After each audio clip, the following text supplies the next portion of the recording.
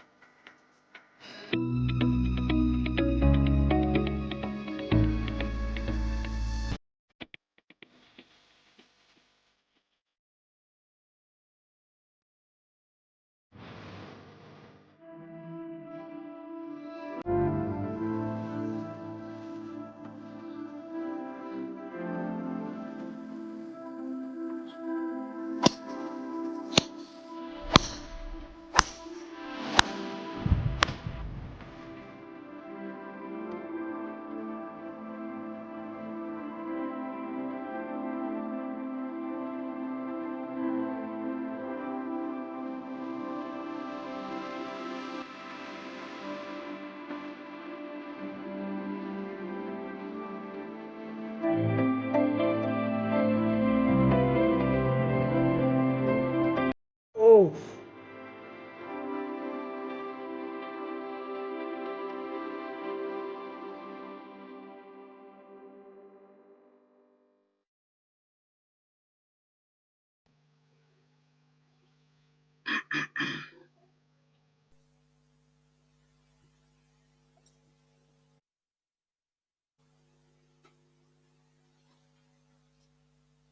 चलिए कर दिए come India.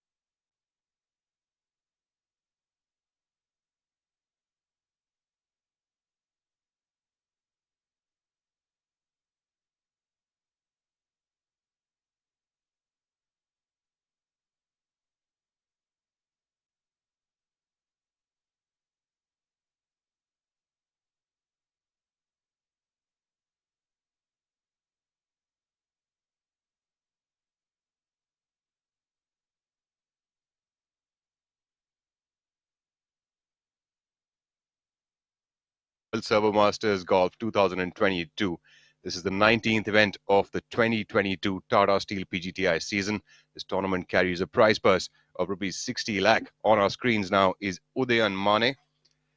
Udayan Mane is a former Olympian, playing today in the group of 9 a.m. alongside M. Dharma from Bangalore and Karthik Sharma from Gurugram. Udayan Mane himself hails from Pune city. good morning, ladies and gentlemen. I'm your host, Shore Singh, joined alongside my host, Rahul Bajaj, as we were engaging in some levity there, unbeknownst to us that we were on air. And that's one of the perils of being on air. Rahul, how do you think about that? Well, we're always in the middle of a rock and a hard place, aren't we, when it comes to the mics and the screens, isn't it? Yes, that's quite an experience now. It feels like it's a little bit of an off and on. You feel like a veteran as we look at Udayan Mane, a veteran in his own right, with so many victories under the belt. But this year is not the same. Maybe now is where the tide will turn. Udayan's been struggling with his game since the Olympics, I remember. But he has been trying to change the course of that as we move along. Udayan this week is trying to turn the tide around, currently at a tie for 11th position at a total score of 5 under par, with rounds of 70 and 69 in the first two rounds.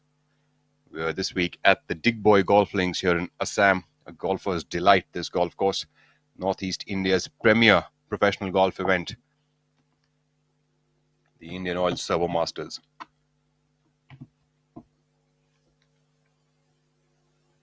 Then Mane teeing off on the first hole. The first hole is a straightforward par 4, lengthy one at that, with a road which is running across the fairway as you go around the 320-yard mark. Should be no problem for Udyan Mane to get there. As we take a look now at M. Dharma, the right side of this hole is an OB line, so it gives the players almost no room to sort of miss it on that side. Players usually try to keep it around the left center of the fairway over here so they can have a second shot in. The greens on this golf course are stamp sized, almost all of them at about 20 or 22 yards in length. Yeah, remember, these greens are very tricky, hard tabletop greens. Very difficult to keep the ball on them.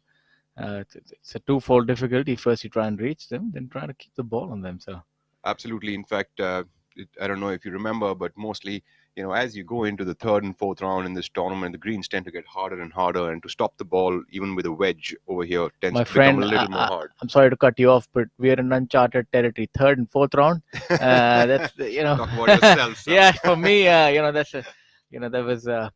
As we said, a rock and a hard place. Yeah, third and fourth round itself was a very happy moment for me. But in all seriousness, this golf course was sort of kind to me. I remember always reaching the third and fourth round. But it was a really interesting golf course, majorly because the way it is set up.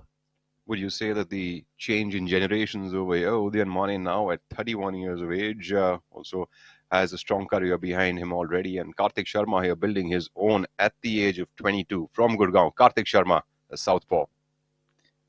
Very dapperly dressed here in pink and white. Seems like you got a lot of energy, my friend, today morning. Let's see if Karthik can emulate that, and that's a mighty whack with that turn. Must be all the caffeine that I have taken in this morning. Speaking of caffeine, I think it's about time that I get my hit. But seems like a crisp morning here in Digboy. This week's foreign challenge has been led by Sri Lankans Mithun Pereira, N. Thangaraja, Anura Rohana and K. Prabhakaran, and Bangladesh's Mohammad Akbar Hussain, as well as Nepal's Sukra Bahadur Rai. One of the many stories I remember when we used to stay in the guest house here during the tournament, there were elephants that used to roam around the golf course, and some even used to visit the guest house.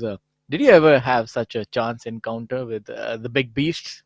We actually had one really, really scary encounter once. I remember I was on I think the seventh hole is the par 5, where there's a little creek in the middle of the fairway, and right here on the right side of the 18th tee, everyone heard a roar, and it was a tiger apparently. And the seventh hole, not too far away, I remember walking up to my ball for my second shot, and I heard this sound, and I was like, oh my God, where are we at? Having said that, Anura Rohana from Sri Lanka, international challenger, is currently at 9 under par. Yuvraj Singh Sandhu leads the way at 11 under par, followed closely by Arjun Sharma. The other foreigners in the field, Mithun Pereira at 5 under par, N. Thangaraja at 4 under par.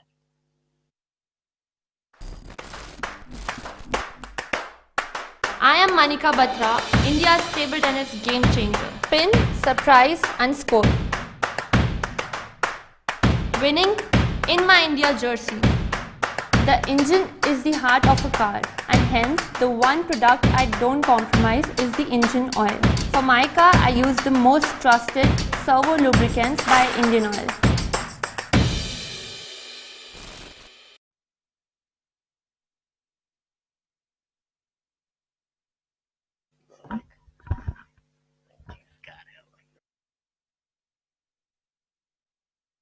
Live action here. My apologies and a little bit of an error there from my end. The IndianOil Servo Masters 2022 has a prize purse of 75 lakh rupees. So we take a look at the first fairway where Udyan Mane, the tall Olympian, walks his way towards his second shot. It's good to see him back in the thick of things. Was unfortunately not around for the weekend the previous week and has made amends. A lot of our viewers might not know much about the Digboy Golf Links. The Digboy Golf Links is a par 72 golf course with a yardage of 6,348 yards.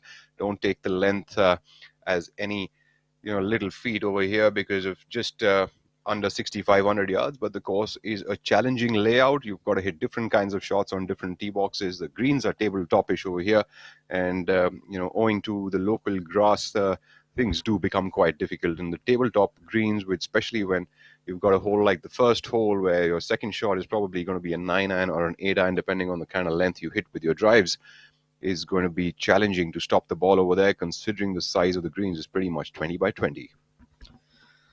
Thanks for that little bit of an introduction to the golf course. As you see, the players do get the benefit of a preferred lie and that crab grass, thick blades of grass which grow in all directions, makes it pretty difficult to sort of control your shot from within 100 yards. You don't expect the same sort of spin that you have on other golf courses because there is a few more blades of grass between the ball and the club. Coming back to the leader, Yuvraj Singh Sandhu, whatever I can say about this player, it doesn't seem to do justice. Last week, he was pipped at the post by a couple of shots by Manu, but here he is again. Absolutely. In fact, last year in 2021 edition of this tournament, Yuvraj Singh Sandhu has also made the record of this tournament of a winning total of 23 under par. Seems like he could even beat it this year, couldn't he? A tournament this week has had a field of 119 players, including 117 professionals and 2 amateur golfers, out of which the cut line has gone at a total score of 1 over par. This is one of the changes that I'm seeing. If I remember correctly, back in the day, maybe almost 14 years to the date today, the cut went at 12 over par. The year was probably, I think, 2007, and the cut was at 12 over par. So I don't know how much the golf course has changed, but one thing is for certain, that the scoring has gone through the roof. Absolutely. Players are, of course, becoming better and better, and more and more competitive. The depth of fields is becoming better as we speak along, and we've got 757 players this week who've made the cut at 1 over par or better. As we take a look at Udhayan Mane's shot, which seems to have rolled off the green onto the left side of it. That's going to make for some interesting viewing. It's going to be a difficult shot from there, as we have a look at Dharma, who seems to have pelted it past Udhayan. M. Dharma himself is at a total score of 5 under par with identical rounds like Udhayan, 70 and 69 in the first 2 rounds. Some of the noteworthy players who were unfortunate not to have survived the cut, the likes of legend Harmeet Kallon, Amardeep Malik. Then you had Ankur Chatta, the very solid golfer from Gurugram, unfortunately not able to shoot 1 over par or better for these 2 days. Then you have I'm trying to see some of the names, that Ajay Besoya, who has been doing decently well of late, not making the cut. Ashbir Saini, Dipankar Kaushal also, your dear friend from Noida. A man who's slated to get married very soon. Yeah, so I think he seems to be in a hurry, obviously missing the better half, and no better way than to land up home after 2 days in all. That was definitely a pun, wasn't it? The better Yes, half of the tournament just began. Dipankar, my job is to talk, so yes. But unfortunately, Dipankar also suffering from a wrist injury, in all fairness, so he's recovering from that. Seems to have taken a blow in terms of his ball striking, but good to see him back in the thick of things. And at 4 over, I'm sure that he'll live to fight another day. As you have a look at Karan Vasudeva, also not able to make the cut, as well as Abhinav Lohan. So 1 over par cut, I think, would be the lowest cut here. Absolutely. I remember the cut lines on this golf course aren't the lowest, owing to the difficulties, of course, of the golf links. There are a lot of names who have not been able to make it here through the weekend rounds. Abhinav Lohan, of course, a player who has been turning the tables with his game this year, has been bringing in some good under par numbers, not making it to the weekend.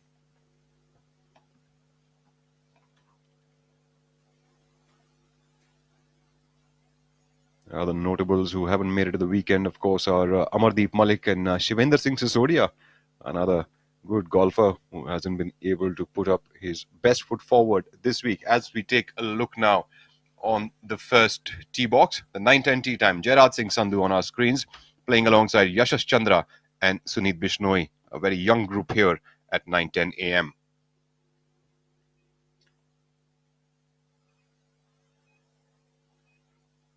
Haven't seen so many lefties in a very long time here playing the Indian Tour. Raj Singh Sandhu seems like he's trying to fade this one back into the fairway from the right side to the left. This is a little easier tee shot for the left-hander, I feel. Gives you a little more space to sort of work that ball from the right to left. It's always bright on the other side, isn't it? That's what they say. The grass, my friend, the grass. It's always greener on the other side. Yashash Chandra Going with a 3-wood. comes in all the way from Mysore.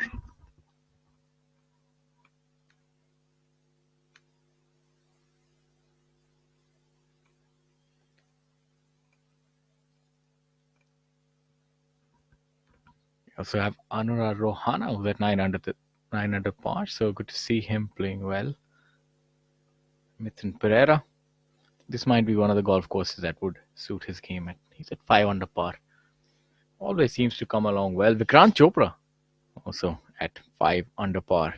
Good scoring all in all.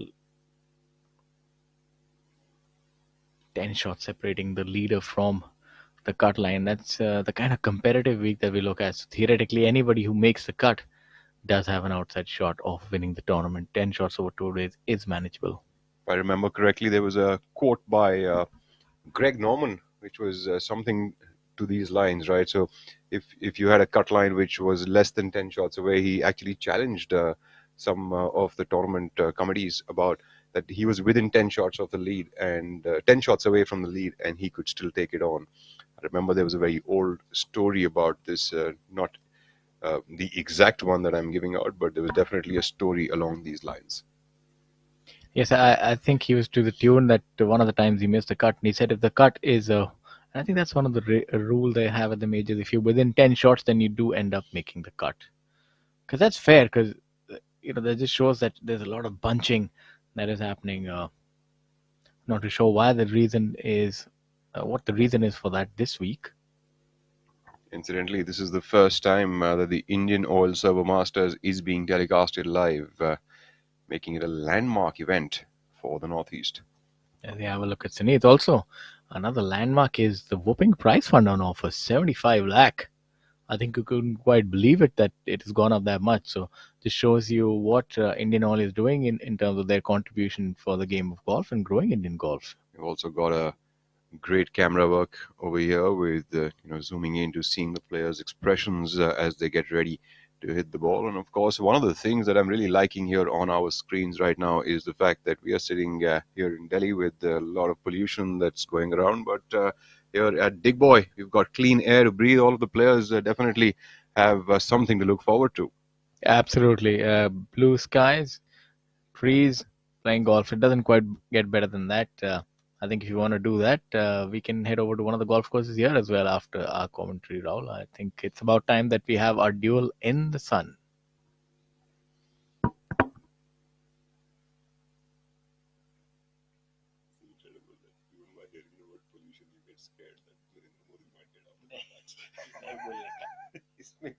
What's wrong?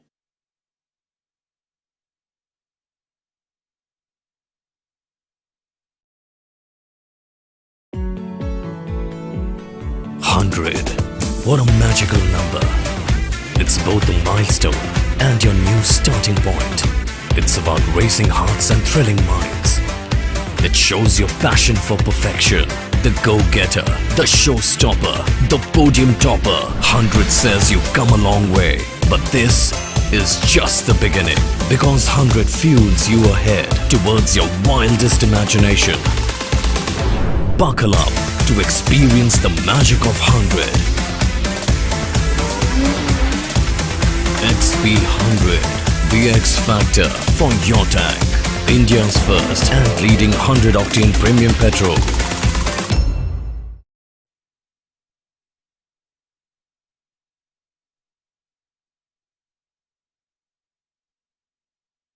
The first hole.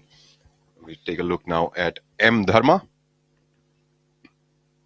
M. Dharma, I think you don't need to quite imagine what he would be wearing on the penultimate or the final day. It has to be the red trousers. This time they seem to have a shade of pink. So definitely he has a closet full of those colors.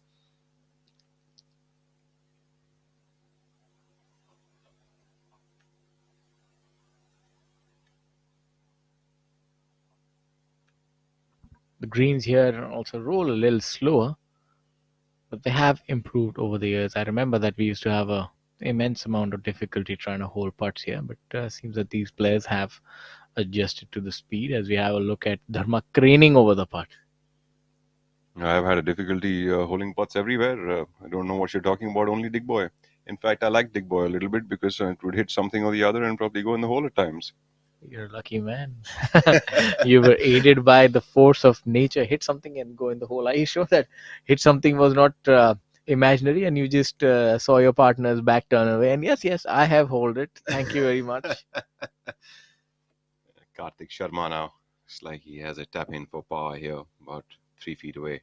Under 3 feet away, in fact. Is that a different putter? Last time it had a different color to it. Seems like there's another white band of color in between that putter. That's a sticker. What is that? Tell us a little bit more about that. Please do So educate us, these are the new my dear friend. stability shafts that have been provided on. We want to hear something new this time, Rahul. You're not going to get away with stability shafts. You want to know the specific detail of that putter type. Well, I'm hoping Karthik Sharma is getting away with the stability shaft, and he is. Yes, he absolutely is. It's gone back in the hole. New technologies coming in day in and day out in golf equipment. Although my concern always remains how many shots does it really help me with? It's all psychological. As long as you feel it's going to help you, it might just end up helping you. That's what they say. Sports psychology. If you believe, then you're halfway there. Jairaj, Yashas and Sunit at 6 under par. Jairaj, of course, starting with rounds of 70 and 68. Yashas with 68 and 70, just inverting the two. And we have Sunit Bishnoi with 71 and 67. Solid round over there yesterday by Sunit Bishnoi. Vikrant Chopra trying to get out of the bunker here. A very proficient bunker player is Vikrant. And there we have it. That's his proficiency right there. About 4 feet away from the flag to make his par here on the second hole. About 170-yard par 3. Flanked by an OB line on the right side. A tree on the right side also guarding the green. So players cannot really go for this kind of a flag location as the ball tends to clip off some of the leaves as it's dropping down and doesn't give it full yardage. We take a look at Mithun Pereira, who's not very happy with his own bunker shot, leaving it about 10 feet short of the hole. Arjun Bhati coming in from over the green. Mithun looked uncharacteristically nonchalant, and you were like a bullet train, my friend. Not wasting any time. Making up for lost time, are you? Absolutely. I've missed this, haven't I? I'm commentating after what, 2 or 3 events now? How have you been filling that void in your life? Have you been speaking on the roads or anybody that you meet? How's your day going, gentlemen? Can I tell you a little bit more about the day's proceedings? I've been just calling up my friends randomly and probably recording a lot of voice notes on WhatsApp and just sending them across while watching my screen in different places, trying to do different things that I usually do. And Yashas Chandra walking behind that golf ball now seems like he likes it up and over that hill, not too happy anymore. Oh, look at that, sprinting like Sergio Garcia. Come on, give us a couple more. Just run a little more, then we can get animated here in the studio. So the players really cannot see the ball dropping on this first hole, second shot, unless and until they run up that hill. As you can tell, the players are a little bit in a little bit of a crater in the fairway. That's where their tee shots usually arrive. Jairaj Singh Sandhu going with another fade over here. That's going to be tricky. The ball, the way it'll react from there is rather unpredictable. Doesn't seem like he's too anxious about that. Just a little bit of a run up. That run didn't last too long. Maybe he was able to spot the ball. Not the easiest golf course to hit greens in regulation, isn't it? You mustn't have your shot game in place to be able to continue scoring on this course. Yes, but not the longest golf course by any stretch of imagination. That's a brilliant shot right there. Sunit Bishnoi definitely has the right club in his hand at this moment. Yeah, and you require your chipping game to be on song because you're going to be missing a lot of greens. Even if you hit good shots, as you saw, there's a lot of roll. There's not much bite, so as to speak, on the green. So you need your short game to be dialed in, my friend. Thanks for seconding what I just said after refuting it altogether. And that's what commentary is all about. Just keep talking, keep talking till the bell rings, my friend. It seems like you're turning out to become a politician, isn't it?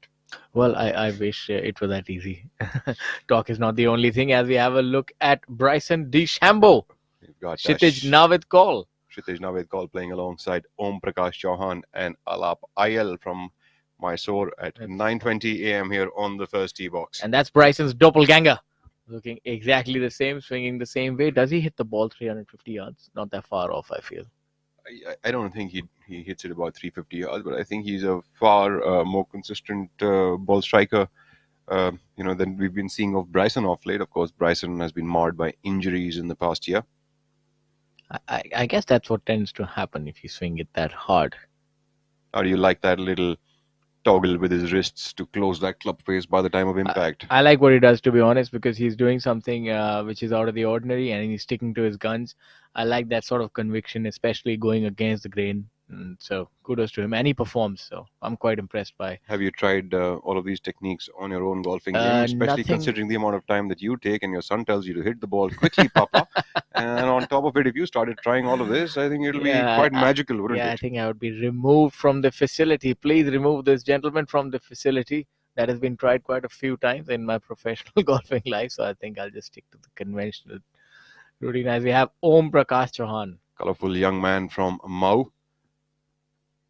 Likes to play a fade, compresses the ball a lot, is Om Prakash Chauhan. Really very pleasing colors. Light blue and a little bit of lemon. Seems like he's feeling the beaches, isn't he? Yeah, it seems like the perfect color for a day like this. A little bit far away from the beaches as of now in Digboy. And nonetheless, he can still feel the same. Alap IL seems to want to do a little bit of upright stuff there in the golf swing. Can you tell us a little bit about that routine? Why would you hold the club in the middle and swing like that? What is that? What does that facilitate? A couple of things. I think he's trying to reduce the amount of wrist action, the hand action as he gets through the ball. So he's trying to feel, because the moment you shorten the lever of the club, you're unable to use your wrists as much. So I think he's just trying to make feels for that. Let's see if Alap IL's swing routine there helps him with his tee shot here, going with a 3-wood on the first tee. Definitely a line for a draw towards the left side of the tee. Let's see if he is able to hit a nice tracing draw here. I think he did. Picks up the tee in a jiffy. Well, we know that body English, what that does. Not wanting to waste any time. Just get on with it. As Om Prakash Chauhan and Alap IL seem to have no trouble with getting into the fairway. Kshitij Navedkar has bailed one out slightly towards the right side. Alap IL starting this penultimate day at 8 under par. And Om Prakash Chauhan as well as Kshitij Navedkar are currently at a total score of 7 under par. I'd be worried if I was Kshitij. This right side is very dense, and you're not able to really get a shot from there if you do end up going into the trees. Knowing you, Shaurya, you're worried around here as well. Hence the grey, my friend. Life has not been too kind. So we take a look at Jairaj Singh Sandhu here on the first hole, putting for birdie, leaving it just a tad bit short of the hole. It almost came to a sudden halt. That's what I'm saying about these greens. The speed is on the lower side, and because of that crabgrass and the direction that it can grow in, it can lead to some unexpected sort of behavior on the green. Absolutely. I think even, judging your chips and all can be pretty difficult over here. But nonetheless, I think someone who does play along a lot with feel will have the bigger advantage this week. So we take a look now at Sunit Bishnoi, who is putting for birdie here on the first hole.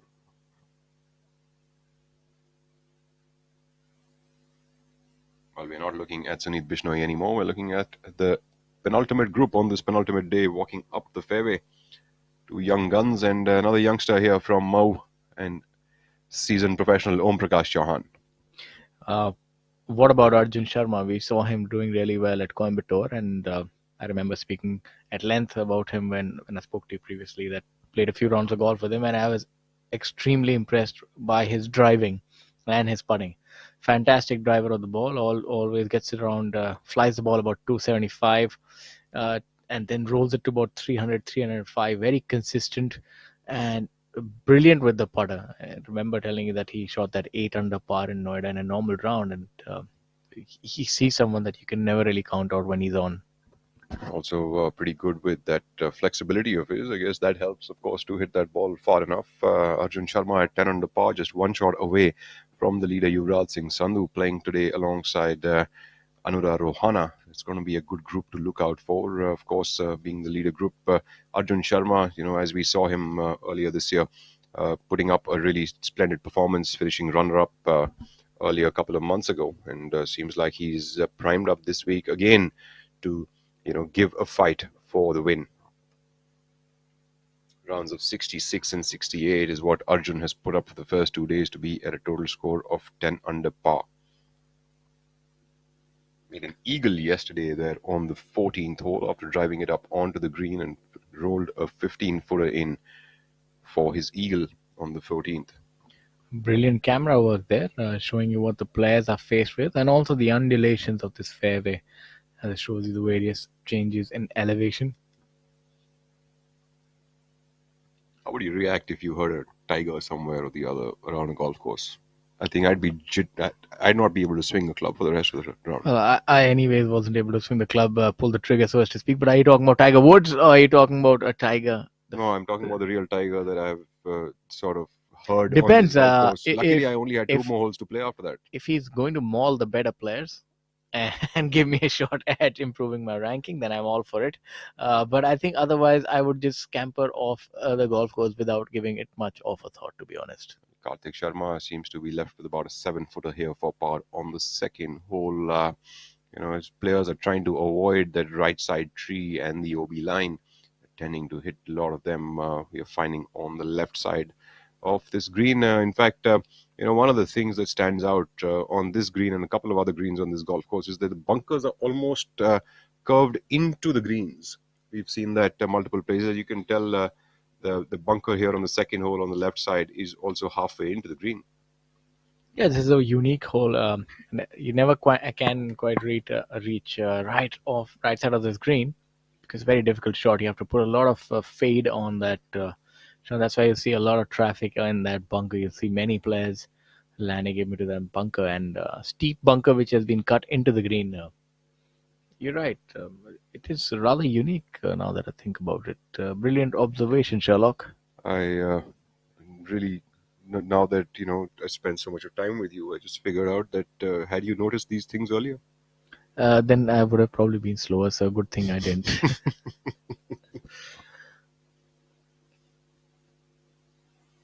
What a Great shot there. Brilliant shot. Superb shot there by M. Dharma. Of course, using a ton of spin on the golf ball. Look at our schedule, the few remaining events. This is really money country. We're talking about Dream Valley 1 CR, and then the next event, SSP Chaurasia Invitational, for another 1 CR, and then the crowning glory of the PGTI, the Tata Steel Tour Championship 2022 for rupees 3 crore. So a lot of money to be played for, my friend. How much of that prize money would you be making, Shaurya? It's early in the morning, my friend. Please do not crack jokes at this point in time. As you have a look at Kshitij now with call. Just about overrunning that green with his approach shot.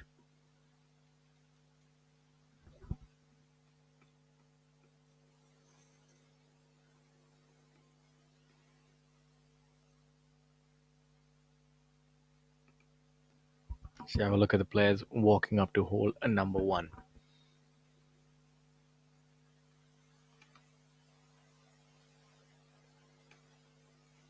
The first hole measures at 448 yards. This golf course measures in at 6,348 yards, but it plays a lot longer. That yardage is a little misleading, as it would make you believe that the golf course is really short, but in all honesty, it probably plays closer to almost a 7,000 yard golf course because of the many elevation changes. There's not much roll on this golf course either, and many of the places driver is not really a choice for the players because a lot of difficulty here. So a lot of the players go with 3 woods and rescues. But it is still a very, very short golf course. As we have a look at Anura Rohana from Sri Lanka here in the leader group at 9 under par. A very quick player, doesn't like to mull around too much. A joy to be playing with for any other professional. Seems to have hit the center of the fairway as we have a look at Arjun here. Also going with the driver. In years past, we have seen players more likely to pull out a 3-wood here because you need a considerable draw on your drive. Otherwise, if you push it right, then there is difficulty that lurks towards the right-hand side. So let's see how Arjun can do. But knowing his proficiency shouldn't really be an issue for Arjun.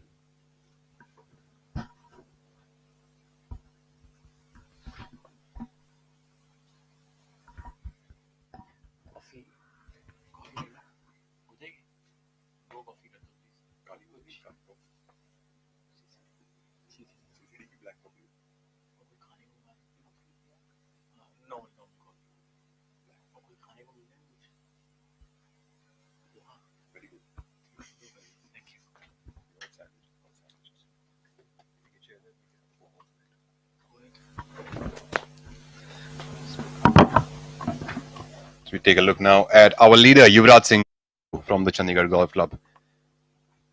Taking a shot here on the first hole, teeing off for this penultimate day. He's got a lot of work here to do. Currently at a total score of 11 under with rounds of 63 and 70.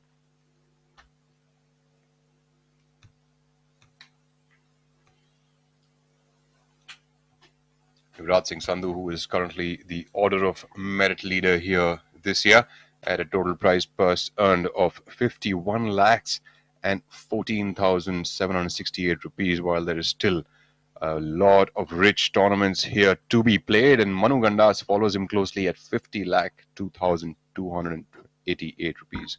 I think this time could be the first time that you could see the 1 crore mark being breached. Is that a possibility? We're looking at Yuvraj. So if he were to win the season ender, that would take him to 80. And then he would need some solid finishes in these 2-3 tournaments. I think it's well possible. What do you think? Well, I'm just hoping that he's got a good investment manager. Well, Yuvraj, look no further, my friend. So, yes, that's really heartening to see that players on the domestic tour are able to make that kind of living. Superb stuff happening here on the PGT of India. We've still got 5 CRs left to be played for here in the 2022 season. So that gives the players enough of an opportunity. I don't think that players will be able to touch 1 CR place, but I think 80 to 90 lakhs is definitely something that we are looking at as an achievable target. Yes, I think that in itself would be a record as well, as we have a look at OPG slipping that putt on the left-hand side. One is only possible if if Manu or Yuvraj were to win 2 tournaments. I think it all depends on the season ender. But knowing how Yuvraj gets on a roll, I mean, it's an outside shot, but maybe still possible. Well, Manu Gandas will definitely be trying to push the pedal today and change some gears here, as he is tied for 12th position with scores of 70 and 69 to be at a total score of 5 under par, 6 shots away from the leads. Definitely the Zen Master will be trying to push the pedal. Yeah, he was cool as ice last week up until the last hole, where he did have a little bit of a hiccup, but it wasn't enough of a problem. He was still able to coast to victory with a couple shots to spare. Alap Ayel now on the first.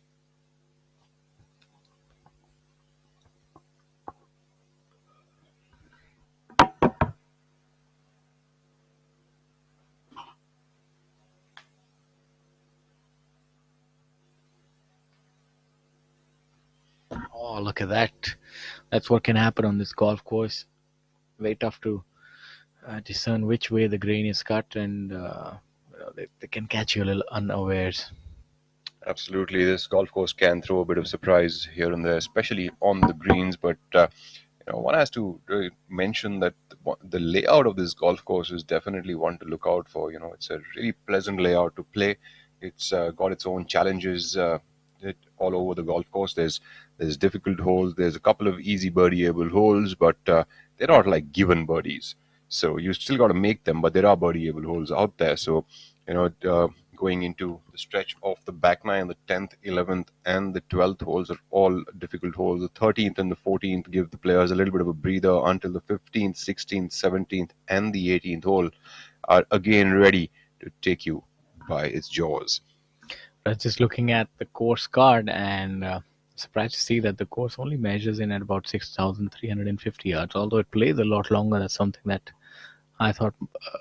Do you recall that the yardage is rather short, but it does feel like it is a longer golf course, and why would that be? I think the reason for that is that it might in the number of yards it is seeming like a short golf course, but then a couple of holes where you've got to hit a 3-wood or an iron off the tee box, all of those challenges come in the middle. Then there's a par 5, the 15th hole. It's a long par 5. Very less number of players are actually able to get over that creek. So even though in terms of the number of yards of that hole, a lot of players will reach it in 2, but to carry that creek becomes difficult. So a lot of players are actually playing a 4-iron off the tee box to lay it up shorter than that creek. So then they try to get it on in 3 shots over there. So the number itself has no meaning because of the kind of challenges that the golf course has placed every now and then, be it the rough, be it the couple of bunkers or a tree or a creek in the middle of the fairway. Yeah, you're right.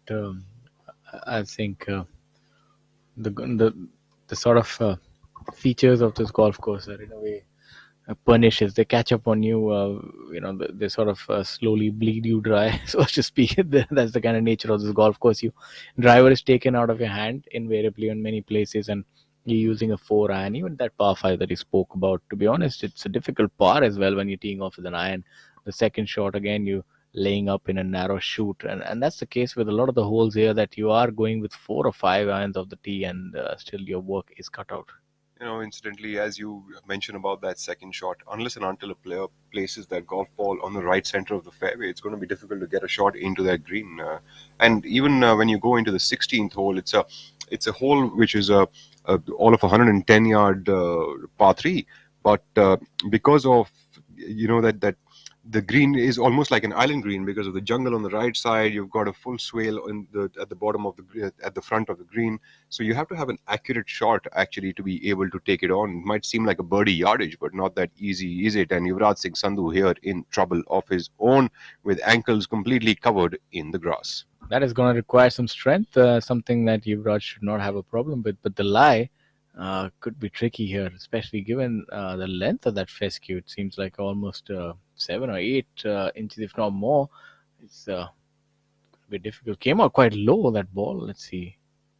It seems like he played a little bit of a runner there. It should be trying to get close enough to the green just to get probably a good enough look at a par here now on the first. Yuvraj Singh Sandhu having a little bit of trouble to get started. Seems like he's missed out his caffeine shot. Yes, that makes the 2 of us, my friend. And nonetheless, the second and the third definitely a birdie opportunity here for most of the players. Players try to hit a 3-wood cutting into the green so they can drop it softly. But it really depends on the flag position there on the third, if it's a birdieable one or not. Arjun Sharma with a big drive. Yeah, he's really belted that down there. It's well over 300 yards. That's what I'm saying. He's sneaky long. He's able to generate a lot of speed at times with that wiry frame of his. It's like the length that he has hit that drive, he will be very well be able to look at the ball dropping on the green, and he does. Nicely done there by Arjun Sharma, starting off steady in this penultimate round. He would have wanted to hit that maybe at 10 feet more, but that's fine. He still has a look in at birdie. Do you remember anybody who could hit the drive past this road? Does that happen? Yes, I have seen a few people hit the drive past this road. There have been a couple of people who can drive it well over 320 yards on this tour, and there are players who have done that in front of me. I am not one of them, though, ladies and gentlemen. I thought there are players who've done it in front, and one of them is me. So interesting. Yeah, that I don't quite remember anybody going beyond that road. It seems like that would be an uphill climb, both literally and metaphorically. Well, another thing that really strikes me is that there are 3 southpaws now who are playing within the top 10 this week. We've got Anshul Patel, who has currently jumped 7 positions today with a score of 2 under par after the first 3 holes, is now at 7 under par. And of course, we've got Yuvraj Singh Sandhu, who is at 6 under par. And we also have our friend Karthik Sharma at 6 under par. So, top scoring here, and you think there is something to do with this golf course suiting the left-handers more. But having said that, this is just a change of the tide now. As you look, going back in the years, about 5 or 10 years ago, you hardly heard of any left-handed golfers, and now you've got a bunch of them coming up. It could be owed to probably the ease of acquiring equipment. It could also be, I can't think of any other reason really. I think that's the only reason that comes to mind is the availability and the proliferation of left-handed equipment and the choices therein. So that has allowed these players a wider array of options, and that's resulted in more of them turning professional. This guy Anura Rohana is currently at 9 under par. This Sri Lankan seems to be aging like fine wine, isn't he? Seems to be getting fitter and fitter as time moves on. Absolutely, he's getting better and keeping up with the competition. Really likes his golf. Has lived the professional golfer's life, which is almost sometimes akin to a nomad's life, to be honest. You just have your suitcase and your golf set for company, and you go from one place to another. And he's playing it all over Asia. He's been on the Asian tour, the local Asian tours, and even the domestic tours in different countries like Thailand and so on and so forth. And played a lot of golf in India as well.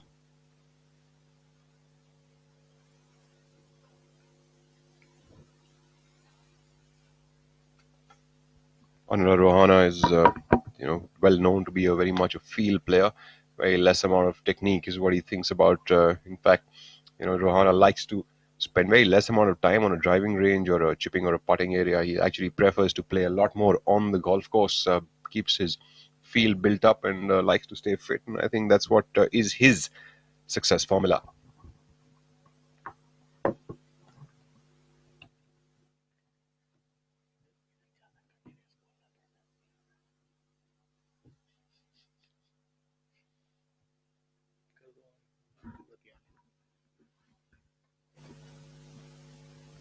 Was able to hit a decent shot, getting up there close enough to the green. Should not be too difficult to shot from here. Seems to be going with a more lofted approach. Not his best effort by any stretch of imagination. I thought there was a little more loft than what was required. I should have tried to maybe trundle that up close to the green. So we'll really need to get his focus together. Seems like he will drop a shot at the least here.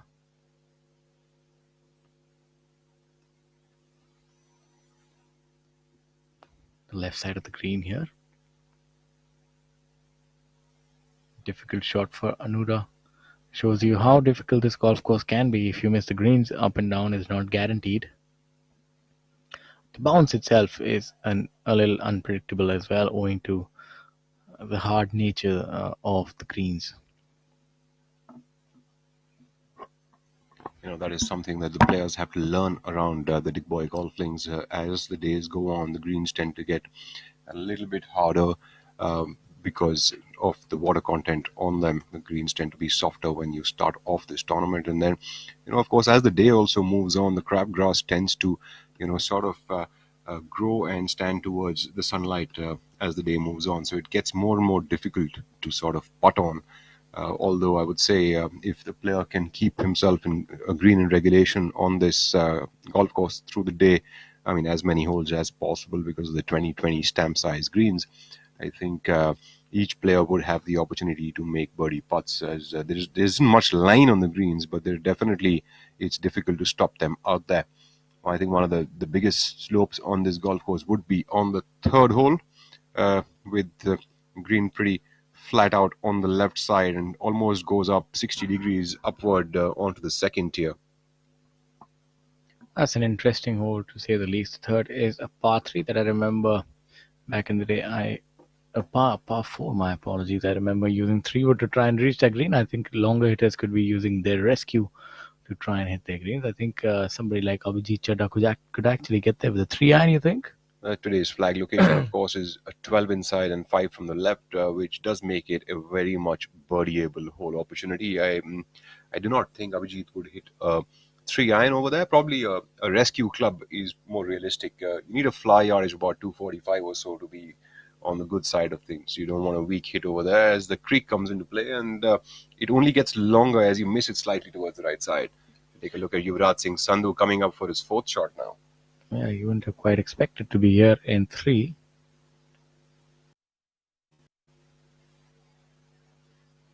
Oh, that's a good chip shot by Yuvraj. So should make his bogey. Won't be too happy to drop a shot here, but nevertheless he will take that and move on to the next. Absolutely, I think the fact that you can find yourself into trouble and give yourself an opportunity to end up making uh, a, a bogey over there with even though you didn't make it to the green in 3 shots. I think that is absolutely a decent start to begin with, considering where he ended up with his drive.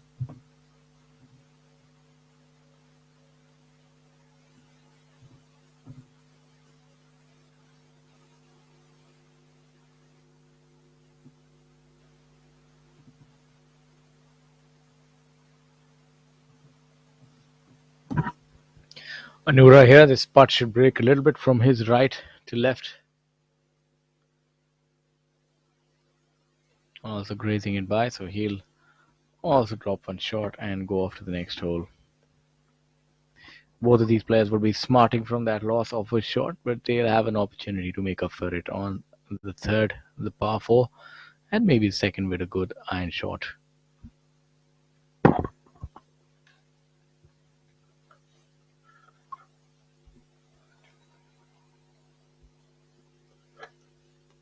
Arjun Sharma now has a little bit of work here to do, an uphill task at that 3 feet away for par on the first hole. This will probably end up getting Arjun into a tie for the lead as we speak, as Yuvraj Singh Sandhu seems to be primed up to make a bogey here on the first hole. Straightforward putt, or so it seems.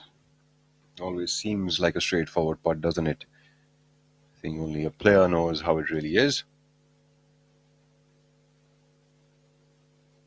No trouble there for Arjun Sharma. He's pretty good with the flat stick.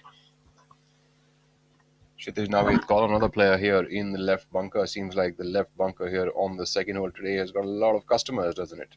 Yeah, I think they could put a chair up in there as well in that bunker just to make the wait a little easier. A lot of players will be landing up here. I think the camera can be set right there. Angles don't need to Look at that golf shot. Absolutely. What do you have to say about that? It's probably better than my flat stick. That's what talent is all about, and he's got that in abundance. Exemplary technique being exhibited there by Kshitij Navid. Call.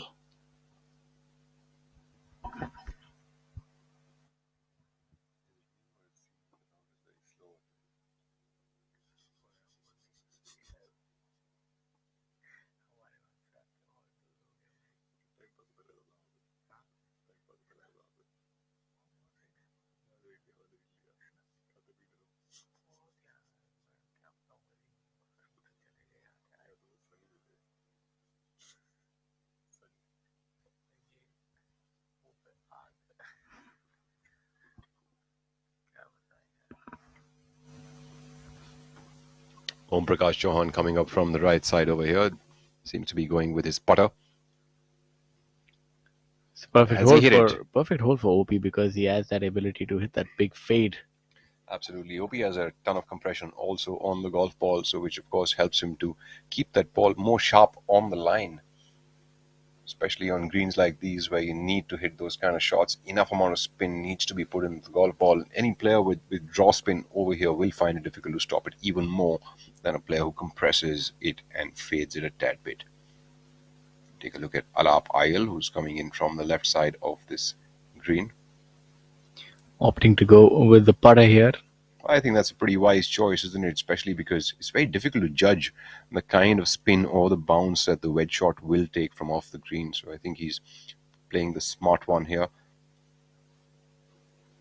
Seems like he's still got a little bit of work to do there. 5 feet left of the hole as we speak. Decent effort there, all in all, by Alap IL.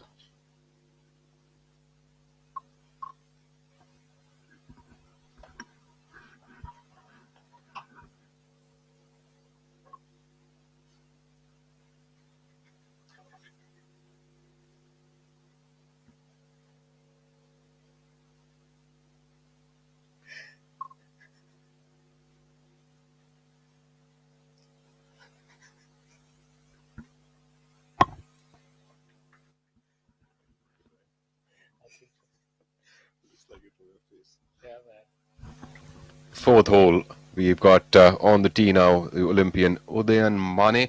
Fourth hole is a par 3 here on this golf course. The green is situated a little bit on the left side as you aim up from the tee, and tight shot this one.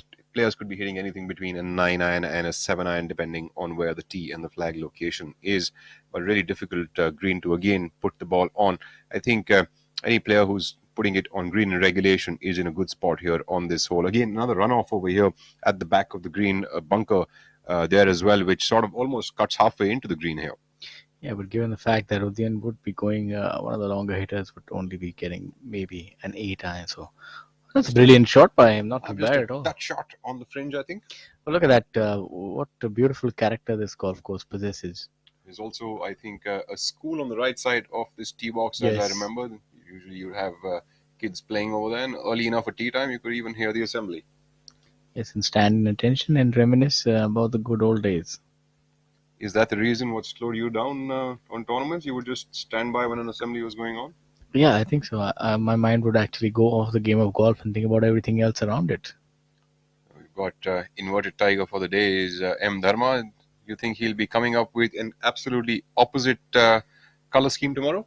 Yeah, I think red is the color of his choice, and his choice right now is to remain close to the Olympian to get some of that gold dust off that Olympic. Just a yard ahead of where Udayan's ball dropped, but that would keep him on the putting surface. Very much a realistic birdie opportunity now here for M. Dharma. What kind of animals are lurking in these thick bushes? One only knows. Hopefully no elephants walking around on the golf course. The only animals I see right now on the golf course are Karthik Sharma, Udayan Mane and M. Dharma.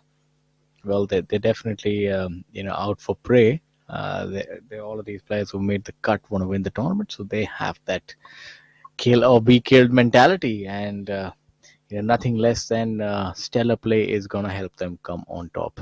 Just a little bit of correction here. Yuvraj Singh Sandhu has dropped 2 shots on the first hole, starting with a double bogey to drop down to 9 under par for the tournament. Arjun Sharma leads the way now at 10 under par. It's a good shot there, just about missing the green to the front right as Yuvraj has tumbled down.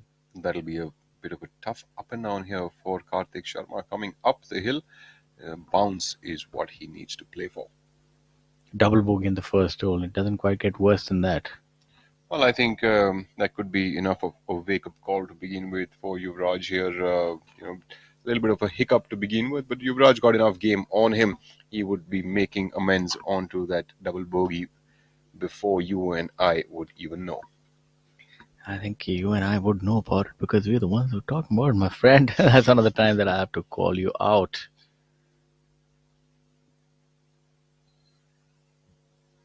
So a little earlier we had Udayan Mane doing Anulom Vilom there on the first tee box before starting out. Elaborate a little bit more about Anulom Vilom and tell our viewers about it. That's seems like you're very well versed with that. I'm no yogi, but Anulom Vilom is basically a practice of breathing where तू ही मेरी एक वजह है, तू ही मेरी ऊर्जा है, तू ही मेरी राहों का नूर, तू मेरा फ्यूल हो हो हो, तू मेरा फ्यूल हो हो। सड़कों से सरहदों तक, पहले इंडियन फिर oil. Indian oil.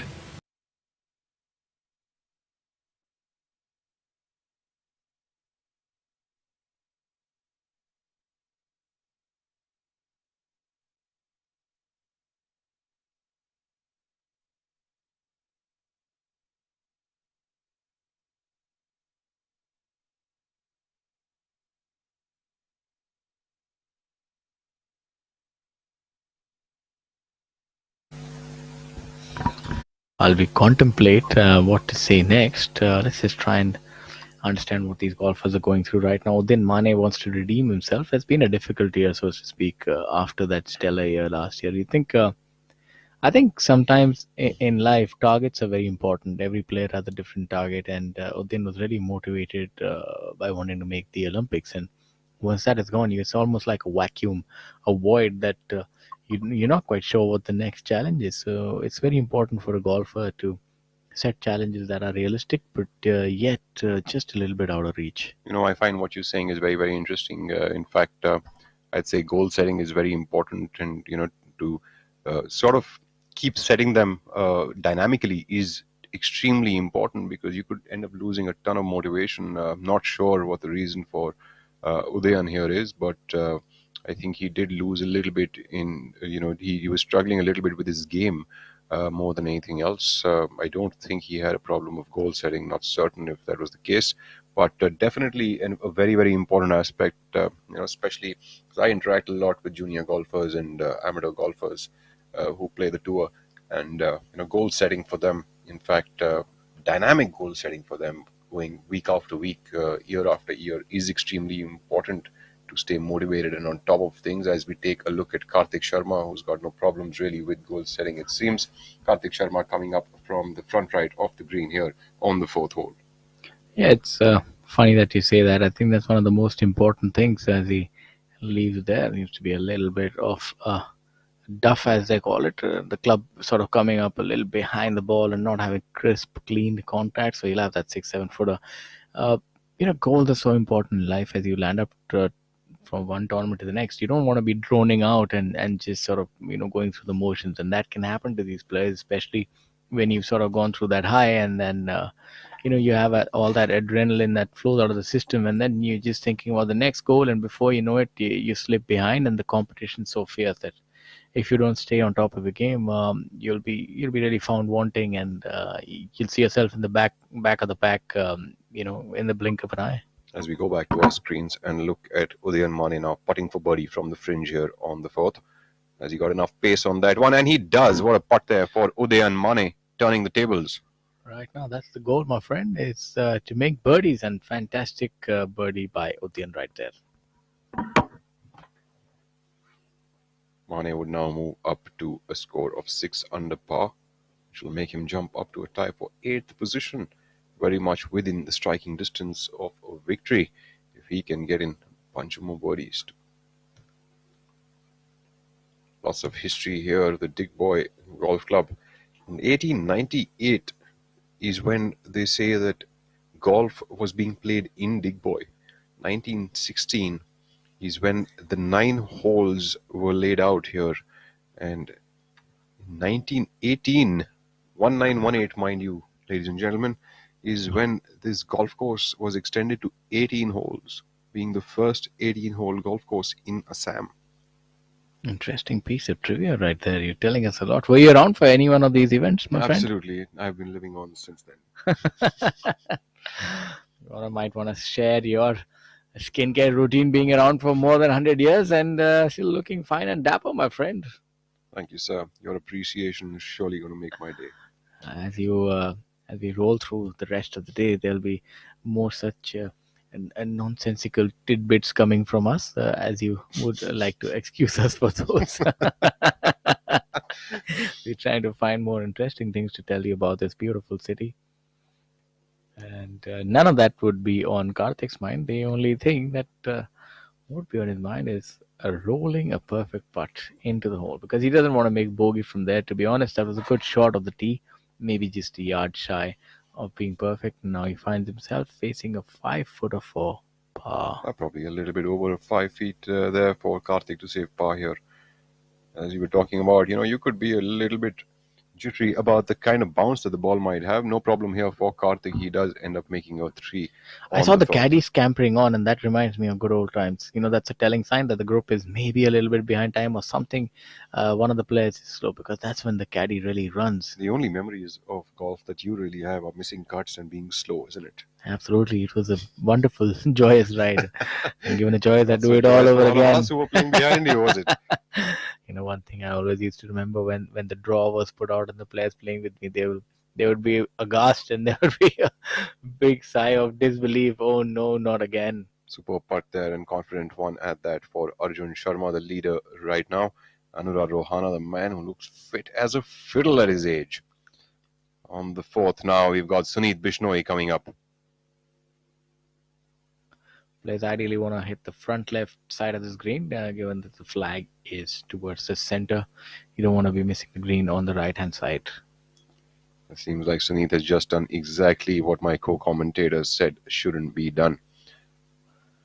Let's see if he is also able to salvage his par as Karthik did.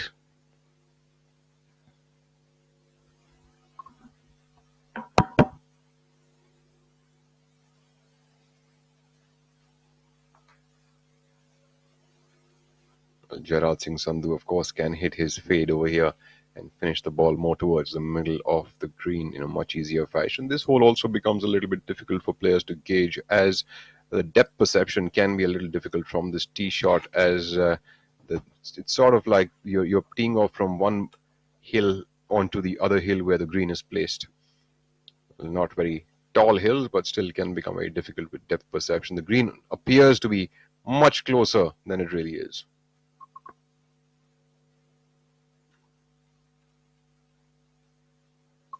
Sandhu. Low hands there for Jairaj Singh Sandhu.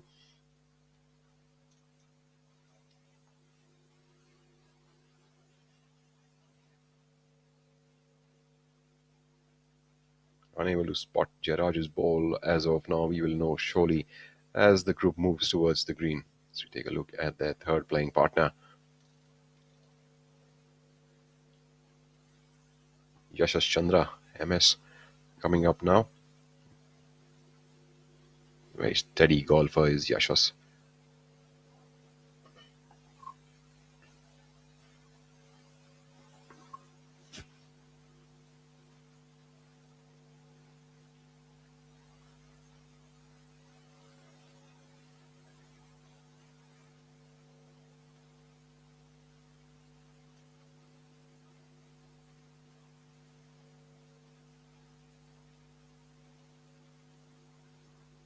Yashas, what seems like perhaps is an 8-iron for him from this tee box. Playing it to the safe side and the fat side of the green, giving himself about 25 feet now for birdie on the fourth hole, not making the mistake which was made by his fellow playing partners. Yashas is, if I'm not wrong, has played an year more on the tour than the rest of the two players. Of course, has a touch bit more experience.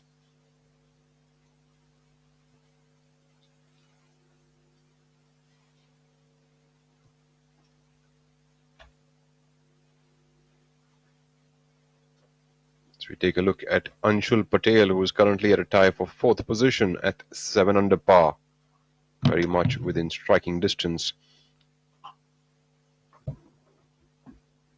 Seems like Anshul playing his second shot onto the sixth hole. Yeah, done a brilliant job of it, hasn't he? Yeah, leaving himself at about 14 feet for birdie. 14 feet, you really have eagle eyes, don't you? Well, as we say, it reminds me of a line from my favorite show. Whose line is it anyway? Where they say the points don't matter. So here, the accuracy doesn't matter. It could be 13.5, but it looks closer to 14. That's right. Take a look now on the screen. We've got Gaurav Pratap Singh, who's you can recognize him from a distance, can't you? GPS. GPS, playing alongside Manu Gandas. Gaurav, a one-time winner or a two-time winner on tour? Gaurav Pratap Singh is a one-time winner on the PGTI. Currently at a score of 1 under par for the tournament, with rounds of 70, pairs of 70 on the first 2 days. Is having a little bit of a tough time today. Currently at 3 over par for the day. There you have the man who's been sent back in time to change as the Terminator. He really does elicit that sort of emotion. Keeping it cool and collected as of now at even par for the day, and total of 5 under par is Manu. Really looking fit, isn't he? Yes, I think he's packed on a lot of muscle. Already has a fantastic game now, has improved upon the power quotient of that game. So look out for him this week as well.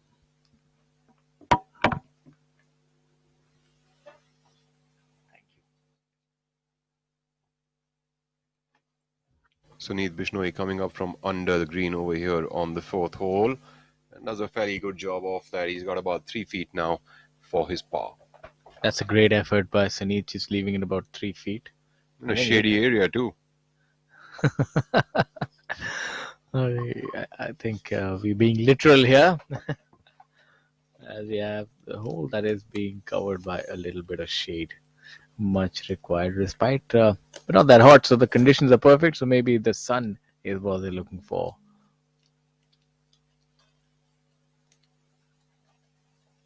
Should be a straightforward chip as well, and doing a decent job, leaving it about 1.5 feet short of the flagstick.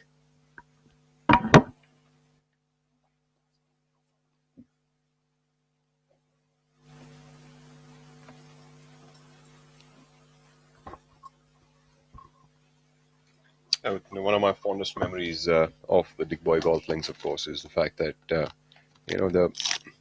there are so many tea gardens around this city, and I've stayed at a few of them, and those have always been the charm for me to go avoid back to Dick Boy. Staying at the tea gardens, seeing the way the factories work over there, very old school way of living and discipline, and of course the golf course itself has its own charm. And the fact that it gets dark over here at 4 o'clock, it's quite a thing, right? Going from where we guys live, where it gets dark around 7 o'clock, not in this weather condition, but usually. And at 4 o'clock, it's pitch dark here in Dick Boy. By 7 o'clock, you feel like nightlife is pretty much over. You sound like quite the tea connoisseur, my friend. I only used to see them from afar, but did you make so much effort as to understand the process and which leaves do what? And, knowing how meticulous you are, I think I don't quite know what to believe or not. You're really putting me on a pedestal, aren't you now? Connoisseur and That's meticulous and whatnot. That's what kind of adjectives that have never been really used for me. that's what commentary is all about. It's you pat my back, I pat yours. While we have a look at I'll golf. just literally do that, my friend. While we have a look at golf while it interjects our conversation.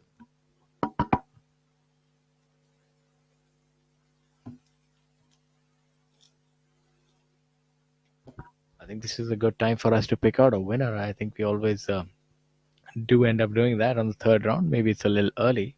Yuvraj has obviously come up with a little bit of a surprise with that drop shot.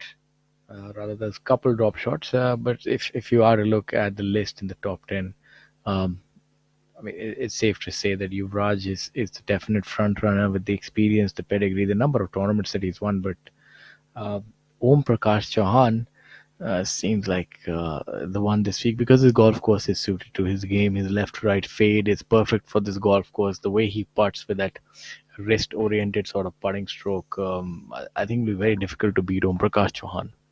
Absolutely. I think Om Prakash Chauhan definitely would have a big advantage here on this golf course, not only owing to that little bit of a wristy putting stroke, but also the experience that he carries. He has played well over here in the past as well.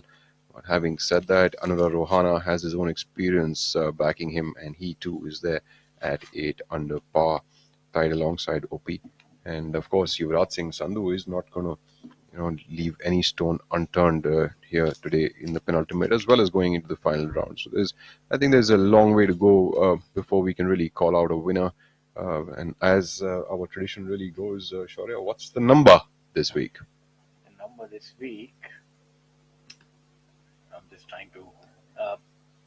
just trying to access my supercomputer here and come up with a few look at the different factors that will be affecting the outcome, and I feel the winning number could be 16. No, actually, my apologies, not even 16. The winning number will be lower than 16. It's going to be. Give me one number. You're really putting me in a spot now. I think I'm going to go for 15 under par. Okay. So since we're going with exactness, I'll go with 16 under par. Both are conservative. We know that it's going to be difficult for the players to try and breach that 20 under par mark because the golf course is going to get a lot more difficult on the weekend, as we see. And this is the day that the players can hope to make some birdies. The final day does become difficult here.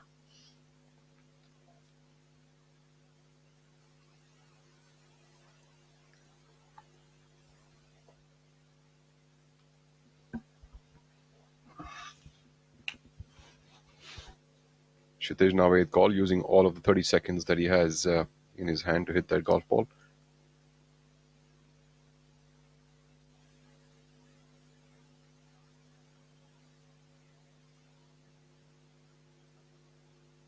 Kshitij Naved Kaul also comes up short of the green here, trying to be a little bit cute with their flag location on the front part of the screen here on the 4th.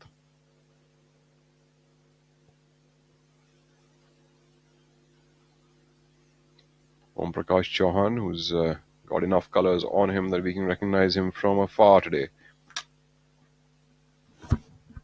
Yes, Om Prakash Chauhan, this would be the hole that would suit his eye. A left-right fade, 160 yards. I think he will just maybe saw off an 8-iron, try to hit a low fade. I look for this to be close. Absolutely, I think he's in a good position, especially with his ball fly, to start this ball more towards the left of the hole and bring it back in as close as possible. Even if he leaves it out there slightly onto the left side of the flag location, would still have a good look at birdie.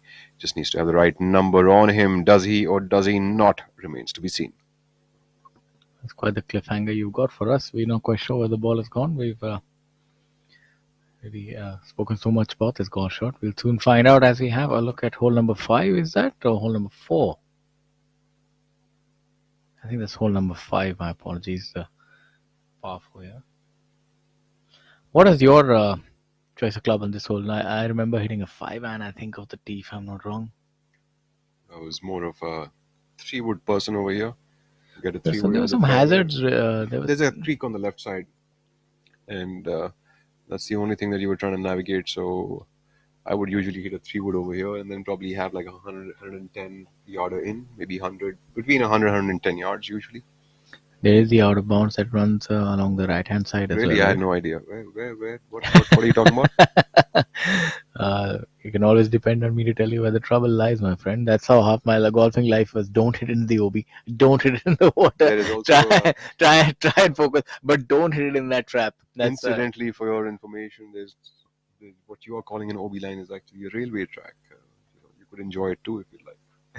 No, I'm sorry. I had no idea that I could catch the train back home. But yeah, and that's what happens in golf, and that's what they say, the scar tissue forms, and there's mental scarring that happens with repetitive, horrible golf shots. You're not quite sure what you're going to get next. As they say, life is like a box of chocolates. You never know what you're going to get.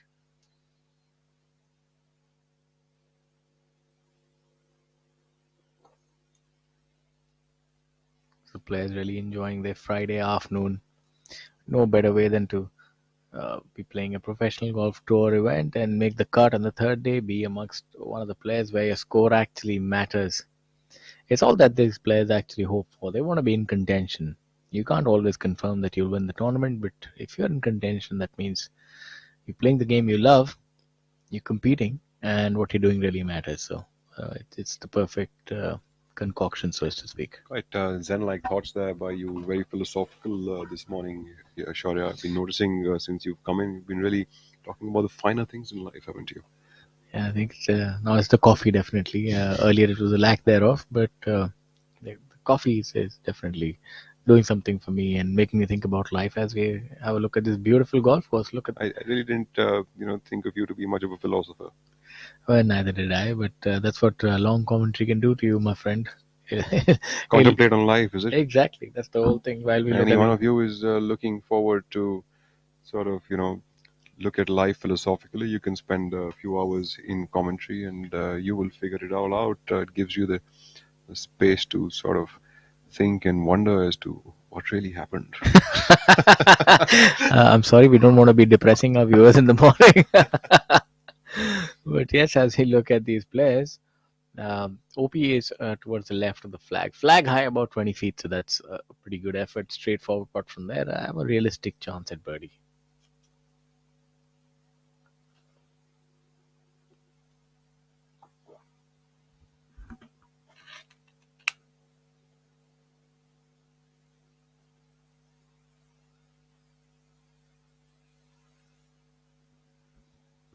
The football World Cup is right around the corner. I know you don't watch much football, so to speak, but that's something that I'm really excited to watch.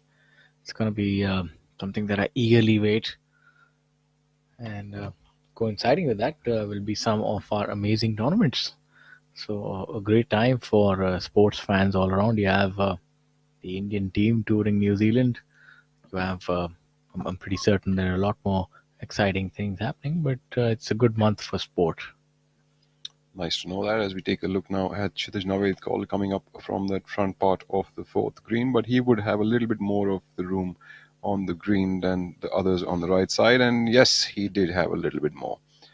He's got about 2 feet now to save his par over here on the fourth. Fifth hole, as he was speaking earlier, has got jokes aside, has got an OB line on the right side. The fairway is kind of very tight to put your tee shot into. But once you've got your tee shot in there, I think it becomes a birdie hole pretty much. But you're right, the creek and the right side do play a role in keeping you sort of on a string. Yeah, I do remember that hole being a very tight driving hole. I don't recall anybody going with the driver. I remember everybody taking the prudent approach and going with irons, because I remember that there's a creek in the OB. So, I thought you had me second guessing myself. I thought maybe Rahul obviously knows better and there is no OB, or maybe that was a figment of my imagination. It was like the sixth sense. I was just sensing things that weren't there. But having said that, after these first 5 holes, the sixth hole really gives you a bit of a breather, doesn't it? Like the wide fairway there, and you can really go after that drive on the sixth. Finally, you're like, oh my God, I could take a breather now. And then you have the seventh. Of course, you do need more of an accurate tee shot on the seventh hole if you want to shot into the green for your second shot on that par 5, but still gives you a leeway to sort of, get after it. So we take a look at Udyan Mane on the sixth hole. Definitely the hole getting where after he it. is getting breather. There we have him. The recoil. Did give it. The big lad has a lot of burly strength in him. Is able to really belt the ball down there. I think one of his advantages as compared to other players is the prodigious length that he hits it, and also the compression rate, to be honest, because it's not just swing speed. A very important point is you see a lot of long hitters, but you see very few hitters able to hit that 3-iron high with a lot of compression, because that requires a heavy hit. And speed alone is not going to do that for you. You require that compression where you need that shaft lean, you need that left wrist sort of going into that. And he's one of those players who, with that weight and strength, really does compress the long iron. And what's your take on that? Would you know how to really get into that sort of shaft lean position? As we take a look at Karthik Sharma, maybe you can tell us all about how to get into that shaft lean position with the 3-iron and launch it up high. And my apologies, I would just scoop the 3-iron up under the right hand like a little bit of a table tennis shot, but I could only compress something up until the 5-iron. And that's why you see a lot of medium hit players, they actually prefer to use utility clubs after that. But longer hitters and the players who can hit down, you'd find them still using the traditional 3 and maybe even the 2-irons. Somebody like you was really good at hitting the 2-iron, I remember. So you I were wish I could say that anymore about myself. You were fondly called Cabrera because you also, I think you lost a stone or two. You were, I think you lost from your playing days. I remember you having maybe at least 20 pounds more on your current weight. Am I wrong or right? I think you're right. Yeah. But I did enjoy hitting my 2-iron quite a bit. But if I was to go out tomorrow and play a round of golf, I highly doubt I can really bet that 2-iron. Please like don't, the good old days. Don't make that mistake, my friend. You're talking about golf tomorrow. Don't go out playing a round of golf. You are supposed to be commenting on a round of golf tomorrow. Okay. Oh, yes, thanks. Then getting too carried away with your glory as 2-iron hits. Although we have a spot available in our 3-ball on Sunday, so if you'd like to join us. Yes, absolutely. Sure, I think it's been a while. I've just got myself a rangefinder. I got so excited. I got myself a rangefinder. I'm yet to play around a golf, but I realized that I must get the correct yardage where I'm playing. But do you know how long your clubs go? What do you do with the rangefinder? Just tell me a little bit. Just help me look cool while I'm playing. But we do have sort of like a criteria and a rule when we're playing. So I don't know if you can really adhere to that. Is that something to do with the standard of play or the speed of play? Stay quiet. I'm sorry. That's. I think I disqualify myself.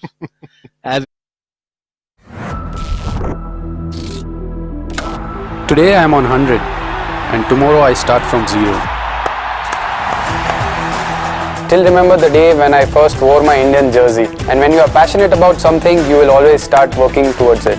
While my passion for the game makes me give my best day in and day out, I like giving my best to the things I am passionate about, which is the best engine oil for my car, Servo Futura G+.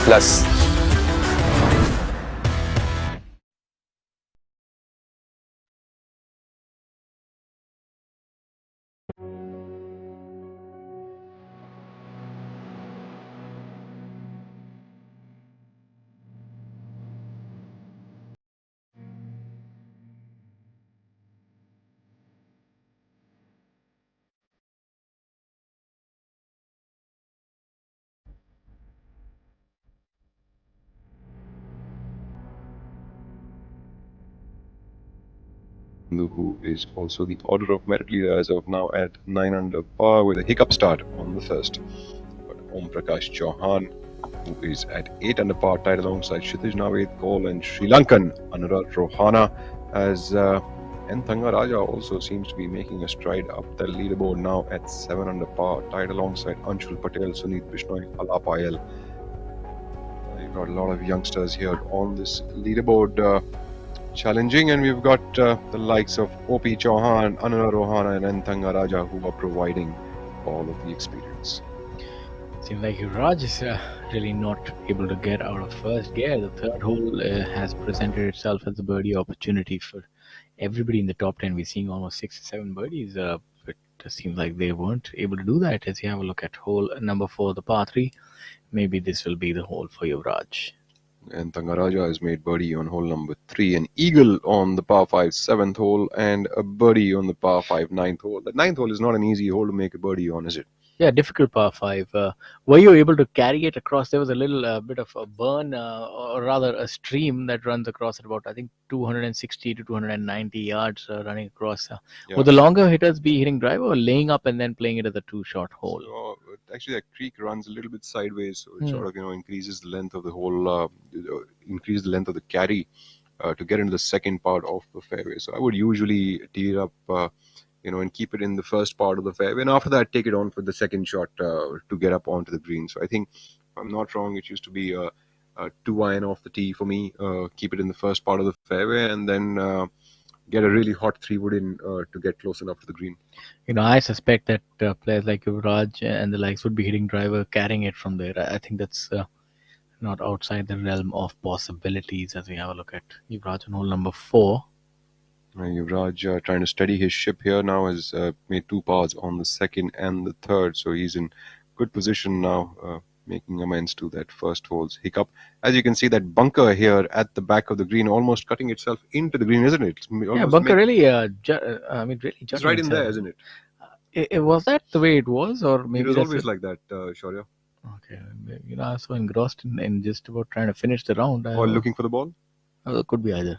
Could be that, right? Or dropping the ball. Yeah, and could be too busy looking at the OB lines. You could be doing all of that. But having said that, this flag location over here today, the fact of the matter is that if you get a good yardage into this hole and you actually hit a good iron shot, Karthik Sharma there giving him a good opportunity on the 6th. So if you hit a good iron shot to this hole and drop it, say on the hole, and if the ball ends up taking 1 bounce, it's in the back bunker there. So really, the reward on this hole is going to be for the guy who plays smart. It's going to be a difficult hole for Arun. I'm just imagining his draw, how he will adapt, and then he didn't quite adapt, and that's bounded off the right side, and that's going to be a very difficult shot from there if he finds it. It's thick stuff there, and even Yuvraj is they're both in the bunker now, and Yuvraj also, he's quite close to the lip, so it'll be a little bit of a difficult up and down over here, and that really is the challenge on a couple of the holes on this golf course. That the bunker is really coming into the greens, and you hit a good iron shot into this flag location, you could find yourself hitting a shot from the bunker. I think it's not quite evident as we look at it on our screens how small these greens really are and how difficult they are, because they're flat. They're sort of perched atop. Each green is about 2.5 feet above the surrounding surface. And as you look at this hole, so the yardage is not something which really is the defense on this golf course. It's a very difficult layout of the greens. And as you saw Anurag Rohana's shot, he's a player who likes to favor a right to left draw, so there's no space for him to try and start the ball on the right, and that ball pitched towards the back right of the flag of the green. My apologies. Would have really rolled off the green, and will make for some interesting viewing and see how he's able to navigate that chip shot coming back. It's interesting that the leader group, no one has really made a birdie on the third hole, the reachable par 4. Usually players tend to go touch over the green over here or keep it on the left side and then make an up and down. And Rohana seems to have started with a bogey on the first and a bogey on the third, dropping off to 7 under par for the tournament. Thank you for bringing in these wonderful sandwiches, my friend. Seems to be the perfect start to our commentary day. As you have a look at Yuvraj, there with his yardage finder. Yashas now going with a rescue, it seems. We have fairway wood for Yashash Chandra here on the 6th hole. Wide enough fairway on the 6th. I guess it's really a matter of comfort as to what a player really wants to play over here. You can go with a driver as well. There is no sweat. So we have Anura Rohana, who's on the right side of the green. My apologies, not in the bunker. And a very difficult shot that faces Yuvraj as well, that steep embankment. If there's someone I'll put my money on to make this up and down, Rohana and Mithun Pereira would be right up there.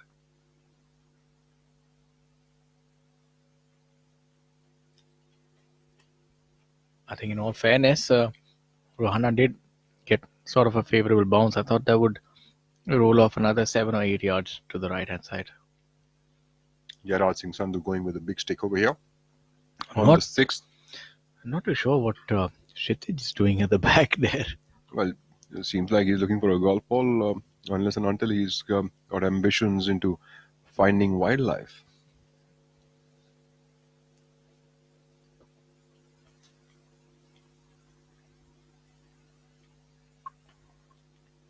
Yaraj Singh Sandhu seems like a cool customer here.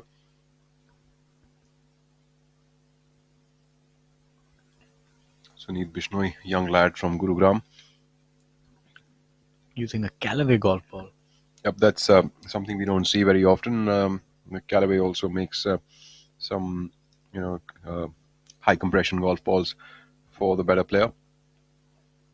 That's a difficult shot, and that's I think that's A for effort and B for execution, to be honest. Absolutely. I mean, I have to say one thing, that when the golf ball is that close up to the lip of the bunker, the last thing that you want to do is be too cute with it, So being aggressive was pretty much the only option Yuvraj really had over there, and I think he did a pretty good job of it. But wasn't able to control the yardage of it. But the only way that you can go on this kind of a lie is to be aggressive. You really cannot be too cute with them.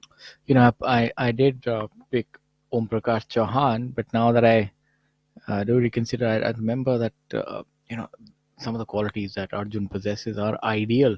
The only thing that might work against him, that he hasn't won a tournament yet. So temperament and nerves could be something that nerves could fray right towards the end, and that's something that he would have to control. So I'm not too sure how good he would be at handling that, because being a first-time winner, especially competing against the likes of Om Prakash, I think, who's won almost half a dozen tournaments, is not going to be easy.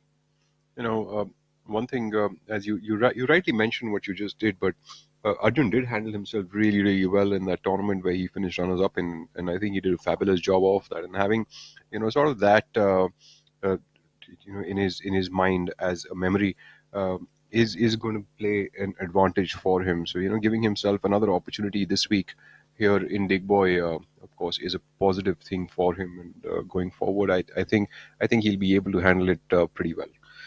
Yuvraj not doing himself any favors by dropping these shots early on. He really needs to make this putt. If he drops from 11 to 8 under par, so in the span of 4 holes, he would have dropped 3 shots. So not ideal by any stretch of imagination. But so not the kind of start that any player would like. But going forward, the 7th and the 9th, of course, are more of a birdie opportunity here with the par 5s coming in. We've also got the 11th, but then there are other holes also, like you've got the 10th hole, which is a difficult par 3. It's about a 230, 240 yard par 3 with a really, really tiny green. You would dread that to be your first hole. yeah, so if you look at the yardage of this golf course, if you just go hole by hole, actually it's pretty confusing that how it's only 6,348. It's just you're talking about a par 3 that is 236. I think a lot has to do with the kind of layout. Like if you have the par 5 9th only measuring at 489, to be honest, that's a regulation par 4. Fantastic there by Yuvraj, being able to save that par. That's the kind of momentum he needed, and I think that's going to do a lot for his confidence. Brilliant par by him. Well, he's the order of merit leader here on the PGT of India and a multiple winner this year on the PGT of India. So there's one guy who's going to make those putts. It's going to be Yuvraj Singh, Rohana now for his par. The golfing gods don't really worry about your past history. It's all about the moment. You still have to make those putts. Past performance is good for confidence, but you still have to execute for that brilliant par, which he did. How old is Rohana? He's looking like he's 28 years old. Now you're really trying to get on the good side of the players by saying only nice things about them, but all said and done, I think Rohana would be somewhere similar to maybe Ranjit, mid 40s or maybe late 40s at most. I'm not too sure about that, but I think I've seen him around for quite a bit of time. He's been an experienced campaigner. Would be at least 45, I think, if not more.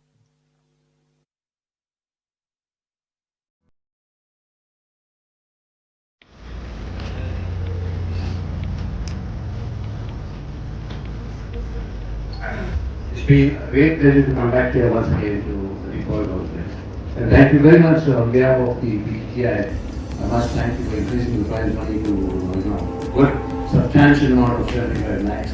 And we, like you very rightly said, we are just going from strength to strength. It's really a great honor to be part of such a long-running tournament.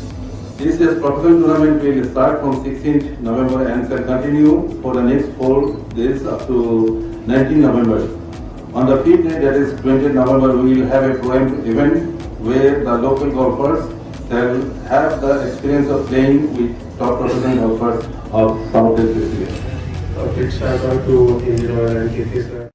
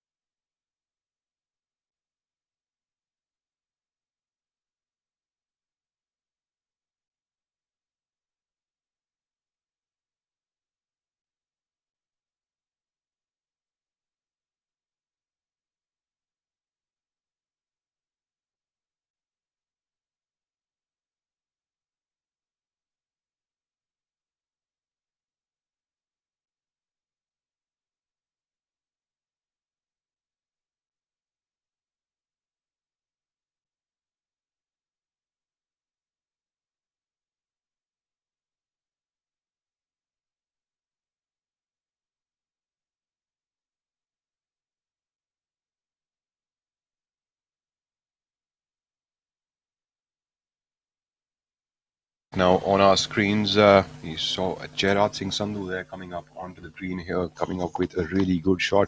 The 6th hole perhaps is one of the biggest greens over here on the front line. Anura Rohana, by the way, is 49 years old and has been a professional golfer since 2003. So almost completing his 20th year this year. Doesn't look 49 at all. So it shows you that if you play sport and live an active lifestyle, that's one of the benefits of being a sportsman. That I think if you would agree with me, if you look at any other walk of life and work, you'd see somebody in their 40s and a professional sportsman in his 40s, especially golfer, will look a lot younger. I think the factors are definitely being out more in the open, working a lot on their physicality, and also sort of enjoying their life. At the end of the day, it is a sport. So profession, if you are still in your 40s playing this game, that you means that you must have done something good to be able to sustain yourself for that long, given that it is a sport where you have to earn a paycheck each week. So yes, I absolutely agree. In fact, it's like if you're going to take this up as your profession, you are going to have to stay fit. That is a part of your job to be able to do that. And if you keep staying fit, your job becomes easier, your job becomes better and better. And as the youngsters come in, you can still play like Anura Rohana and even look like him. Fantastic, though. I mean, he's him and Ranjit Singh now almost similar age, and as I suspected, but obviously their looks belie their age, so it's very tough to gauge if they're still in their 20s, as you said. Absolutely. I mean, the last time I met Rohana was probably a few months ago, maybe a year ago, in fact, at one of the tournaments. And in fact, when I'm looking at him today on the screen, he's actually looking fitter than then, and it goes to show that he's trying to turn the tables and get even better at competing with the young guns. I remember one thing I'm not too sure about his current routine. Jyoti Randhawa almost about till this story is about 6 or 7 years ago, was working out twice a day, once in the morning and lifting weights in the evening as well. And I think those are the kind of changes that go on behind the scenes. Not many people know about that kind of an approach, but it's not all genetics and luck. I mean, obviously, you need to be dealt a good hand to to be a top elite sportsman and all that, but to compete into your 40s, you need to work. You need to put in twice the amount of time that the youngsters do. That just sort of goes with the territory, and that's something that he was doing. We saw Gaurav Ghai also has been exemplary in the kind of work that he puts in. I'm sure you saw that in the league as well, that you were coaching the teams, and you saw how hard he still works. And there's no secret sauce. You, especially as I think players should start there from now, with the way competition is. They should start that the moment they hit 30. They should make sure that they're putting twice the amount of time that a person in 20s on their physicality. I think that's the only way to sustain a long professional career. I couldn't agree more with you, Shaurya. But I really do think that it has to be a part of your lifestyle. I know it's something that I wasn't really great at the time. I only realized a lot of its importance, as after I moved on from playing professional golf. But I think it has to be a part of your lifestyle more than anything else. You have to think of it as something which is a part of your routine, something that helps you live a better life, instead of just thinking of it as something that will only help you to make a career. Of course, that is also an important aspect of it, but life in general, I think if you look at it from a bigger perspective, it becomes much easier to sort of take care of. You make a valid point, but I think when you're in the midst of battle and playing professional golf, I think the last thing a person is really thinking about life. To be honest, they're so focused in just the next week, their ranking. I remember that you kind of disregard a lot of things in your life. You become a little unidimensional. You are not able to balance things out, and that is okay. I feel that goes with the territory. And if you, I think this whole concept, that's a brilliant part by Jairaj. Yeah, you make a birdie here on the 6th. This whole concept of balance in life is a little flawed, especially if you're trying to have excellence and compete with 130 of the best of the country. So you can't have a balanced life while also being one of the best. So you have to become a little extreme in your pursuits, especially golf. We've seen the best players like Jyoti Randhawa, Mukesh Kumar, 700 golf balls a day. So just tells you the amount of time that you're spending, maybe 14 hours on a golf course. My good friend Himmat Singh Rai, who I played a lot of golf with, we used to really prepare, and I think that helped me in my amateur career to push myself to better heights. Just seeing his routine, he had a routine of 500 shots, 500 putts, and then 500 chip shots, and that was just day after day, grinding it out, and then going to the gym. So it's not going to come that easy. Obviously, you have to be talented for the field that you're in. It's just the way it is, I guess. Only those players who put in that kind of effort over the long run do get returns. I mean, as we talk about, what really the elements that go into building a golfer, I think practice definitely is very important in the start. Maybe, quantity is where you begin from, and then overall you sort of start switching towards the quality of it. But at the end of the day, over the course of the 8 years of pro golf that I've played, and 7 more of competitive amateur golf that I played, I think one thing is that if you've done enough number of reps, you've got something to sort of think about in your mind as to what that you hit these shots over and over again.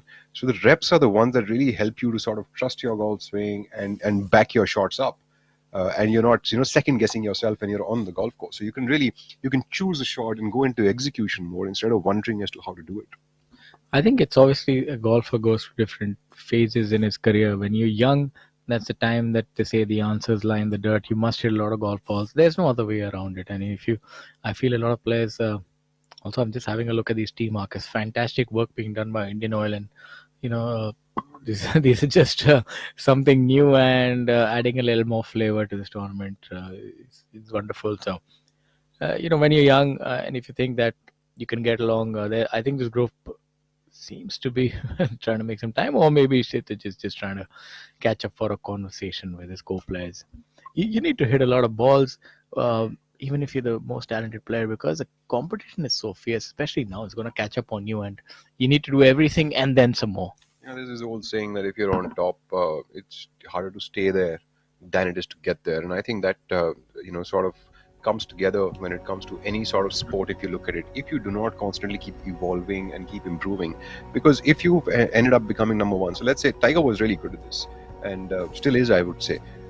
So if when he would get to the number one spot, and he would remain there for years and years, he would constantly keep working on his game and try to improve that even further on. And I think that is what really played as the advantage for him. And you see the other players, what is happening is that when you start posting up a score of, let's say, 20 under par, and you start becoming fitter, and you start putting in these goals of hitting a 310-yard drive, and slowly other players also do tend to sort of catch up to it. And then you have a new benchmark to be set.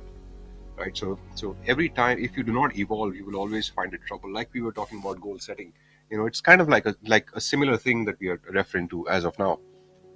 When I look back at my brief career, I think I was definitely someone like, if you've not tasted success in a linear way, it's very important to sort of understand why you got that success and trying to replicate it. I think the problem with sport, I feel this generation's a lot more mature, but I mean, human beings are still have their frailties, and all of them are susceptible to that. So the catchings of success, as it may be. So towards the end of my amateur career, I won 2 tournaments out of the last 4, and I was a little hasty in turning professional. Didn't quite take the time to maybe play some of the bigger amateur events and so on and so forth. I mean, you just assume that things will happen. I mean, just because you shoot a 7 under once, you have a good week, it doesn't guarantee anything. And that's the approach that you get later in your life. But why are golfers getting better now? I'm sure when I play a lot with these youngsters or even meet them, they should understand that it's not really child's play, to be honest. It's a profession. You're having youngsters like Yuvraj, somebody who definitely grinding it out. And if you think that you have one good week and you can beat the rest 10, or even players like Mithun Pereira, he's a veteran. He must be about 37, 38 years old, I think, and he's been on tour. He's the shortest hitter I feel ever that I've seen, and his performances are really praiseworthy. And why I say that, because it's so much tougher for him, traveling in a foreign country, playing all over the place, and also not having that. He's unfortunately not the same physically gifted as other players are. But he's found a way, and I'm certain I've seen he's a friend of mine on Facebook, and I've seen the effort he's put. He even had a different foreign national trainer that he worked with.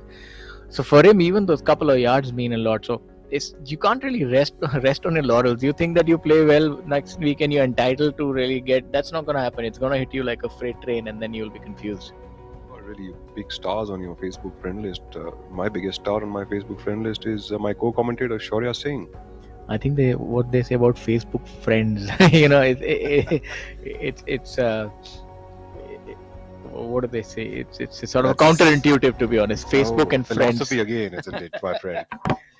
I mean, Facebook friends, those two things don't go together. I feel, you have 10,000 friends on Facebook, and, believe you me, it's happened many times. You see, I think this person is a friend of mine on Facebook, and you don't even recollect and say hi to each other. That's what happens. It's funny, right? Like, you'd be in a social setting, and you'd have this person on your friend list for about 10 years or so, and you really look past each other and don't even say hello to one another. Yes, it's very funny, right? Like, it's not really social, is it? Exactly. There we have the train over there, which you thought is only an OB line. Oh, is that the train on which that Chaya Chaya song was sung? This looks like the ideal setting where that song was probably shot. This is the train that took your golf ball away. Yeah, could be. That's what caused me. I remember. I missed one cut here. Now I remember. Yes, I remember. By one shot. By one. Golf ball is probably lying in Tinsukia as we speak. I had the funniest career. I do these funny things. Like I told you, I made that 9 on a par 5 where I chipped back in the water 3 times. I did a lot of funny things on this golf course also. Alap Ayal not happy with that shot of his. We kind of forget that we're commentating on golf, so we're just appraising of the scores while I drowned my co-commentator in my nonsensical gibberish. It's Arjun Sharma still leading the tournament. Arjun really staying true to his name, 4 pars in a row, as you have a look at the referee on a scooty. So that's another interesting sight. Is that Mr. Chari? I'm not too sure, because last I remember there were that's what was the preferred mode of transport here on this golf course. I don't know if that has changed. Referees on scooties. They're tough enough to spot as it is, but if they're hiding on scooties, you'd never know when you're on the clock. And mind you, you're not supposed to be told that you're on the clock. You can be on the clock and not, and it'll be unbeknownst to you. As incidentally, the Indian Oil Servo Masters is also one of the oldest golf tournaments, in India. And some couple of tidbits about the company here, which are worth knowing for all of our viewers. This is India's highest rank energy PSU in Fortune 500 list, ranked at 142. Indian Oil recorded revenue from operations of 7,28,460 crores and a net profit of 24,184 crores for the financial year 21-22. Think about it, these kind of figures, I almost sort of slip off my chair, not understanding how many numbers are really there in that. The digits really have me baffled. Only number we need to worry about is the number on the scoreboard. I mean, these numbers, of course, baffle me, and even the numbers that Yuvraj Singh Sandhu has posted on that order of merit lead so far. Also, I'm wondering how many zeros are there behind this, and what is going on. As a brand of with one of India's largest customer interface in India, Indian Oil reaches precious petroleum fuels to every nook and corner of the country through its network of over 56,000 plus customer touchpoints, surmounting the challenges of tough terrain, climate, and accessibility. The marketing network is bolstered by 80.55 MMTPA of group refining capacity and more than 15,000 kilometers of cross-country pipelines. Moreover, Indian Oil's R&D center at Faridabad, one of Asia's finest downstream petroleum R&D, offers a competitive advantage to the corporation through world-class technology and process solutions. Really, I need to now Google what MMTPA means. You missed out another very important point. Your co-commentator was also part of this organization in his fledgling amateur career. So a great organization. Didn't they give you like exemptions to make the cut to the final 2 days into this tournament? I wish they did, but going back to the point, this company has done so much for the game of golf and the PSUs in general, and especially. That is a trunk call or hand on the head, really. This tournament has been a staple stop on tour and done so much for the players, and especially this part of the country. So really, we do tip our hat to Indian Oil and all that they do for the game of golf. Indian Oil also happens to be India's most socially responsive brand, has successfully combined its corporate social responsibility agenda with its business offerings. The corporation has been partnering with communities in which it operates by supporting numerous initiatives connected with health, family welfare, education, environmental protection, potable water, sanitation, and empowerment of women as well as marginalized groups. So, at the end of the day, with a company that gives back to the community that serves it is a very, very important aspect, and Indian Oil definitely not leaving any stone unturned over there. And Servo oil also happens to be one of the finest oils being sold across in multiple countries. It's a trusted brand by the big automobile companies like even Bugattis.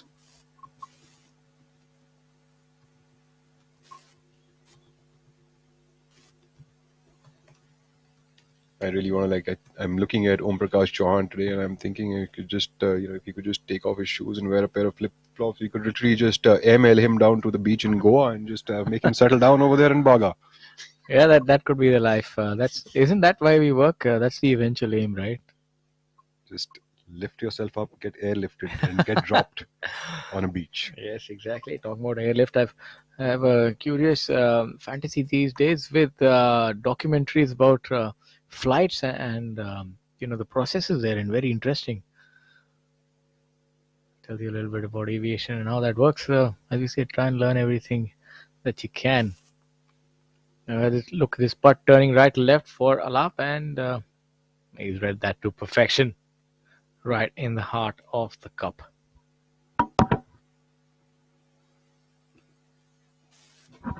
A look at some of the other noteworthy scores. Thanga Raja has no plans of stepping off the gas. He's at 8 under par. Fantastic work by the Sri Lankan Thanga Raja. Mithun Pereira is at 7 under par, so steadily creeping up that leaderboard. And So, seeing him do well, it's always inspiring. Yuvraj Singh Sandhu making a birdie on hole number 5, so making amends for that early drop shot. Tied alongside Arjun Sharma. Some of the other golfers on the golf course: Sanjeev Kumar L at 2 under par. Uddin Mane at 1 under par for the day. You have Amrit Lal, the left-handed player, also with a 2 under par today. Akshay Sharma from Chandigarh, 3 under par for the day. Then you have Harshjeet Singh Sethi, also 2 under par. And you have Divyansh Dubey and Sarthak Chibur at 2 under par. Unfortunate miss there. Seems like Ravi Kumar not very happy with that. Had a bit of a discussion after he hit that putt. Seems like he most likely misread that one.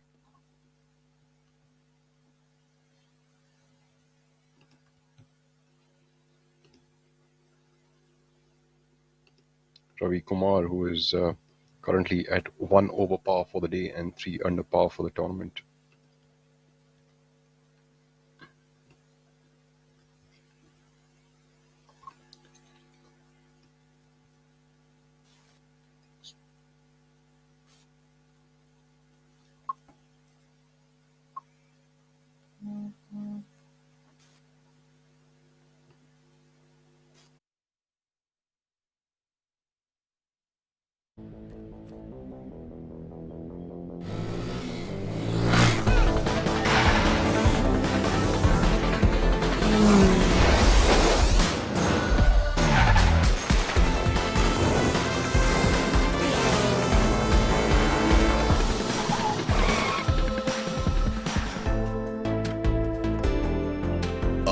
Extreme power, pickup और performance 3P Tech के साथ Servo 40, the science of extreme.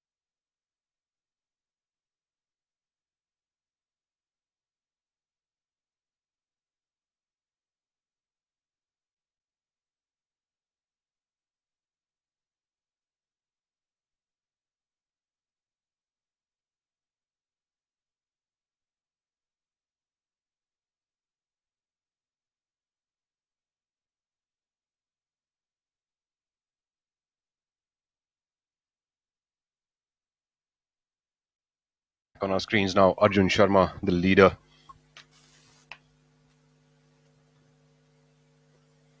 Yuvraj Singh Sandhu has also tied the lead now at 10 under par after making a birdie on the par 4 fifth hole. Coming into the 6th is Arjun Sharma with a string of pars on the first 5 holes. Seems like he's found the putting surface.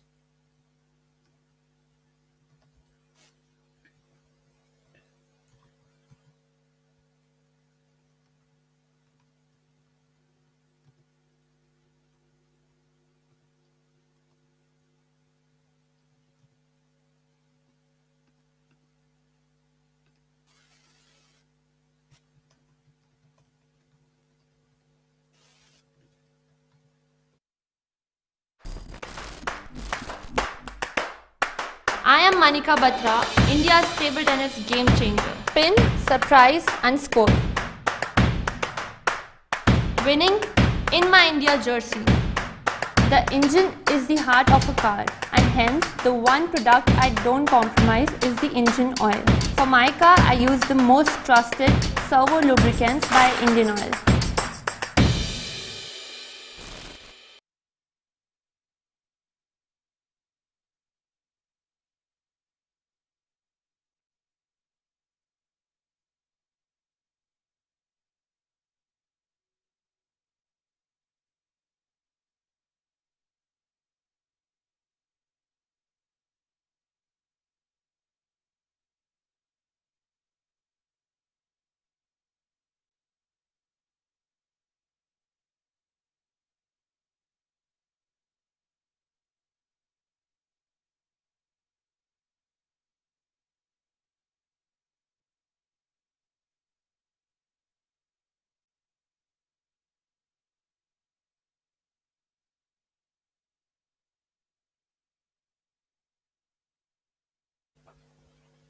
Yuvraj Singh Sandhu coming up with another chip attempt here on the 6th hole, has left himself short off the green here.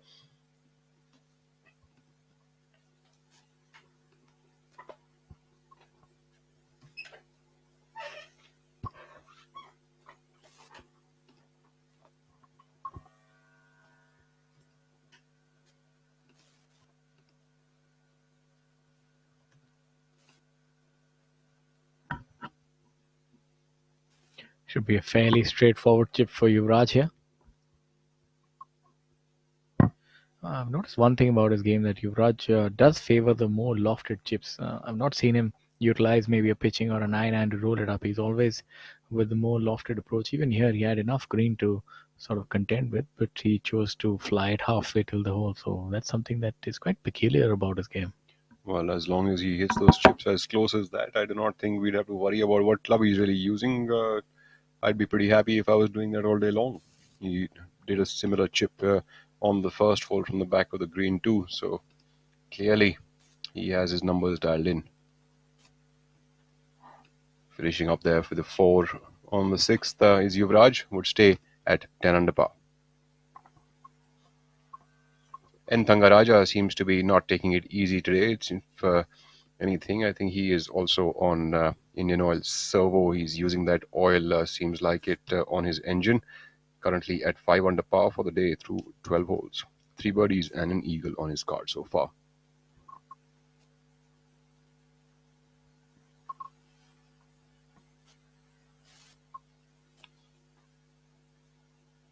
Please don't take me seriously and start drinking Servo oil now. That would be a bit of a mishap, and I could run myself into a ton of trouble if any one of you did that. You realize that most of the commentary is in jest. Yes. Very important to have these disclaimers now. This looks like a fairly straightforward putt, maybe turning a little bit from the right. Well, this also could be a Kickstarter for Arjun with his steady 5 pars in the first 5 holes. Very much a birdie opportunity over here, and knowing how good he is with that flat stick, it's very much in puttable territory for him. It looks like a very inviting putt. Just leave a little bit out to the right. Speed should not be an issue because it's a little down as well. I would give this at least a 70% chance of going in the hole. Sure, I was at a tournament just 2 weeks ago. A top class amateur tournament is where I was, and not playing, but I was with a student of mine. And, I would like to see you. Oh, what an abhorrent putt that was. Well, he just ended up tugging that and pulling that a little bit. It was a really bad putt by him, to be honest. Commentators curse. We're really good at that. But anyways, he'll make more of those. Coming back to your talk about the tournament, please do. I mean, the speed of play, the way it has become today, I would love to see you hitting golf shots within 30 seconds. To tell you the truth, I think it's a frightening prospect.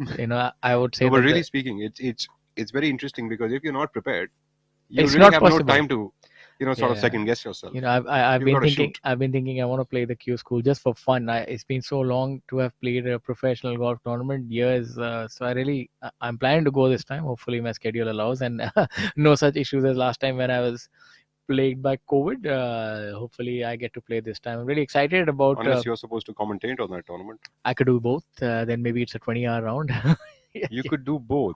How do you presume you'll be doing that? I have so much time between shots. I could actually talk and commentate, and then I could just hit my shot and walk off. It can be one of those hybrid things where somebody's walking alongside me and I commentate on my pathetic game while I walk.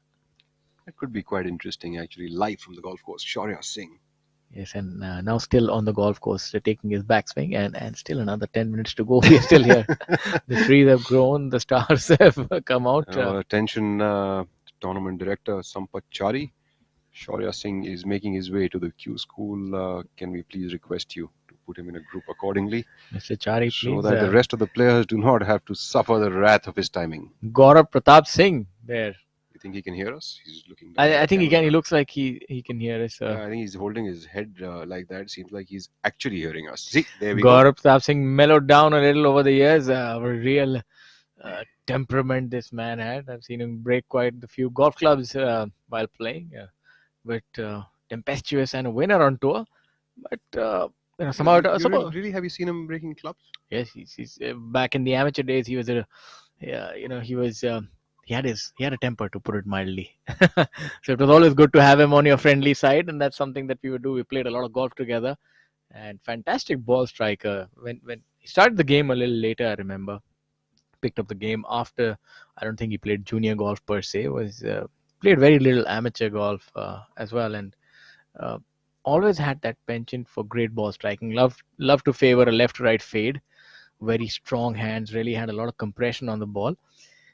Learned the finer art of short game and those things later, but definitely had the potential. And he's someone I feel that maybe failed to kick on into the next gear. He's won on the PGTI, but wasn't able to replicate that internationally. He had that. He definitely has all the ingredients. Had that power. Has a fantastic short game. Was coached by Kel Llewellyn, and Fantastic I, shot. I'm not. I'm not sure how good it is now, but I remember him hitting those bunker shots and chip shots that would really leave you flummoxed around the greens. He's a magician. Hits the ball long. Pretty strong, and he's not injury prone either. So all the ingredients, but I'm not quite sure how, especially the last 3 or 4 years, he's whenever he's making cuts, he's not able to capitalize on the last few days. Anshul Patel not having any trouble there with that 6-footer. Of course, Gaurav Pratap Singh definitely really prolific player with his wedge game. Is really fabulous around the greens. And, quite good with his putter as well. Does hit the ball quite a far away.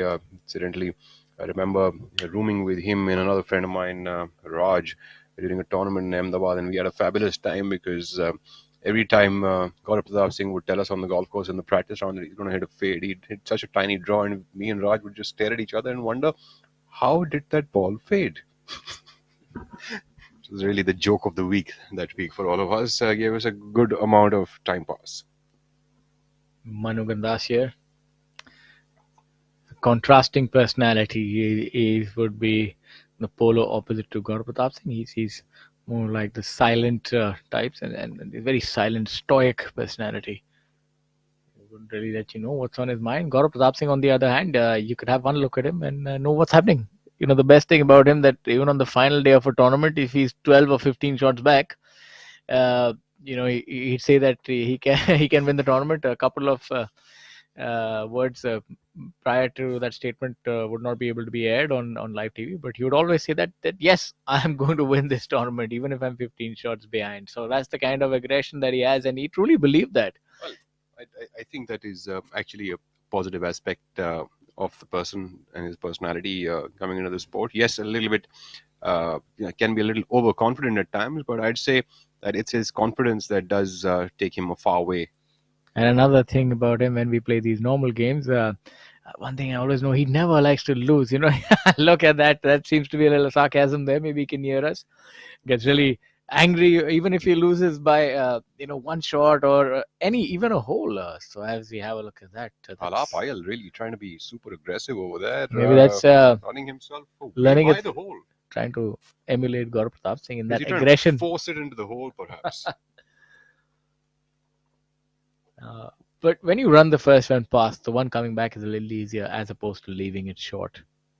Absolutely. This is the 7th hole for Alap. Currently at a score of 7 under par.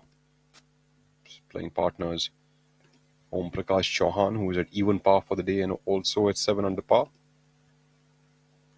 Kshitij Naved Kaul, who had a bit of a hiccup there on the 5th hole where we were seeing him looking for the golf ball, made a 5 there. But 2 birdies, one on the 3rd and one on the 6th, have kept him at 1 under par for the day and 8 under par for the tournament. Alapayal from 6 feet away. Drains it, no trouble there for him.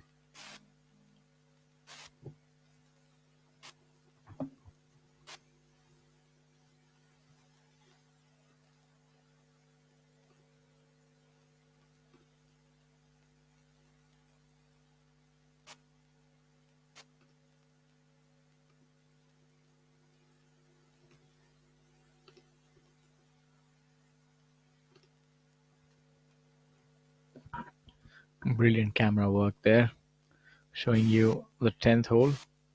This is definitely a hole that is fraught with danger at every turn. 230 yards long, par 3. I remember pulling out 3 wood many times here, and if the wind is not favorable, you can have a lot of players actually hitting driver with the shorter play. And the green is a steep green. If you miss it on either side, it's a very difficult approach, but not here. It's a good shot, just missing it short and left. but the players and their ball striking ability has improved over time, so not that difficult for them. But if you were to overshoot this green, you'd have your work cut out in order to make par.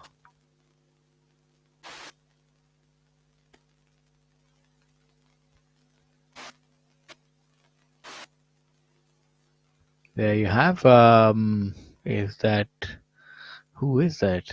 And what are they carrying? Is that, no, that's the Seems camera like the team. camera crew. Yeah, that's the camera crew doing their fantastic work on this golf course. Camera crew covering the camera crew. Vikrant Chopra coming down the fairway over here alongside Mithun Pereira.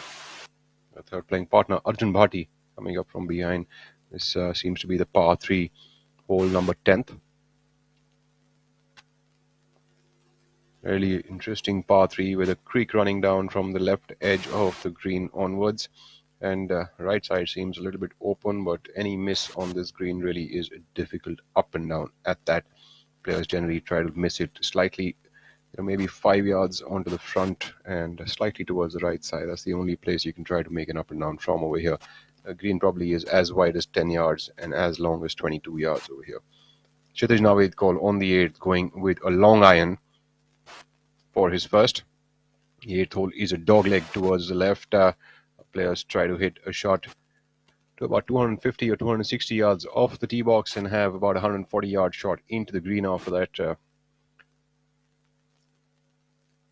Om Prakash Chauhan is deciding to go with a driver. He should have no trouble with that.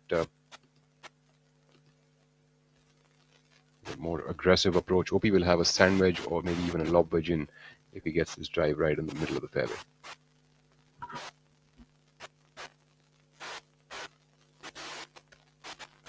Very consistent with that swing every time. You see that same recoil. The swing path never changes too much, and he's one of those consistent players. I think he'll have a long career, pretty similar to his compatriot Mukesh Kumar. Similar in many aspects, both of these players.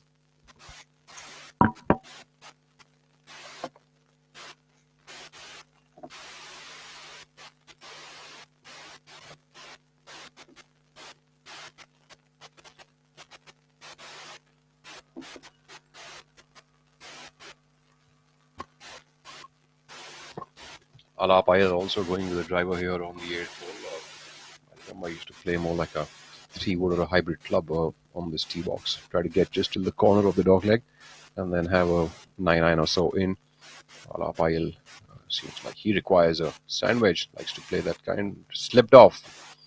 Not happy with the way that's taken off. Seems like he might still be okay in play. Checking the spikes. The spike fallen off is just a slip. One of our scorers there on the screen.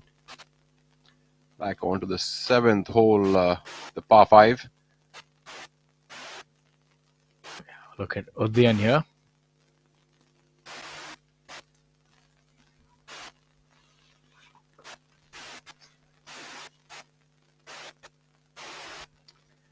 Yeah, this is hole number 9, the par 5. Would have been interesting to see how these players like Udian Mane, I think he would have gone with the driver.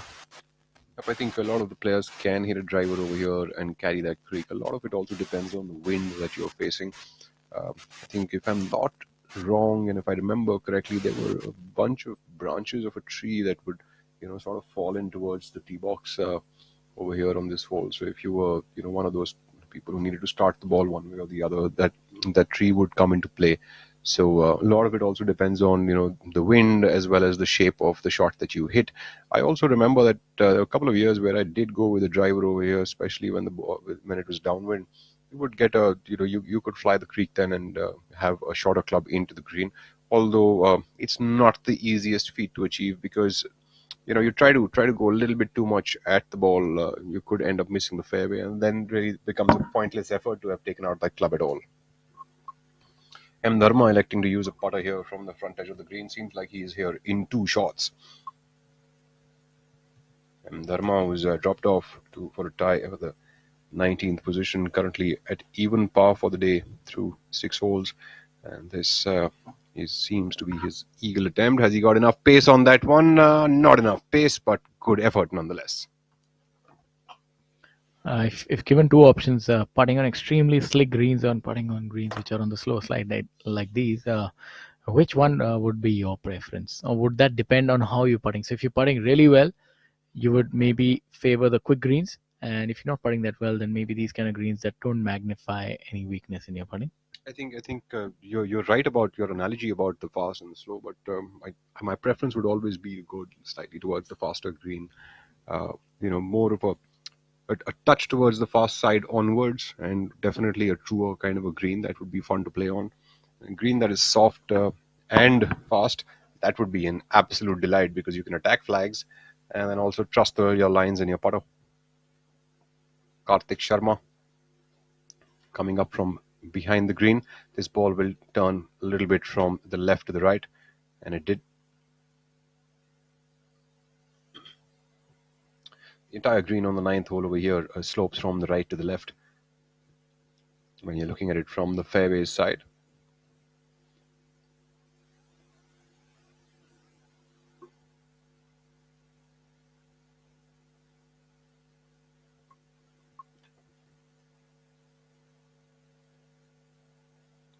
We now have a three-way tie atop the leaderboard with an eagle coming in from Kshitij Naved call on the seventh hole.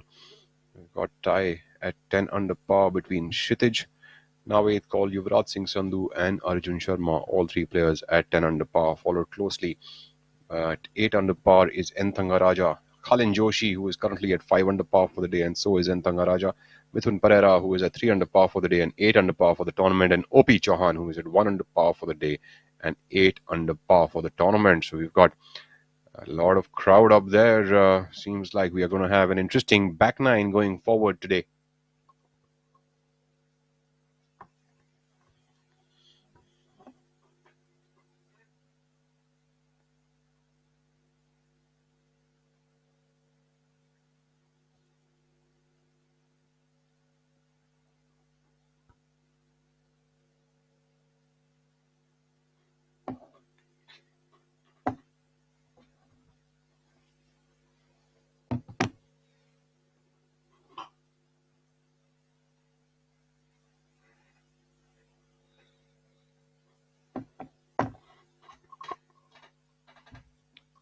Udyan Mane putting for birdie here. Seems like he didn't really give it enough pace, did he? Seems surprised by the effect of that, but I don't think that ball had enough pace to get in the hole.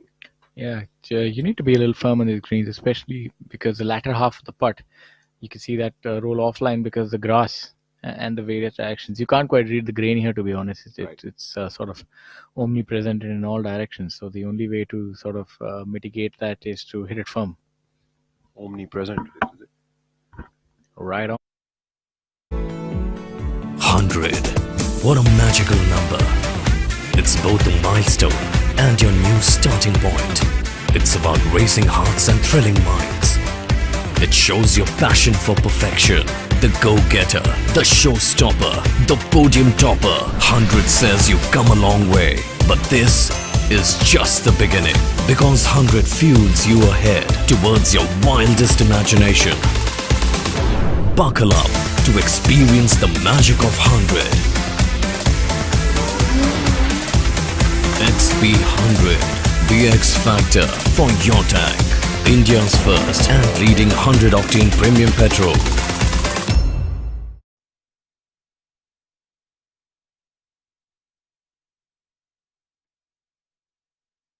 Yet another bunker shot here on the seventh hole. Would still have a lot of work to do.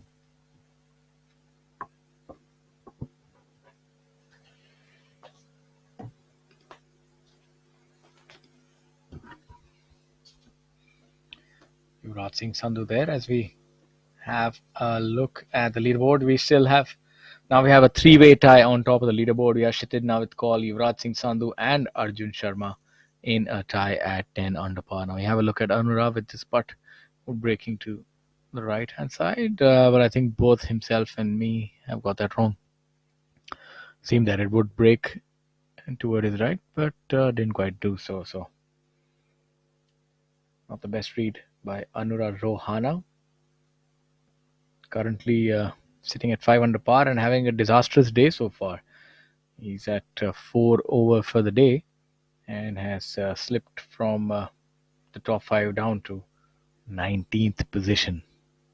As we have Yuvraj is surveying that putt.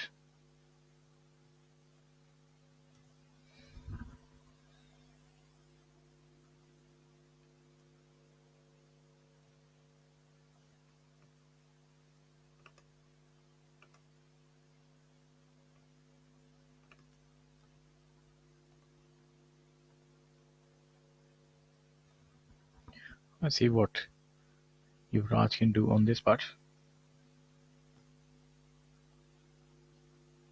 Hole number 7 is the par 4 that these players are playing. My apologies, the par 5. 8 is the par 4. Fairly straightforward par 5 for these players and an opportunity to add to the score. What Yuvraj seems to have done here, so that should move him to solo lead at 11 under par the way he started the day, so it's a promising sign.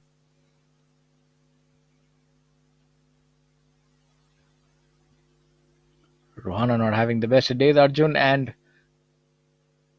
Yuvraj coming along well so far. From the chasing pack, we now have Kalin Joshi, who's quietly crept up the leaderboard. Is 5 under par for the day. It's the kind of golf course that Kalin would favor as you have a look at Arjun here on the par 4, hole number 8. Looking on a little anxiously. Might have pushed that to the right. There is some trouble to the right of that hole. That's why you see a few players even opt for irons of the tee. Where you have a look at hole number 10 and Dharma M, the unmistakable attire of Dharma M as he tries to take this hole on.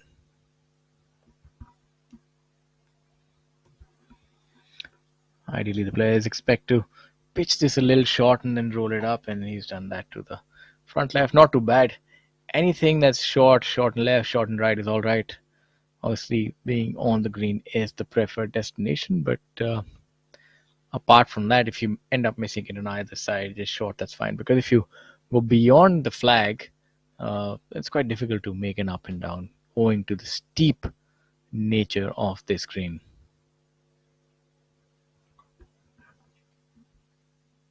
Now look at the players walking up on hole number 10.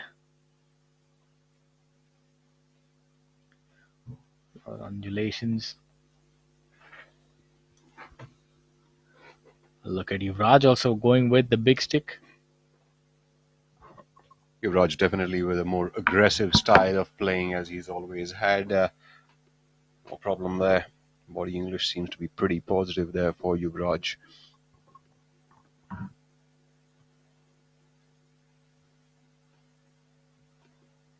Yuvraj seems to have dropped another shot here on the 7th hole, while Arjun Sharma has picked up one and moved up to 11 under par for a solo lead as of now through 8 holes of this penultimate round.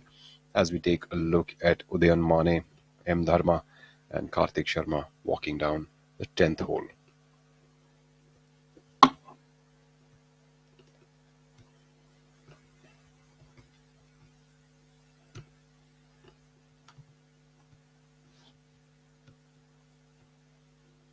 A 10th hole here at the picturesque Dick Boy Golf Links is at 236 yards.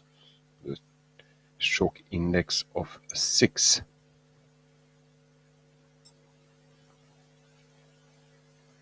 Course record on this golf course is held by Bangalore-based golfer Rahul Ganpati. He's now a teaching professional. He holds the course record here of 12 under par.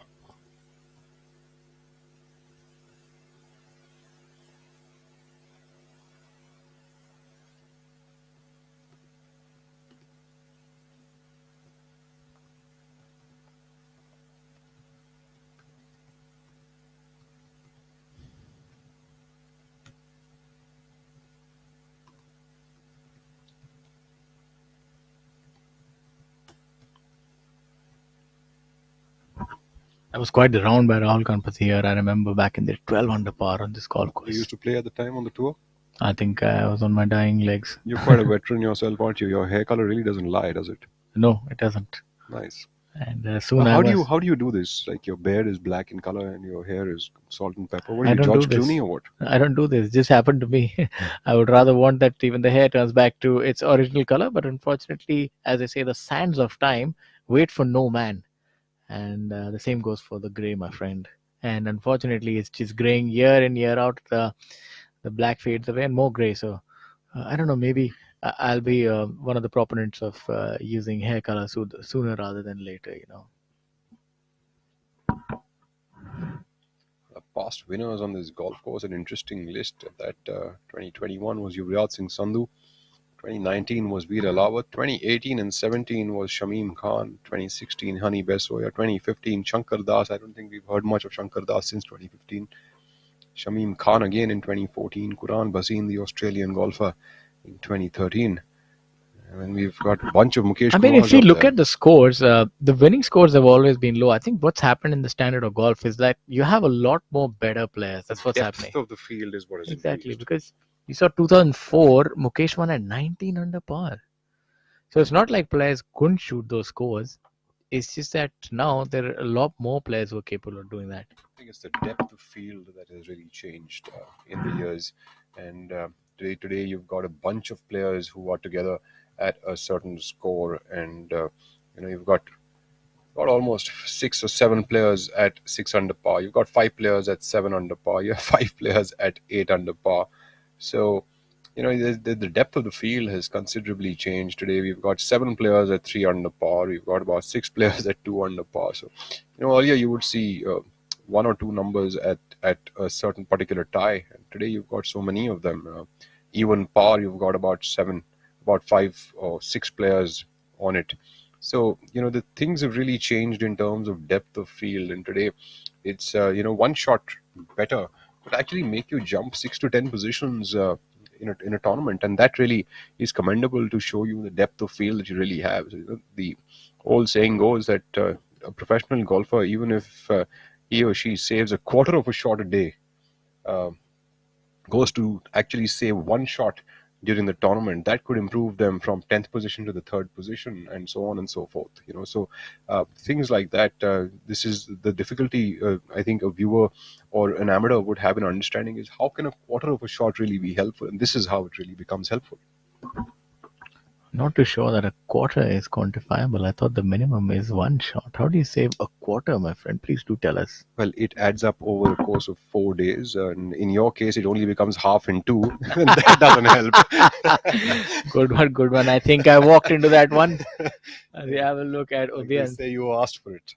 Yes, Udyan with that steep downhill putt seems to be quite the change in elevation there.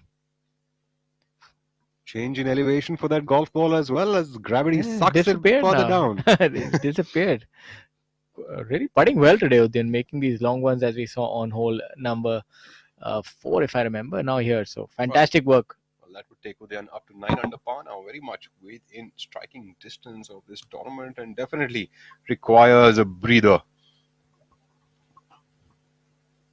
Mane, who's already turned at 3 under par for the front 9. My apologies, that wasn't his birdie putt on the 9th, rather was his eagle putt, which he left just a touch under the hole. So that would have been a fantastic approach. So he would have definitely gone with the driver of the tee, it seems.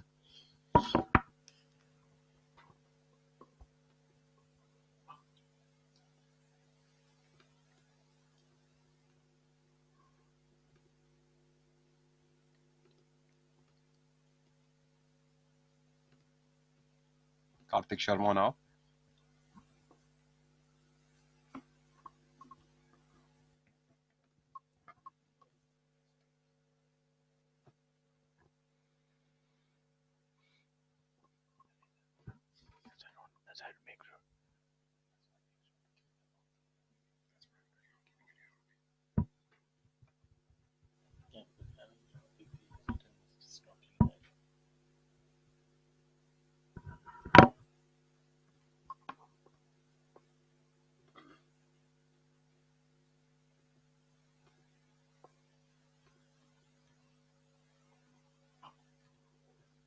A lot of players trying to make a move atop that leaderboard today. N. Tangaraja and Colin Joshi both at 5 under par for the day. Is now with call at 3 under par for the day. We also have Mithun Pereira, Udian Mane at 3 under par for the day. We just saw Mane move up to 4 under par for the day. Also, further down that leaderboard, and you've got players Akshay Sharma, who's at 4 under par for the day through 12 holes. Amrit Lal at 2 under par for the day through 15 holes. Got 3 under par for Harshjeet Singh Sethi after the back nine, which is his front nine of the day. So a lot of players trying to make a move on that leaderboard as things get heated here at the Big Boy Golf Links here in Assam. Arjun Sharma leads the way at 11 under. Kshitij Navid Kaul one shot behind at 10 under par, and Yuvraj Singh Sandhu, the order of merit leader, at 9 under par. And we have a crowd at 8 under par between N. Thangaraja, Kalin Joshi, Pawan Kumar, Udayan Mane, Mithun Pereira, as well as Om Prakash Chauhan.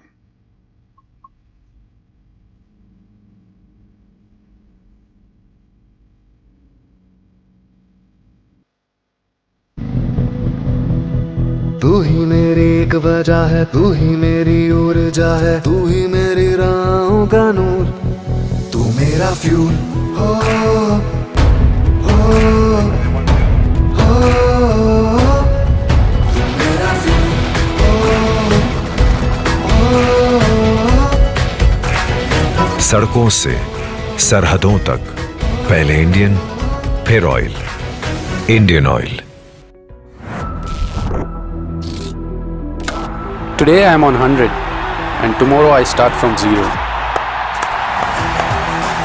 Still remember the day when I first wore my Indian jersey, and when you are passionate about something you will always start working towards it. While my passion for the game makes me give my best day in and day out, I like giving my best to the things I am passionate about, which is the best engine oil for my car, Servo Futura G+.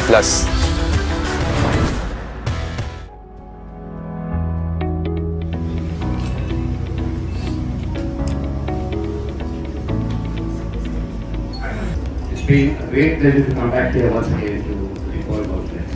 And thank you very much on behalf of the BTI. I must thank you for increasing the prize money to good substantial amount of 75 lakhs. And we, like you very rightly said, we are just going from strength to strength. It's really a great honor to be part of such a long-running tournament. This year's professional tournament will start from 16th November and shall continue for the next 4 days up to 19 November. On the 5th day, that is 20th November, we will have a pro-am event where the local golfers shall have the experience of playing with top professional golfers of Southeast Asia. A big shout out to IndianOil and KT sir for pumping up the prize money to 75 lakhs. I know the defending front, this is the first time I'm ever defending a professional tournament, so it's a new feeling for me. I'm letting it sink in. I feel good about the game, but this is not like any other golf course that we play. The conditions are very, very different to what we're used to, and I think as a professional, it's my job to adapt to the golf course. I can't come out here and complain. I have to adjust as fast as I can. So the person who adjusts the best is the person who will probably win.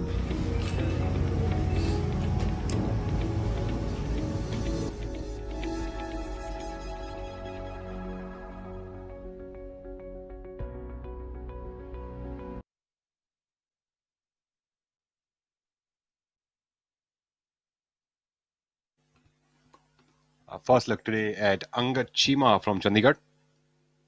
Chima, who is coming off an injury, finally back to playing the tour full-time, is Angad Chima, currently at a tie for 27th position. Angad Chima is at 1 over par for the day and 3 under par for the tournament. As we take a look at Angad now chipping it on to the 14th hole, what appears to be his second shot. A lot of spin on that golf ball for Angad. Still have about 3.5 or 4 feet to save his body here. Playing alongside veteran Harinder Gupta from Chandigarh itself.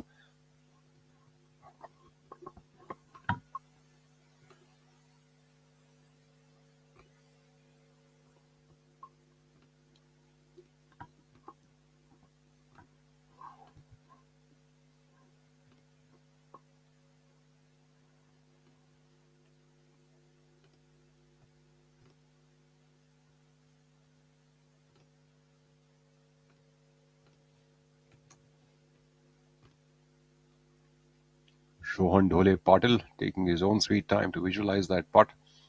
Any time now, my friend, would be a good time.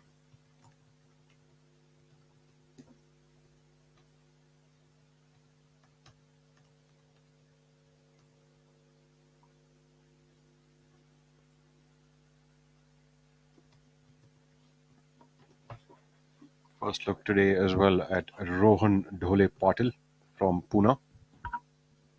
Rohan Dhole Patil is currently at a tie for 24th position at a total score of 4 under par, even par for the day. Seems like he's heard us, has he?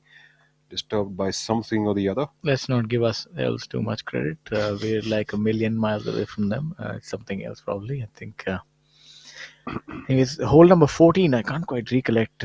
It's a par 4, a reachable par 4. They moved the green a little bit behind where it used to be, and seems like Rohan Dhole Patil has found himself on the putting surface in a shot and now putting for eagle. Seems to have been a very aggressive putt. I think they might just roll off the green. Yep, seems It's like a little too aggressive, right? Spike of adrenaline, it seems. Most likely, probably got a little shot of sugar or maybe a banana a little bit too late into that putt, isn't it? Yeah, too much coffee, maybe. That putt is rolled by 15 feet. These are not the kind of greens where you find players putting that absolutely firm. Those and kind of surprises don't really emanate around here. Yeah, well, as they say. But now they do. Yeah, the game will continue to surprise us, and so has Mr. Patil.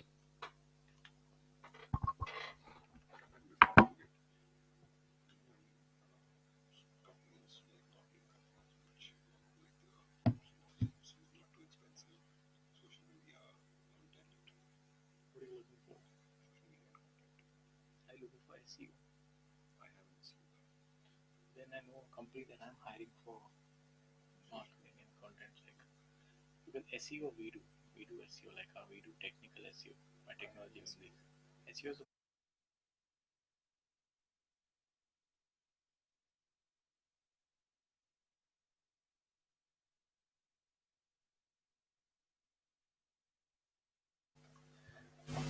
Rohan Dhole Patil there having no trouble with making that 15-footer coming back to the hole. So clearly his aggression has paid off. I guess confidence gets you that confidence, doesn't it, Shaurya? That's Unlike what, you and me, who would probably just leak a putt, get it close to the hole, and then wonder whether we're going to make it or not. I think, as they say, to the victor go the spoils. So now that the event has happened, we can say that that was the correct approach. Aggression, but yeah. I think on my Sunday game, I'm going to probably try something like this. You do have a Sunday game? I thought you've strung up your playing boots. Now you only tell other people how to play. As they say, those who can't do, preach. A couple of my friends have managed to pull me out onto the golf course, but I think I will go with the saying that is what you just stated. I think I would believe that wholeheartedly.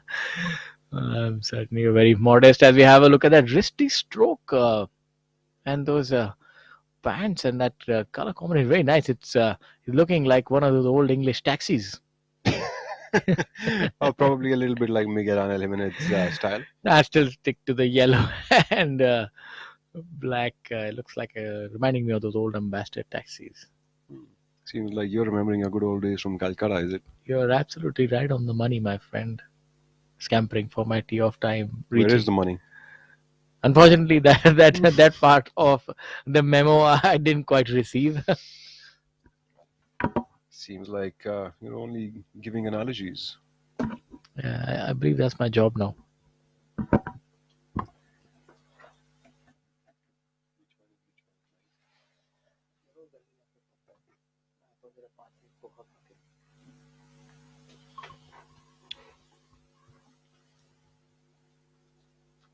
So we take a look now here at the 10th hole. Jairaj Singh Sandhu seems to have missed the green onto the front and right of the green, which probably is the best place to leave yourself at over here. Alap IL has chipped it back onto the green front right pin position today for the penultimate day on the 10th.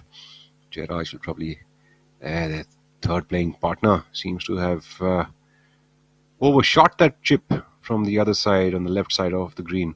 Jairaj would have to get this ball a little bit up in the air, a little high floppy kind of a shot, drop it a touch soft. Get that stopping as soon as possible. Coming up from the thick crabgrass over here is Jairaj. It seems like the grass has got a little bit against him as well. A little bit of work to be done with that wedge, and Gerard is doing a fine job of that shot, giving himself just an under 2 feet to save his par.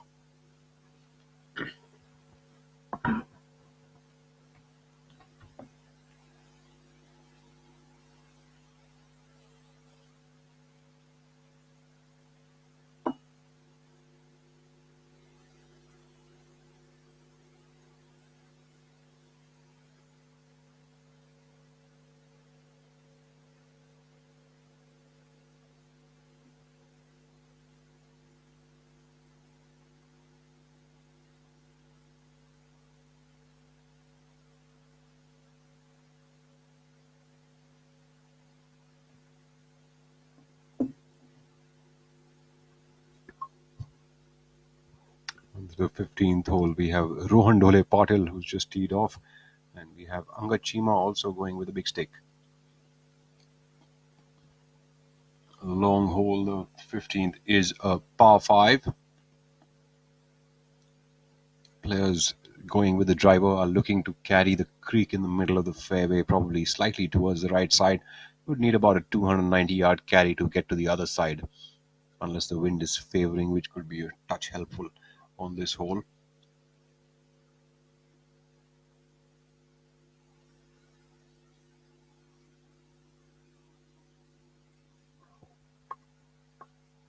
Chima seems to be okay with that drive.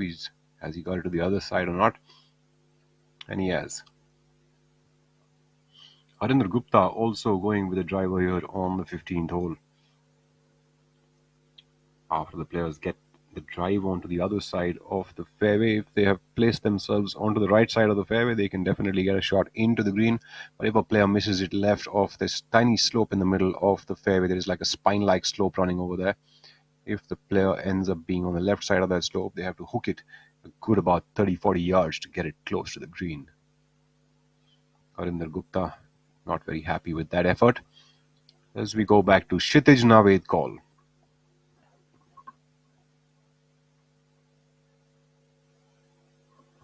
On hole number 9, Kshitij Naved call, tapping that one in. Always has a little spring in his step, Kshitij.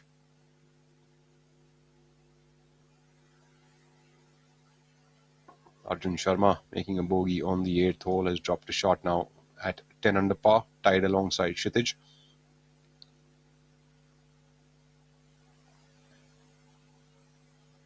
Pawan Kumar, who is also playing solid golf today, currently at a tie for 4th position at 8 under par, 4 under par for the day. Bogey-free round so far for Pawan Kumar. Kalin Joshi at 5 under par, bogey-free. We have N. Thangaraja also bogey-free at 5 under par for the day.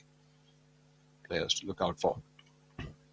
Rohana on the 9th hole going with a 3-wood coming up for his second shot on this par 5. Anna Rohana, who's dropped a bunch of shots, currently at 2 over par for the day, coming up onto this 9th hole par 5. Let's see if he gets that one up there. Seems like he started off right off the green, which is probably the perfect place to begin it. Will that ball get it up? Well, Rohana coming up short of the green by about 15 yards. Would have to make an up and down to save his birdie. The slope on this green runs from the right to the left. So for Rohana, this ball will be running away from him as it drops. He'll need a little bit of a soft drop to get this ball going onto the right direction. As we take a look at Yuvraj Singh Sandhu, who's found himself in the right rough on this hole. Sandhu, who definitely has the firepower to get it up onto this green in 2 shots. All will depend on the lie in the rough for Yuvraj, whether he can or he can't get it up onto the screen. The ball will definitely run after it drops down. But does Yuvraj have the right lie or not is yet to be seen.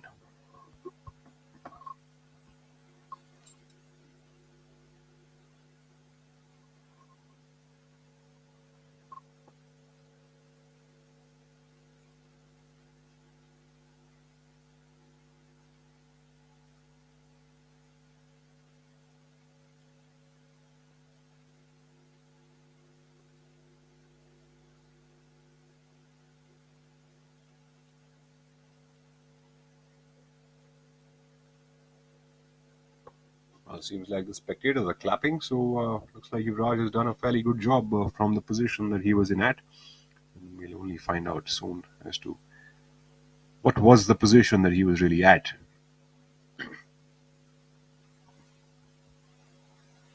Take a look at Alapayal on the 11th hole. All the captains well.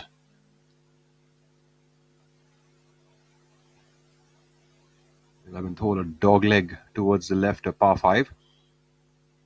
Players will have to hit it good over 300 yards to have a good look at the green. Some players also like to go towards the left side onto the other fairway to get a shot towards the green, although not many players would do that. Only players who have a lot of length on their side would. Quite a steep dogleg towards the left side with a big tree on the left side corner of the fairway, making it difficult in case you miss it in the center of the fairway or on the left, because getting it over and above that tree with a long iron or a fairway wood can be a difficult task, as Jairaj Singh Sandhu prepping himself for this shot.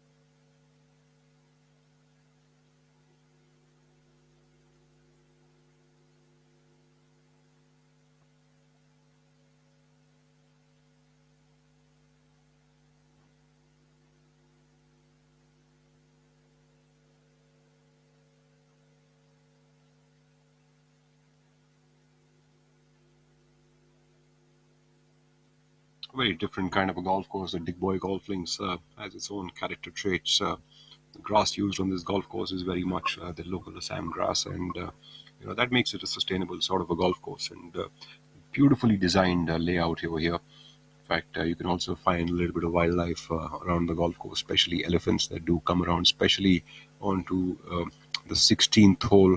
That's where they're usually at. Really good track to play on, and an experience overall, especially the kind of atmosphere that you go into here in Assam.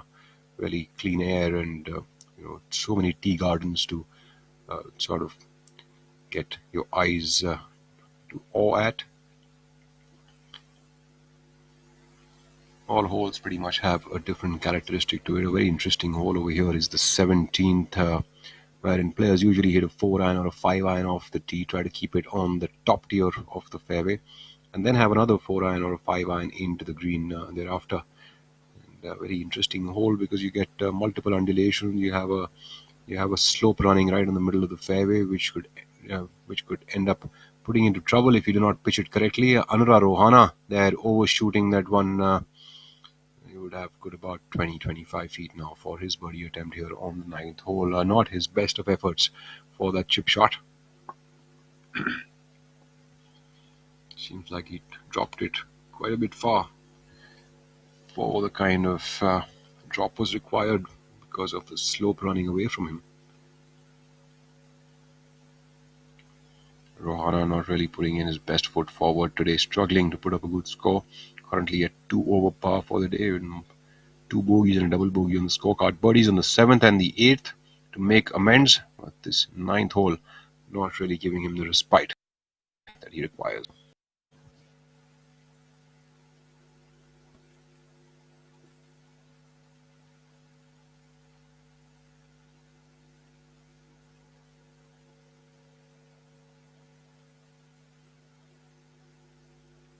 Arjun Sharma, who has found himself on the front part of the green over here on this tabletop-ish designed 9th hole green. Look for his golf ball to turn from the right to the left, almost about a grip or maybe a touch extra than that. As Kshitiz Naved Kaul takes solo lead 11 under par. Arjun Sharma currently trailing him at 10 under par. Needs to make this birdie after that little hiccup he dropped shot on the 8th.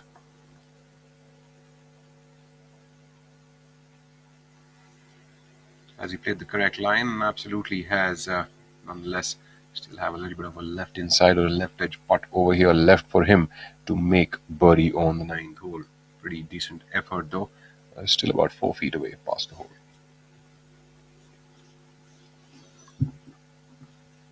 This is one of those golf courses where even a 2-footer is always questionable. Unless and until it drops, you'd never know what could happen around here.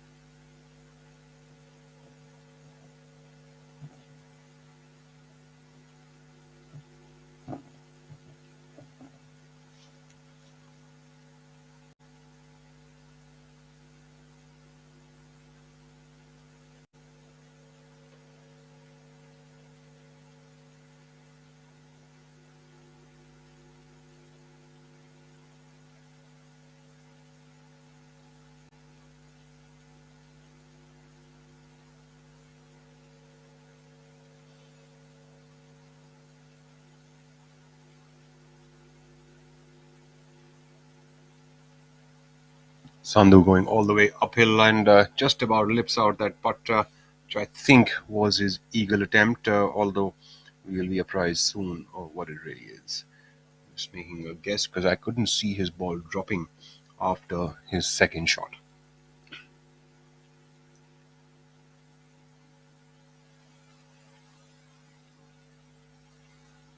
Superb attempt there by the order of merit leader, Yuvraj Singh Sandhu.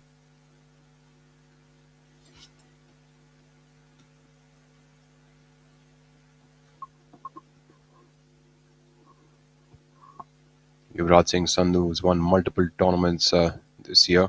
Won the Tata Steel PGTI Players Championship 22 presented by the Tollygunge Club, which was held in the month of March. There we go. Rohana making a birdie here on the 9th hole. A string of birdies for Rohana to make amends on that leaderboard. Currently now left at 1 over par for the day.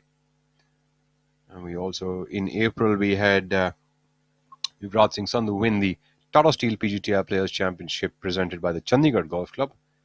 We had him win another tournament in the month of September, the J&K Open presented by J&K Tourism, where he won by a whopping, I think if I'm not wrong, 9 shots or so. Then also ended up winning the Tata Steel PGTI Players Championship presented by American Express, hosted by the government of Haryana and Panchkula Golf Club in the month of October. So multiple victories for Yuvraj Singh Sandhu in the year.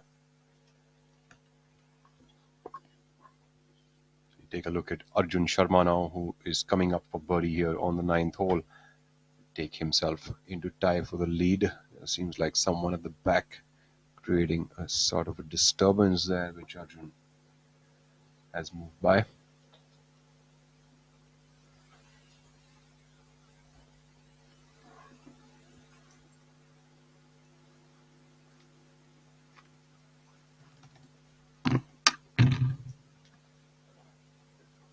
Sharma would see this putt moving a little bit from his left to the right. Probably a left edge kind of a putt here for Sharma. Would still need to ensure that the speed is up. Absolutely, that's the thing about this golf course, right? Even a 2-footer, you never know what will happen to it. And does Sharma have it? Ah, look at that. A lot of break, to be honest. That was a difficult putt. Didn't quite see that break so much, but maybe that's the defining characteristic of this golf course.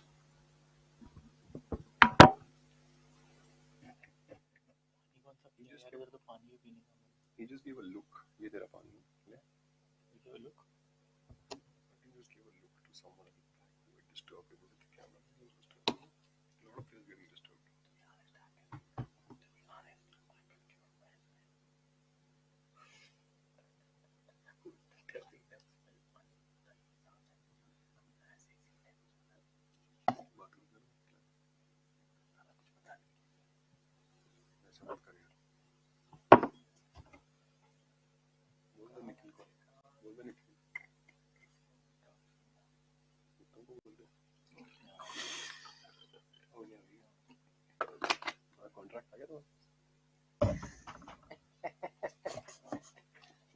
और free agents आ गए.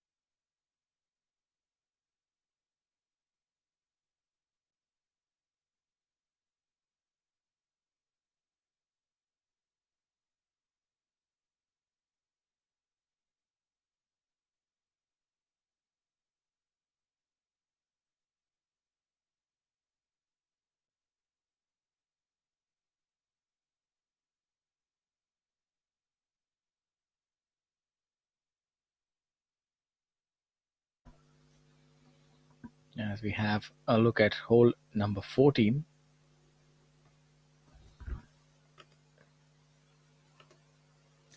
The 14th is a par 4 measuring only 316 yards.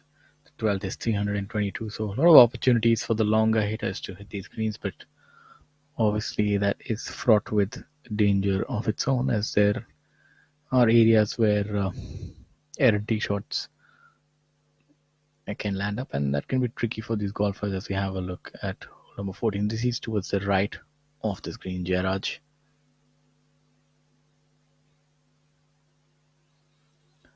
has done decently well there, giving himself about 25 feet for his birdie effort.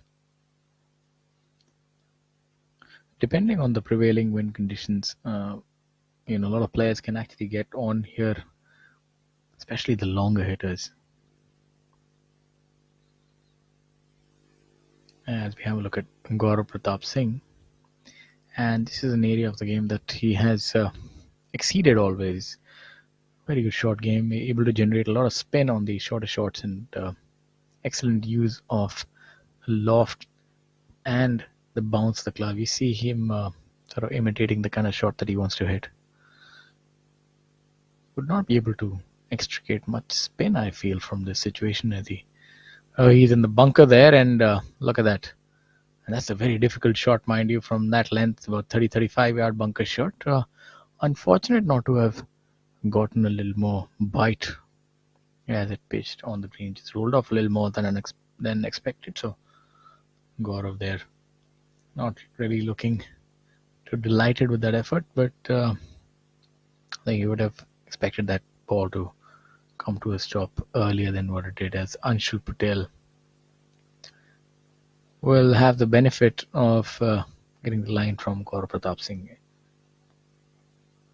Manu Gandas here seems to be in a spot of bother on the same hole, as pulled his drive to the left hand side, but depending on how clear that line is, if that tree will impede upon his intended line of play, he might have to just maybe chip away from the green and try and make par the more difficult way by trying to make an up and down. We will soon find out.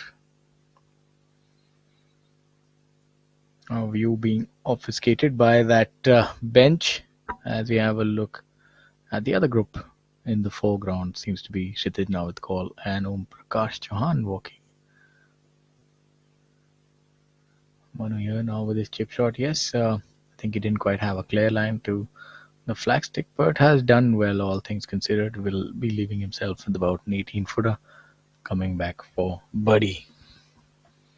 Manu currently sitting at 6 under par for the day and having a good outing so far today. Is 1 under par. As you have a look at the leaderboard, we'll also see some of the better scores today. Kalin Joshi at 5 under par. We have Pawan Kumar, who's also made quite a few birdies in the last 9 holes. He's at 8 under par total, 4 under for the tournament. Mithun Pereira, having made another birdie, has moved to 8 under par. Maybe this could be the week that he would win again. Has been a couple of years since he won that tournament at Kolkata. Royal Calcutta Golf Club. Extremely long golf course, not the kinds that you would imagine Mithun to win at, but he did end up achieving that feat. Udin Mane at 3 under par. So a lot of low scores today. To be honest, hardly any players over par, so it seems to be playing quite easy the golf course today. As you can see, no wind, so as to speak, and the weather conditions are perfect as well. Couldn't have asked for more. The flag pin positions seem to be rather benevolent as well, as you see on this 10th hole. Front right pin position, probably the easiest that you could hope for. Anything towards the back of this green does make it quite difficult. This is probably the easiest pin position here at hole number 10. Arjun would be looking to make this shot. Just about missing that. From the other players, towards the lower end of the leaderboard, Raju Ali Molla currently tied at 58th position at a total of 3 over par. Tightly bunched up, everyone. We have a total of 48 players who are level par or better at this point in time.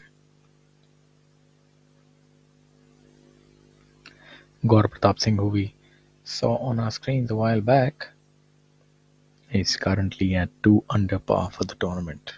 As we have a look at hole number 10 with our leader group, Yuvraj Singh Sadhu there with what appears to be his birdie effort. Shamim Khan also coming along well today at 2 under for the day and 4 under for the tournament. There seems to be a lot of traffic. Everybody is bunched up in the top 25. At the present moment, you have a total of 27 golfers within 7 shots of the lead. So it definitely seems like open season here. Anybody's tournament. And if you look at the 5-shot benchmark, then you have 21 players who are within 5 shots of the lead. Raj just about missing that part. So these players know that they would have to do something special to emerge from that dense pack of players if they are to challenge for this tournament.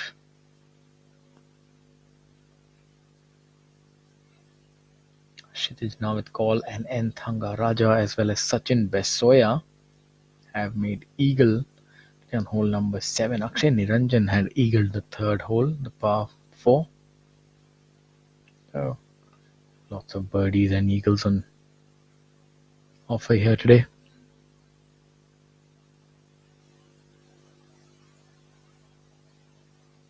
Rohana now. That's a brilliant putt there by Anura Rohana.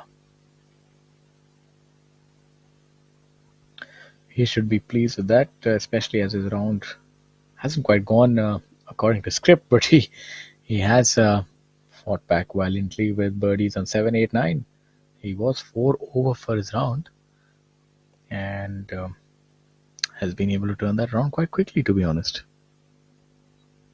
Yuvraj Singh now for his par, which he duly makes and will move on to hole number 11.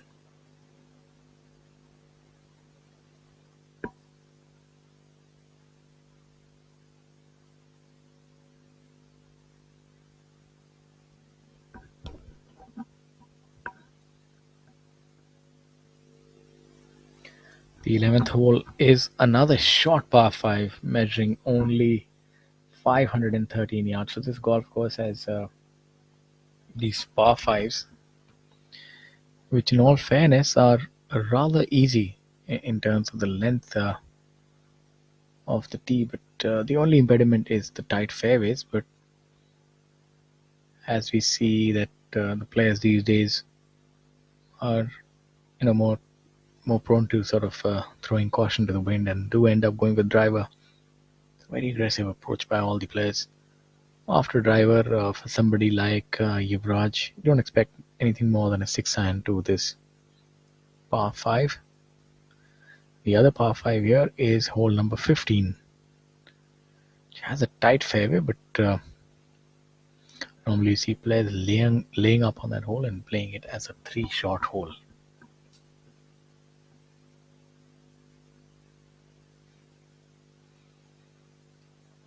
Name for this hole is being christened as Captain's Well. Not too sure about the history of that, but I'm sure there must be quite the telling tale. Yuvraj now looking to unleash a big drive on this one.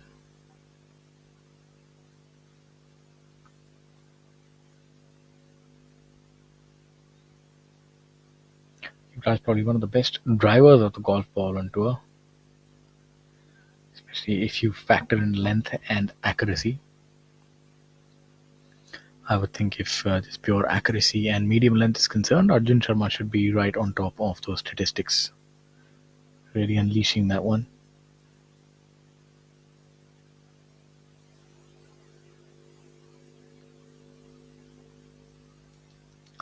Back to hole number 15 with the group of Gaurav Pratap Singh, Anshul Patel and Manu Gandas. The par 5 15s. Seems like the players are going with the aggressive approach here. If you don't quite catch your tee shot correctly, you could land up in the bush, and not that easy to find your golf ball either, to be honest.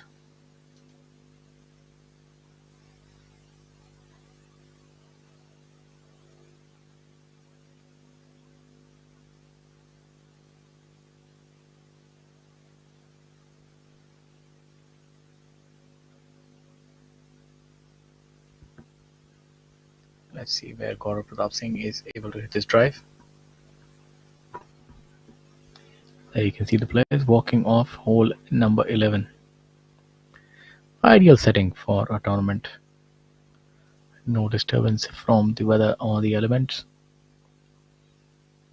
And there is a look at our latest leaderboard. Jam-packed leaderboard. Not much separating the players. Gaurav Pratap Singh, not much you can discern from that. A little bit of an ungainly finish, not really holding on to his finish, or that footwork was all over the place as well, but seems like the ball is fine and should be in the fairway, so that works out well for Gaurav. Now he should have a short approach coming in. These players would expect nothing more than maybe an 8 iron, 7 iron if they were to catch their drives. Playing to a yardage of 490 depending on the prevailing wind conditions. This hole can play a lot shorter as well.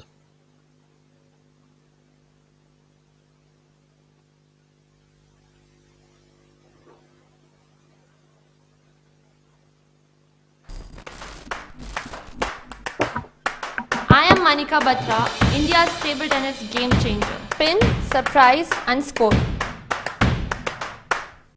Winning in my India jersey. The engine is the heart of a car, and hence the one product I don't compromise is the engine oil. For my car, I use the most trusted Servo lubricants by IndianOil.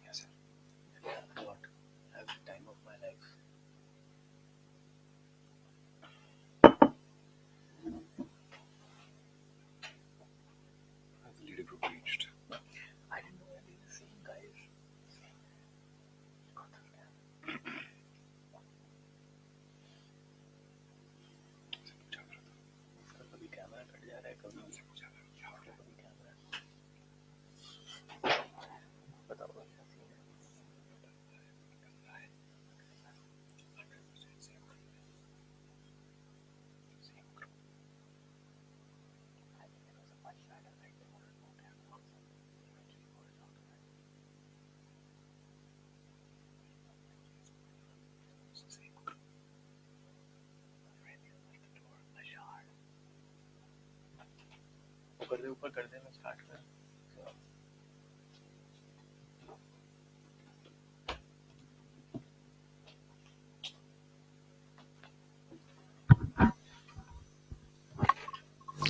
Brilliant shot there.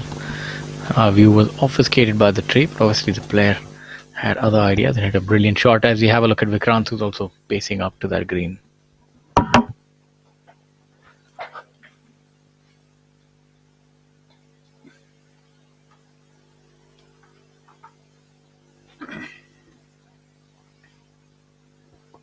Kshitij Naved Kaul, who leads by himself now at 11 under par. Vikrant Chopra, whom we just had on our screens, Mithun Pereira on that 14th fairway, currently at a score of 3 under par for the day, bogey free at 8 under par in total. Commendable performance there by Mithun.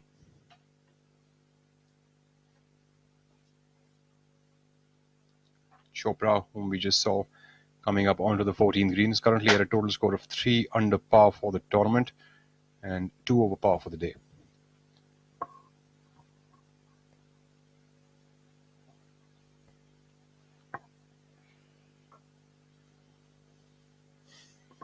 Back on our screens now, we have got Udyan Mane and M. Dharma on the 13th hole. Par 4. Pretty straightforward tee shot. Needs a little bit of a fade from the tee to get it into the fairway. And then a pretty straightforward shot, although a big tabletop for this green. The players definitely have to be on the same level as the green if they were to have a second shot and end up missing it a tad bit or maybe in the rough, then players definitely need to still get on top of this little mound kind of an area where the green is located.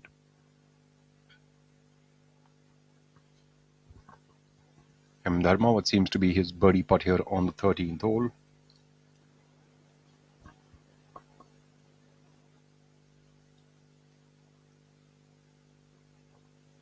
Dharma, who's currently at 8 under par himself with a bogey free 3 under par so far. Birdies on hole number 9, 11, as well as the 12th. The 12th is no easy hole to make a birdie on, mind you, ladies and gentlemen. Players usually tee off with an 8 iron or a 7 iron here and put themselves into the fairway just short of a tiny creek and then have almost a blind shot into that green as they can't see the dropping area.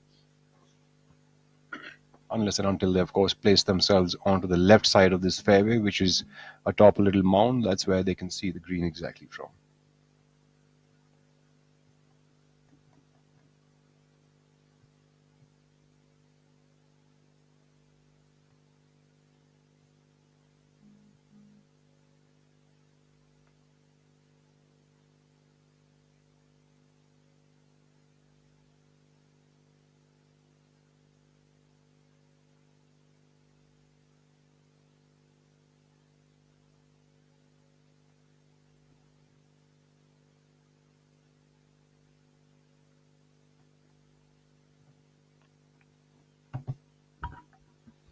I'll look at Udyan now at hole number 13.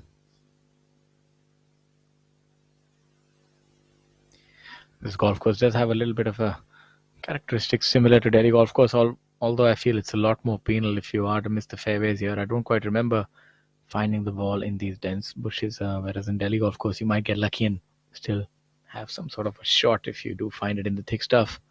It's not quite the case here, so you have to be a lot more measured in your approach and you have to have controlled aggression, so as to speak, because your miss hits would more likely than not see you reloading on the tee.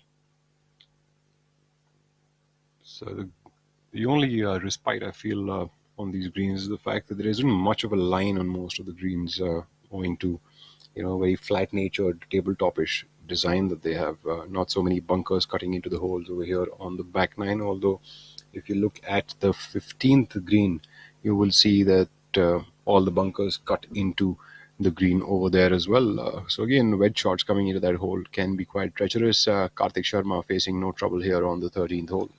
Looking at the yardage for the 15th, it only plays to 490. I always thought the hole was a lot longer, to be honest. We used to lay up on that, and I don't know, 490 seems ridiculously short. It's owing to that creek that we all feel that the hole is much longer. But if I remember correctly, at that time, a lot of the same players that I saw, even players like Gaurav Singh, so on and so forth, used to lay off with an iron. Has the tee changed? Because I saw everybody going with the driver now. I think must be owing to the wind condition, because sometimes the whole plays to headwind, and I think must be playing slightly towards the downwind this week. That's why players are able to go with the driver. Mithun Pereira, of course, is using his fairway wood to lay up short of the creek, and There we have Vikrant Chopra going with the more cautious approach with an iron of the tee. I remember. Although Vikrant has the length on his side, I wonder why he is going with the iron though. I mean, he does. I think that's more of his gameplay. He's almost a. I mean, he's a conservative player. He doesn't quite. He's not an all-out aggressive player. He does have great ball striking ability, but he's always a very meticulous, planned kind of an approach. It doesn't quite go hell for leather. And it was surprising to see that Harinder Gupta actually took out the big stick and took it off on this hole. Harinder definitely, he's not the longest hitter on tour, but went in with his driver to carry the. I think the Arjun Bhati definitely a long hitter. Also going with the safe approach. I think you're right. The tee is still the same because I'm seeing these players go with an iron. So it is, if I remember, after an iron also, it would be reachable if you hit a really good rescue. You might have a 3-wood abbreviated finish by Arjun Bhati there. Well, just needs to put it down into the fairway. Arjun Bhati also from that crop of young players who've come through the ranks, and he's not played much amateur golf, just straight from junior golf has turned professional. I think a year of amateur golf, if I'm not wrong. Another fantastic player based out of Gautam Budh Nagar. Still a career and a very promising future indeed, and it just shows you the kind of competition that there is on tour. You see the likes of Angad Chima, who himself is a very decorated player, but the competition is just immense. Well, Angad, of course, coming off an injury this year, has actually missed out on about 30 to 40% of the season owing to that injury, and has been off for quite a few months. He's only finally getting back into competitive golf since the last month or so. This whole another one that the yardage charts only shows as 420, but believe you me, it's a very difficult hole. You have to lay up with a rescue. There are multiple layers where you have to levels where you have to can lay up. Maybe you can go with the 3-wood if you're extremely aggressive, and then have a shot maybe all of about at least 170, 180 yards to a green which is perched top and sloping away from you. So very difficult to hit the green into. Absolutely. In fact, I'd say the 17th hole definitely is one of the toughest holes out here to get up onto the green in regulation. Although, you can't be too aggressive with your tee shot because there is a creek that runs just below the first slope, and you try to get too aggressive with it, you're definitely going to find yourself into the creek. So players could have somewhere in the range of maybe even a 5-iron going into this green. Absolutely. Some of the players lay up with a 4-iron onto the left side of the fairway. Some of the players go, with a little bit more aggressive approach, try to run it down the hill, but that approach is not really the most comfortable one, as the ball has to take good enough bounce to go into the fairway.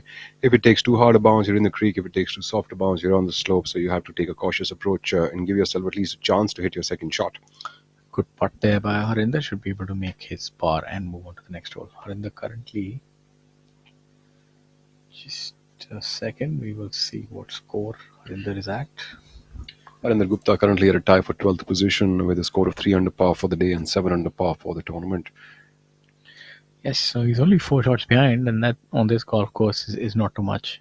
As of now, I'd say players at even at a 7 under par mark, just 4 shots off the pace is nothing over here, because 2-footers are not the easiest, and you never know when those putts also start dropping in. Suddenly you could have some player with 20-footers just dropping in one after the other, as we've been seeing Udyan Mane being able to make a few long putts on this course. Yeah, Udyan Mane has definitely made quite a few putts, and as we have a look at his last 4 holes, he's birdied.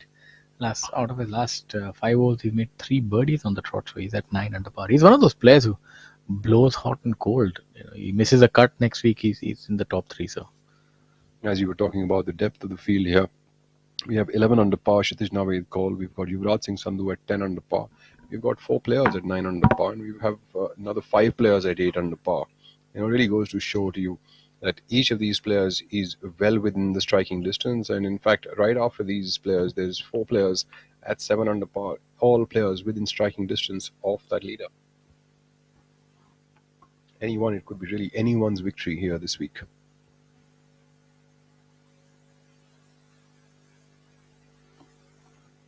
And the new prize purse of 75 lakh rupees is a handsome prize purse.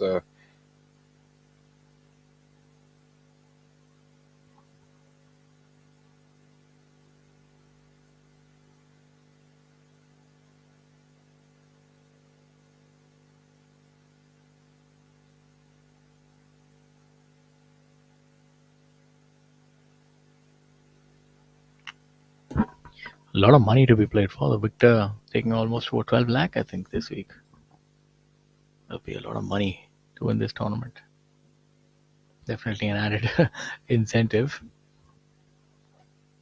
Yuvraj is doing a pretty good job of trying to defend his title, and as we saw the previous week, Manu was able to defend his title at Hyderabad, and maybe that's something that Yuvraj is looking to do this week. I mean, whether him or Manu or Ajitesh Sandhu, who's unfortunately not in the field this week, any one of them could end up as number one this year. Would be a worthy champion.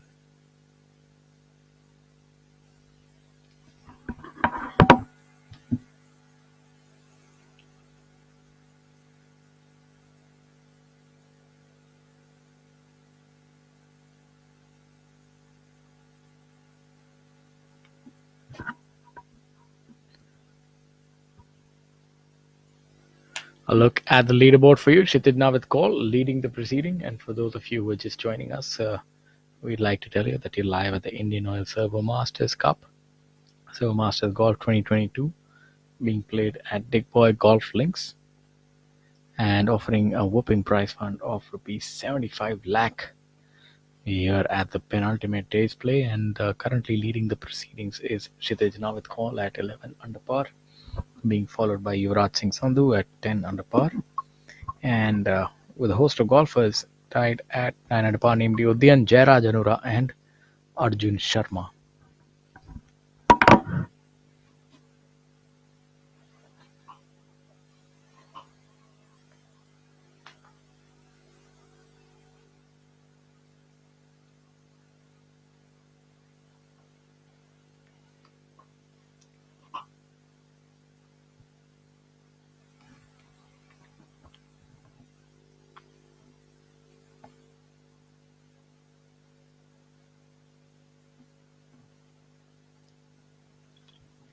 Shaurya just apprised all our viewers about where we are at and what we are up to. This week, the IndianOil Servo Masters has a special place in the history of Indian professional golf, as it is the longest running tournament on the Indian domestic circuit and on the PGT of India. The tournament is well established as Northeast India's premier professional golf event, with the prize purse this year of a whopping 75 lakh rupees. The venue of the Dick Boy Golf Links, of course, is the oldest golf course in Assam, and a great layout at that for the players to come around and compete at. Par 72 golf course spanning over 6,348 yards. Course record held over here is by Rahul Ganpati at a score of 12 under par 60. Lowest winning total has been 23 under par, which was made last year by Yuvraj Singh Sandhu in 2021. This is the first time that this tournament is being telecasted live for all of our viewers, so makes it an even more of an iconic event here from the northeast region of India. Leading players in this field are Kalin Joshi, Udyan Mane, Yuvraj Singh Sandhu, Manu Gandas, former champions Shamim Khan, Mukesh Kumar, Shankar Das and Harinder Gupta. The local challenge this week has been led by Dick Boy-based players including Viran Karmakar, Devin Bhumij, we have Sunil Mura, Dulal Kalowar and Deepraj Chetia. Unfortunately, none of these players have made it into the weekend rounds, as well as amateur golfers Alok Barua and Naveen Kumar Kisale.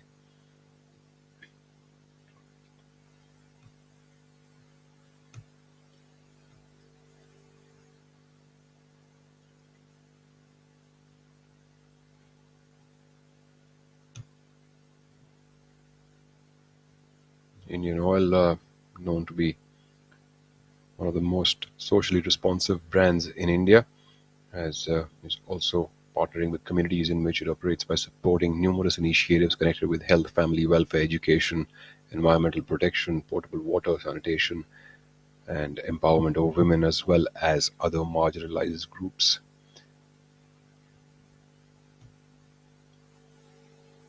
So the most renowned PSU from the country, Dick Boy Golf Links, which was extended to 18 holes in the year 1918.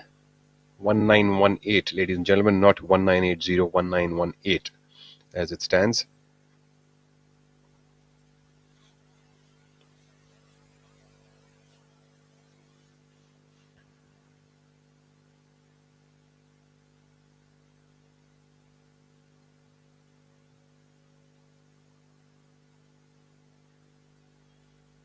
As we take a look at Sunit Bishnoi coming from the back of the green here on the 13th hole, a pretty good attempt at that, but still has about 2.5 or 3 feet left for his par here on the 13th hole. In fact, in 2022, the Dick Boy Golf Links has also established the Dick Boy Golf Academy, and a new driving range has also been made in 2021 here at the Dick Boy Golf Links. So some great stuff happening here for the growth and development of the sport here in Assam. Done by companies like the Indian Oil and the Assam Oil Division. As we take a look at the lad from Mysore, Alap. My apologies. Yashas Chandra on the screen. Just about leaving that putt. A little short and left of the hole.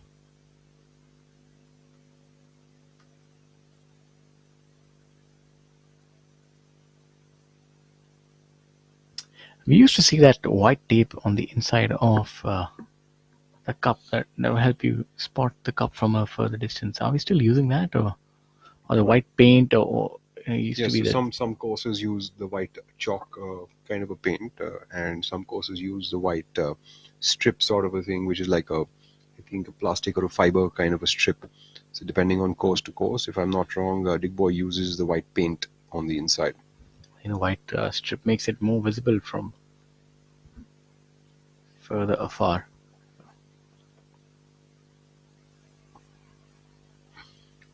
As this week would end on the 24th of November, the players start to play. The Dream Valley Group presents Booty Masters, prize purse of 1 crore rupees, a new tournament on the PGTI calendar. We also have from the 14th December to the 17th of December, the SSP Charesia Invitational 2022 presented by Take at the Royal Calcutta Golf Club, the second oldest golf course in the world and the oldest golf course in the country. And we have then the season finale from the 21st of December to the 24th of December at the Gormuri and Beldi golf courses in Jamshedpur, called the Tata Steel Tour Championship 2022, for a prize purse of 3 crore. Only the top 60 players on the order of merit up till SSP Chaurasia Invitational will be invited into playing the Tata Steel Tour Championship. Players from number 61 onwards will have to go back to the qualifying school in January to get their spot for the next year on the tour. The top 60 players are exempt into the coming year automatically. The winners on the tour are exempted for 2 years automatically. Although players finishing 61st and above, 61st and below on the order of merit have to go back to the qualifying school.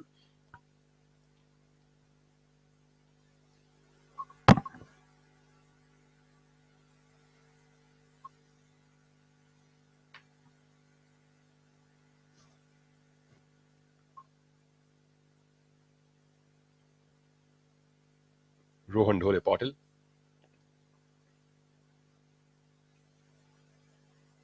Coming up from the right side here on the 18th hole. Not the easiest of shots on the 18th hole, coming up from the right side, and especially this green. The ball rolls back now into the fairway for Rohan. He would have really, literally an uphill task here to make a 4.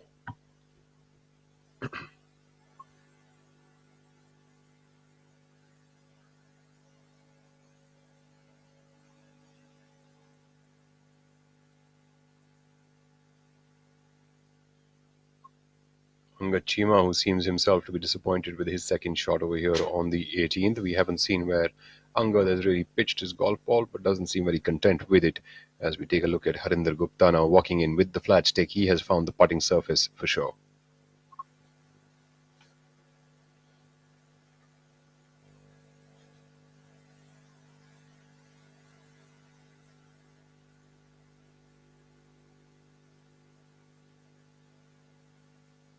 Chima seems to have come up quite short off the green over here. Will have to work a little bit hard to make his up and down, although he has a little bit of green to work with, so shouldn't be too tough for Angad over here.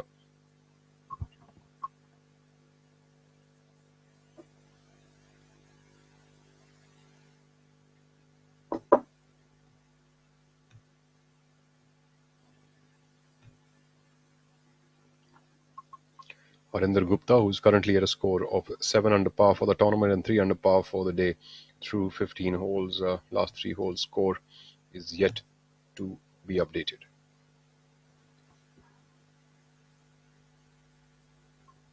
Chima 2 coming up with a 4 under par on the back nine to be at 6 under par for the tournament and 2 under par for the day. Needs to make this up and down here on the final hole.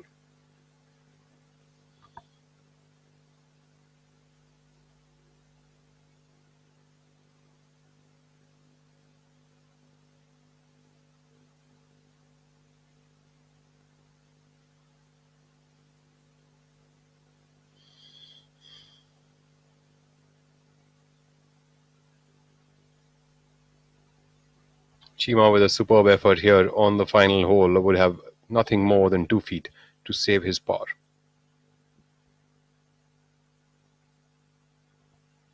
Dhole Patil currently also at a score of 6 under par for the tournament. Needs to make that up and down there from the front part of the green. His ball is rolled back almost about 5 yards short of the green.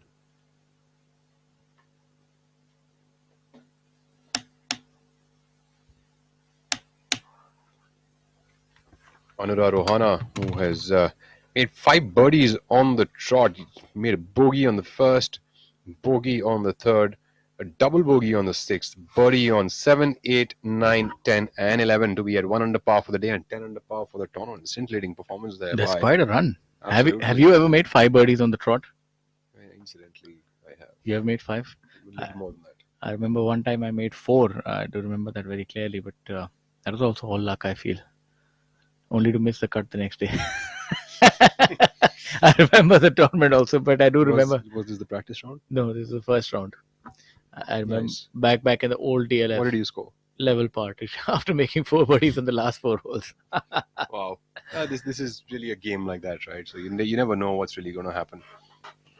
And when you just you don't come in your own way, that's the time that you can actually go on a tear. And that's why I feel that slow play is actually something that actually plagues good golf, because you don't let that momentum build up and you start thinking, because the time you don't think and kind of just play your game is a time that you'll actually get better results. But when you start getting aware that I've just made 2-3 birdies, and that's the time that'll hit you. So it's very important to be almost droned out and the best players. I remember Ashok Kumar was somebody who used to embody this, and especially those tournaments when he used to go on a tear, and he was so famous to shoot 9 and 10 under, especially what he did at Delhi Golf Course at the Emar, and he was so quick, almost just reeling off birdie after birdie.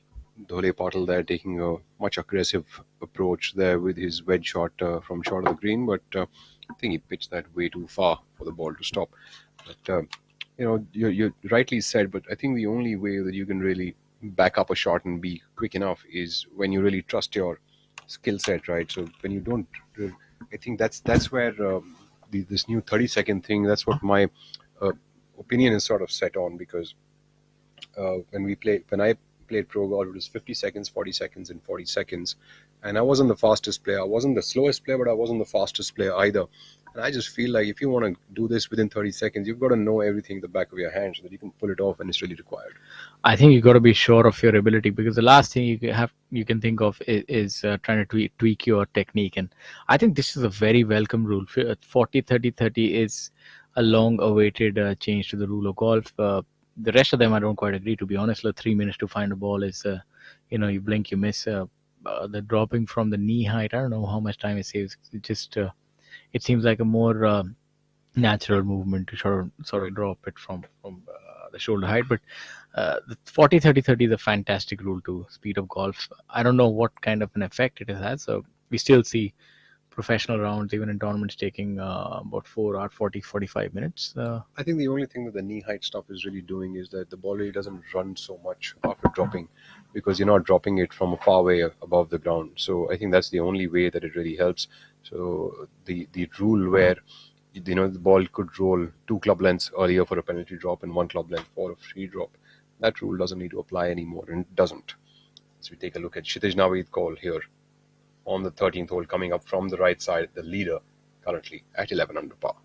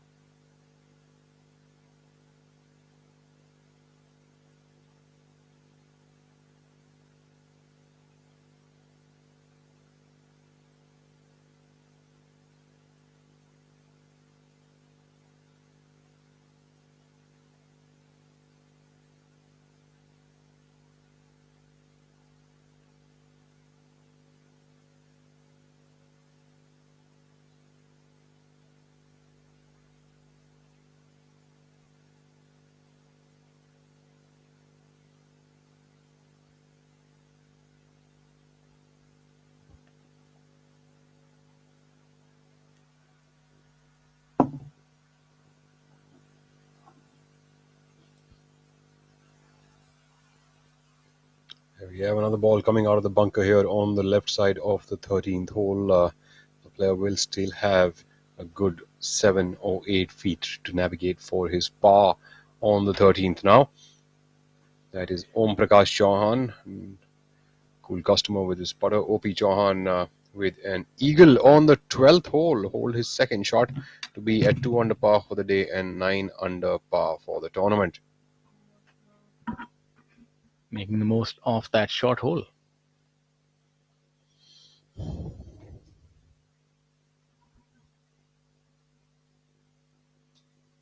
leader group has now finished 12 holes with only 6 holes to go.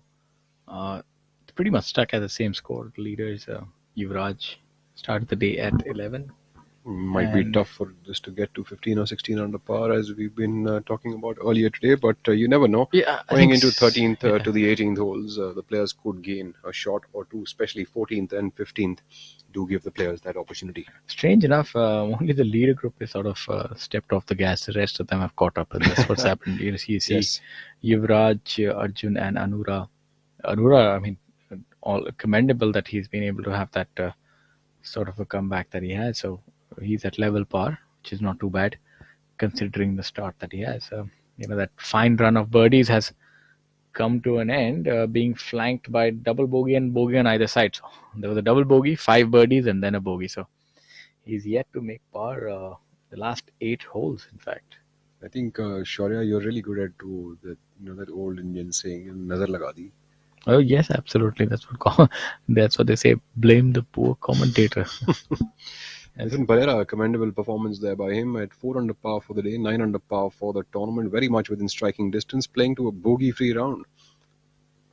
Yes, I'm always. You can bet on Mithun Perera in these short format golf courses that he'll be there. Mithun has actually laid up on the 15th hole and made a birdie, and a lot of the players who've even gone with the driver haven't actually made a birdie here on the 15th hole, par 5. Yeah, that's an interesting factoid. I think 15th is definitely a risk-reward hole, and there's a lot of risk with that driver. The fairway might be only about 35 yards wide, and with trouble on either side. So I would think the prudent approach would be laying up and then sort of attacking it from there. Even somebody like Mithun would probably hit a driver to lay up, or maybe a 3-wood, and then hit a rescue and then be in having just a sandwich to the green. 490 is hardly anything, right? Even somebody like Mithun would probably hit that 3 wood about 230. The fact that Mithun can back up that wedge shot for his third over here, he probably hit a 3 wood off the tee box, probably hit another 3 wood for his second shot, would have had about 80 yards to 100 yards on for his third shot. And the fact that he can salvage a birdie over there, while a lot of the long hitters who are actually going past the hazard aren't being able to salvage is something which I find a really great equalizer here in this sport. Length has nothing to do with you making birdies, and I think Mithun Pereira is the epitome of proving that. Yes, I always like to root for the underdog, so as to speak, and he is the perennial underdog. Even though he is a winner on tour, but you feel like when he's playing with players, far more superior in terms of their ball striking ability. You feel for him, and but he's keeping up. He's dominating them, and to be honest, nothing makes me happier than to see him playing well. Shaurya, the door for the IndianOil Servo Masters 2022 is very much wide open. We have Yuvraj Singh Sandhu at 10 under par, Kshitij Naved call at 11 under par, and we've got 6 players here at 9 under par, 3 at 8 under par. I mean, the leaderboard is crowded, if to say the least. Yeah, it seems like a game of musical chairs at this point in time. It's wide open. This tournament is anybody's at this point in time. The only thing is that Yuvraj Singh Sandhu is one who can shoot those deep numbers. He had shot 23 under par, if I'm not wrong. That was a record on this golf course, right? Yep. So. Absolutely. 23 under par has been the record over here at the IndianOil Servo Masters, the longest running tournament here in India as well as on the PGTI. So he definitely knows his way around this golf course. So absolutely, he's someone that you can't quite count out. To emulate the 23 under and sort of like say that I'm going to beat that score, or to say that I'm going to shoot that score again, it's such a hard thing to do, because it really, things must have fallen completely into place for 4 days for Yuvraj to come up with that number on this course. There we have a look at the referee, Mr. Chari, there on his bike. As we take a look now at Pawan Kumar, who is having a decent run himself today, bogey-free, 4 under par, currently at a total score of 8 under par, tie for 8th position with a great shot here on the 18th hole. Pawan Kumar would have nothing more than 8 feet for birdie. Fairly straightforward hole, this hole number 18. A little bit of a fade required of the tee, and then you have a short club coming in. A little similar to the 18th hole at Chandigarh. The tee shot is, yes. Yeah. The second shot, of course, very different. But a similar sort of tee shot that you have in Chandigarh. Absolutely. In fact, I feel like this golf course actually gives you a little more leeway on the right side to miss it than Chandigarh does. But very much a fade preferred shot. You can afford to miss the fairway here because there's no hazard in front of the green. Chandigarh obviously is a different story on 18. If you do miss the fairway, it's a little difficult to sort of hold the ball onto the green from the rough. Yes, but as the viewers could see, the left side of this fairway is actually a complete downslope, and you would run into like a little bit of a swale on the left side, and you can't see the green from there, so your depth perception gets massively affected when you're inside that. So even though you might have a sand wedge in, but you really have no depth perception to understand how much to hit the ball and how much will you hit to get it up onto the green.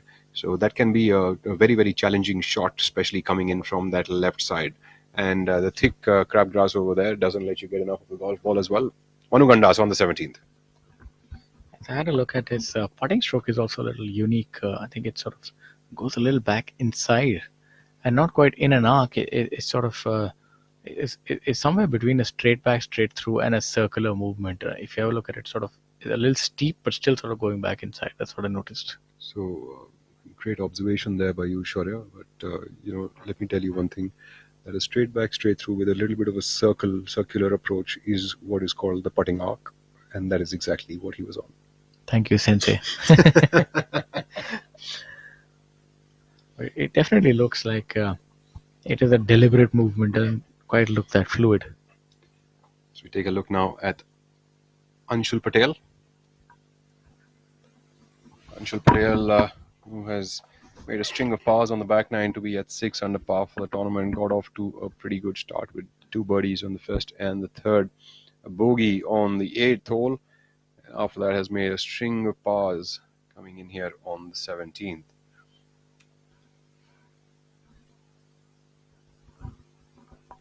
Kshitij Naved Kaul, who has dropped a shot now, has joined Yuvraj Singh Sandhu for the lead. They both are now tied atop, reducing the gap even more between themselves and the other. Anshul Patel with another birdie here on the 17th.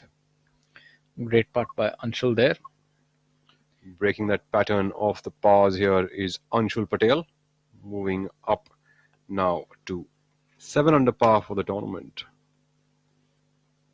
I mean, really, I'd like to see, maybe there'll be a new name tomorrow who is going to win this tournament, a name that has never won a tournament, maybe a debutant winner at the IndianOil Servo Masters. You never know, considering the amount of crowd that we have here. Although a lot of these players are already winners in the past, but players like Jairaj Singh Sandhu, Arjun Sharma, Pawan Kumar, Yashash Chandra, Suneet Bishnoi, Alap Ayal, all these players well within striking distance, and now so is Anshul Patel. So it could be a really, really interesting day going into tomorrow. You never know any player who could end up shooting, let's say, a 5 or a 6 under par, or maybe even deeper than that. We've seen players in the first round here. Yuvraj Singh Sandhu shot a 63. Any number like that, we could be surprised as to who could be taking this home. Have a look at that putting stroke, and what I spoke of earlier seems to be a little steeper than a normal putting stroke. Really? It's a little tough to discern on that shorter putt, but I tell you there's definitely something I saw which is out of the ordinary. As we go on to hole number... The golf course looks lush, doesn't it, Shaurya? I think that's something that stays constant year in, year out. This part of the country gets a lot of rain. Don't you think that the fact that they used the local grass of the area, it becomes much easier to maintain this sort of... Yeah, I would definitely think the soil is very much primed for this kind of a grass. So instead of fighting nature, they've sort of used nature to put up a good golf course out there. Yuvraj Singh Sandhu. Sounding like an horticulture expert, yeah. Horticulture expert, is it? Yeah, as they say, little knowledge is a dangerous thing, and both of us have that in droves. So you'll always see us talking about one thing or the other as a little bit of everything. So, but yes, I think you have a fair point, because it doesn't seem to be a certain type of grass on the green. It's the same grass which is there in the fairway. So that's how it. If you see, if you watch it closely, the ball does bobble a little bit on the putting greens. It doesn't roll end to end, so to speak. But that's understandable, because it's very difficult to maintain a golf course, and especially with a different sort of grass. So this is the more prudent approach, I feel. Arjun Sharma coming off a bogey on the 12th hole. My apologies, Arjun Sharma coming off a par on the 12th hole, now putting for birdie here on the 13th. Long way away. Does he have the speed? Not really. I still have about 3 feet left for him to save his par over here on the 13th. Moving into his favorite hole of the tournament, the 14th, where he made an eagle yesterday.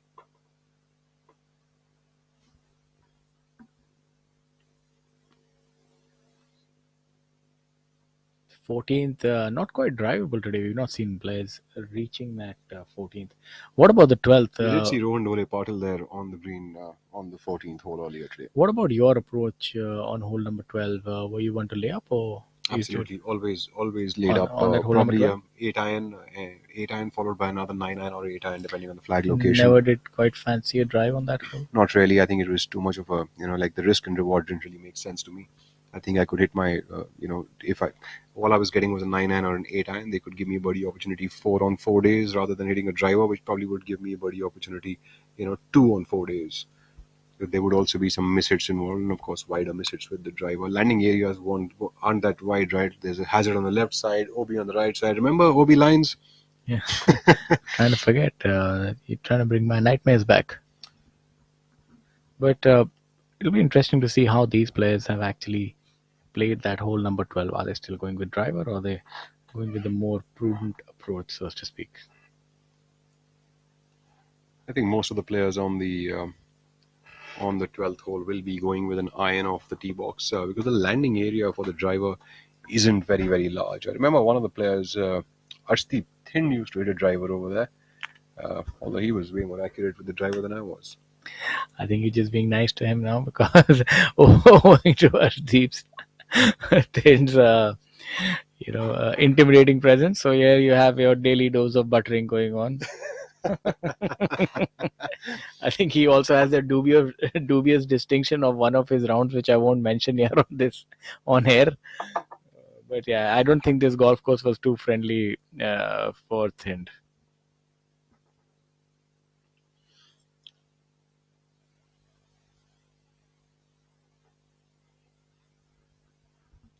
Not quite certain what kind of golfer this course favors.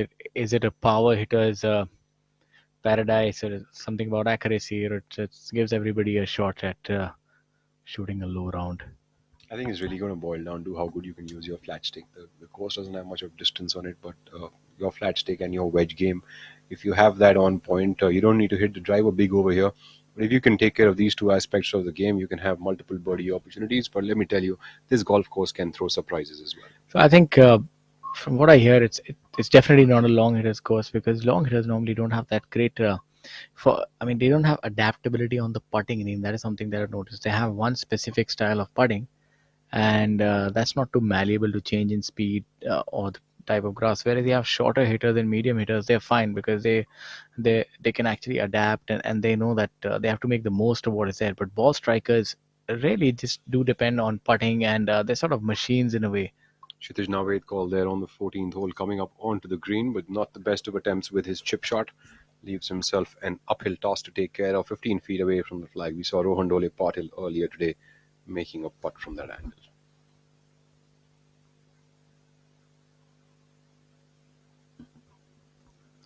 This is the golf course for the player who likes to think, work his ball from left to right. This is one of the old style golf courses, and that's why I like this more. Because you do have draw holes here as well, right? You don't only have fade holes. You do have a ton of draw holes. Like the 11th is a draw hole.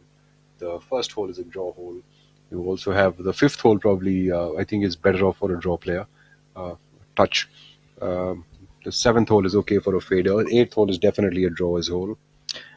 Look at that stance. It seems to be that he is also going in rather high. Players are making it up almost to the front edge of the green over here. Pretty much all of them. I think players preferring to sort of take the aerial route more. I'm not seeing players just bump it onto the green and roll it. They are giving it a little bit of air. I think that kind of safe play is probably for male mortals like you and me. But doesn't that, normally that's what you hear, try to get the ball on the putting green as soon as he can. So it'll be a truer roll. As we spoke earlier, as the day moves on, these greens tend to get harder. The grass on the greens tends to sort of stand up towards the sunlight. We have a friendly visitor on the left side of the green. Who is the friendly visitor? Is that a referee? I think so. That's not the friendliest person that you want to see on the golf course as a player playing a pro tournament. As we take a look at Om Prakash Chauhan, the man halfway towards the beach. The ball just came to a halt. It looked like it was hit rather firm. Om Prakash Chauhan, I think he's one of the players who would understand these greens better than a lot of others. Although we're not having the best of showings today. Made an eagle on the 12th hole, bogey on the 13th, looking for a birdie here on the 14th hole is OP. Currently at a total score of 8 under par. Special mention right now to Pawan Kumar, who's finished with a bogey-free round of 5 under par, 67 to be at a total score of 9 under par for the tournament. Fantastic showing by him. Great birdie there on the 18th hole as well. After that scintillating second shot attempt by Pawan. Kshitij Naved called putting for birdie here on the 14th hole, trying to move himself and separate himself from the rest of the pack.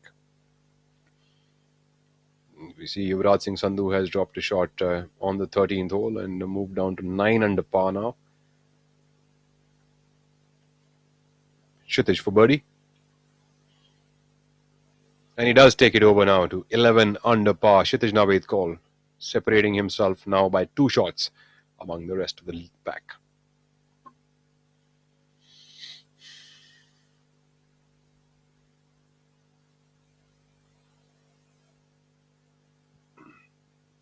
I think we might want to recircle back to probably the number would be about 14 under par, which goes this week, but I guess very hard to say. Earlier picks by us are 15 and 16, 15 by Shaurya, 16 by me.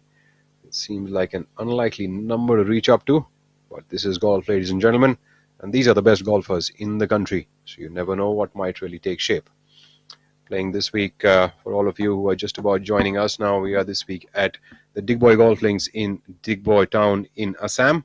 the IndianOil Servo Masters Golf Tournament with a prize purse of 75 lakh rupees. And on top of the leaderboard right now is Kshitij Nawit Kaul, who's dropped a shot but still finds himself in the lead.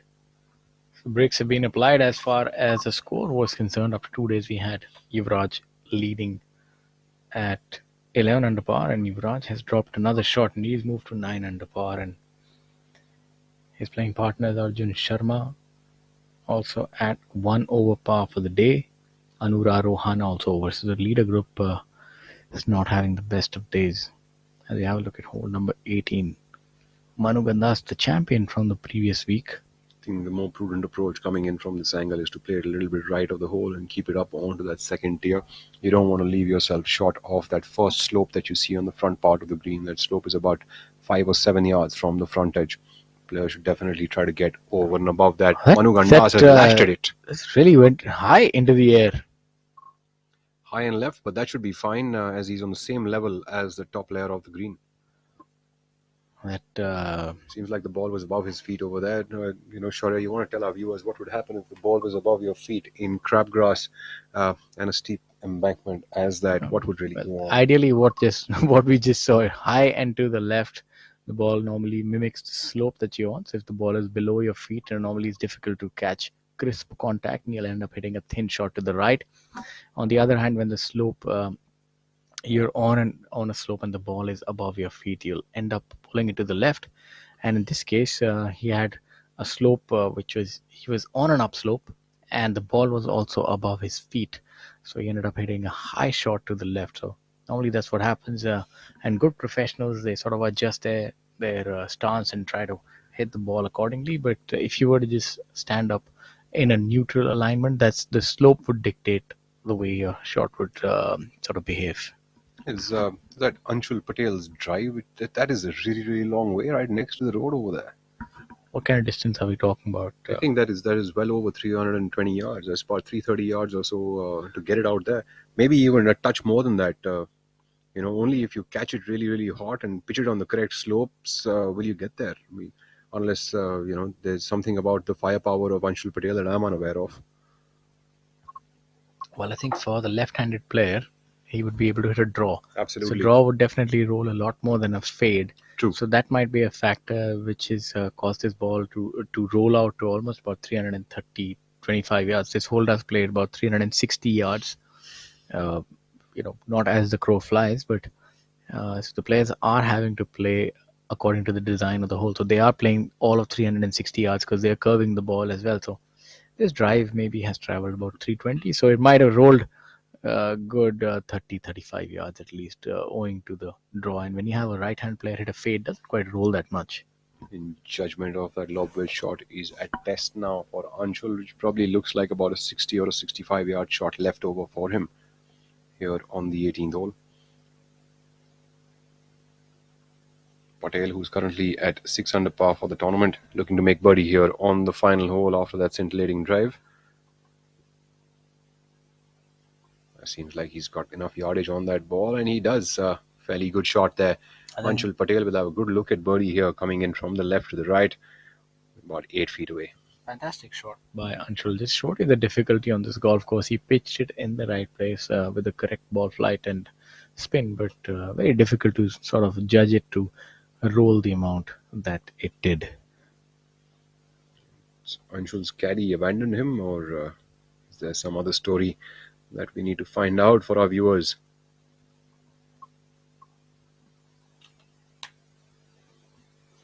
There the caddy is running back to his player. Running back rather quick. His caddy is nimble on his feet. Fitness definitely doesn't seem to be a trouble. You really seem to be a connoisseur of fitness, isn't it? Like you're able to recognize. Well, you can see that the way he was sprinting, he's definitely somebody who doesn't have a problem running. So you can make a call when you commentate. You see a lot of things, and you sort of just draw the dots together. Manu Gandas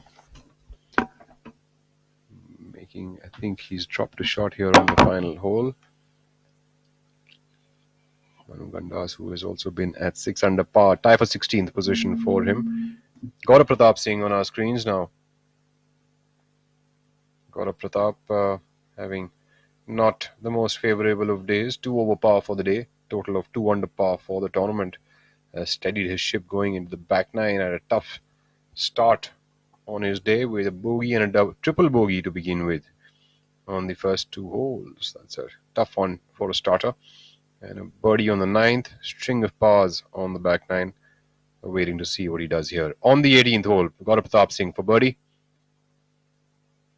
Wouldn't be. Frustrating day, it appears, for Gaurav Pratap Singh from Gautam Budh Nagar.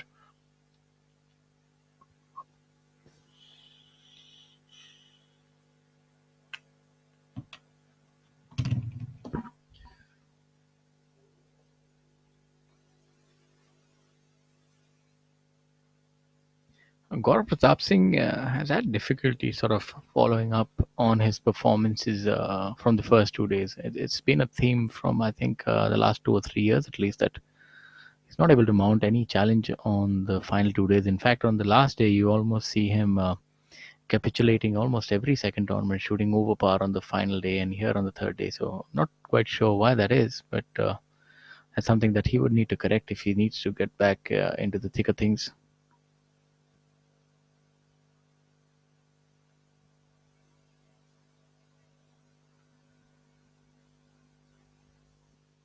Anshul Patel now coming up for birdie here on the 18th hole. This would take Anshul up to 7 under par for the tournament. Oh, unfortunate miss there. A brilliant shot, good second shot, but undone by the putt. And that's what golf is. That's golf in a nutshell for you. Yep. You do everything over 400 perfect. yards Yeah. in 2 shots and just about 10 feet. Also Yeah. in 2 shots. Exactly. A very, very difficult game to say the least. Not all shots are created equal. So, what seems to be, this is the 16th hole tee box. 16th is a fairly straightforward par 3 pitching wedge for a lot of the players. Maybe a sand wedge as well for the longer hitters. I think it just becomes a little bit difficult, especially going to the front edge and that that whole swale between the tee and the green, almost at the front edge of the green. So you can't be too cute with this shot. You need to get in a good aggressive swing in. But given the fact that they are teeing it up, they can impart some spin, choose where they put the ball down. So I think a straightforward shot for these holes. For these players, you wouldn't imagine them really missing the green. I think it really comes down to expectations, because you're looking at a yardage of 115 odd yards, and you're thinking that you want to make birdie, and to get it up close and personal from 115 yards on this kind of a green and this kind of a tee location can be difficult. I think that's where the mismatch really happens. I think just the yardage and the straightforwardness. Yeah, what would also be important is where the flag pin position is placed. I think even on a short hole, you can make it really tricky. I think if you can put it maybe just a couple of yards from the edge, that might make it a little more interesting as you have a look at the thick bush. And that's why here, if you miss the fairways on the wrong side, you won't really have much. It seems like Mithun Pereira's shot there, well under 4 feet for birdie here. He's the only person that I can see striding down the fairway. Seems like it's him. Yeah, if that is him, then that is a fantastic shot, and that would help to move him maybe to 10 under par. Absolutely, and that would be quite commendable. And Mithun Pereira, the kind of game that he plays, it could be interesting to see what he can pull out tomorrow. Vikrant also a fairly long driver of the ball, but you can see that he's almost about 30 yards short of that road, so it gives you a little more appreciation about Anshul Patel's drive and how far he was able to hit that. Vikrant very proficient with this shot as he has been disturbed by the motorcycle there. And now he's trying to focus again. This shot may be all of about 65, 70 yards. He's very good with this shot. He's able to put a lot of fizz on the ball from this yardage. Very wrist-oriented swing. It seems like you put a little bit too much fizz on that one. Yeah, that's an effort he least forget, and that motorcycle better be on its way now. Otherwise, it could be on the receiving end of Mr. Chopra's anger.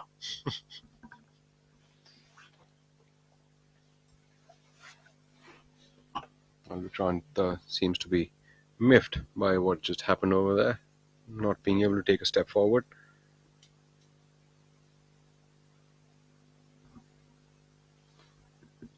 So, going back, this appears to be the par 5. I think this is the 11th hole, is it?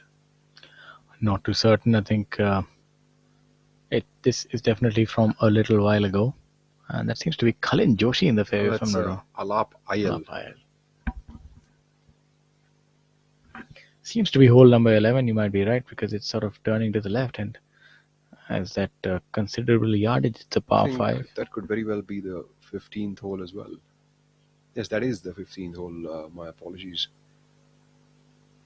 And that is him hitting his second shot up onto the green. Yes, that is the 15th hole, and that is the bunker that I was talking about. Cuts into the green.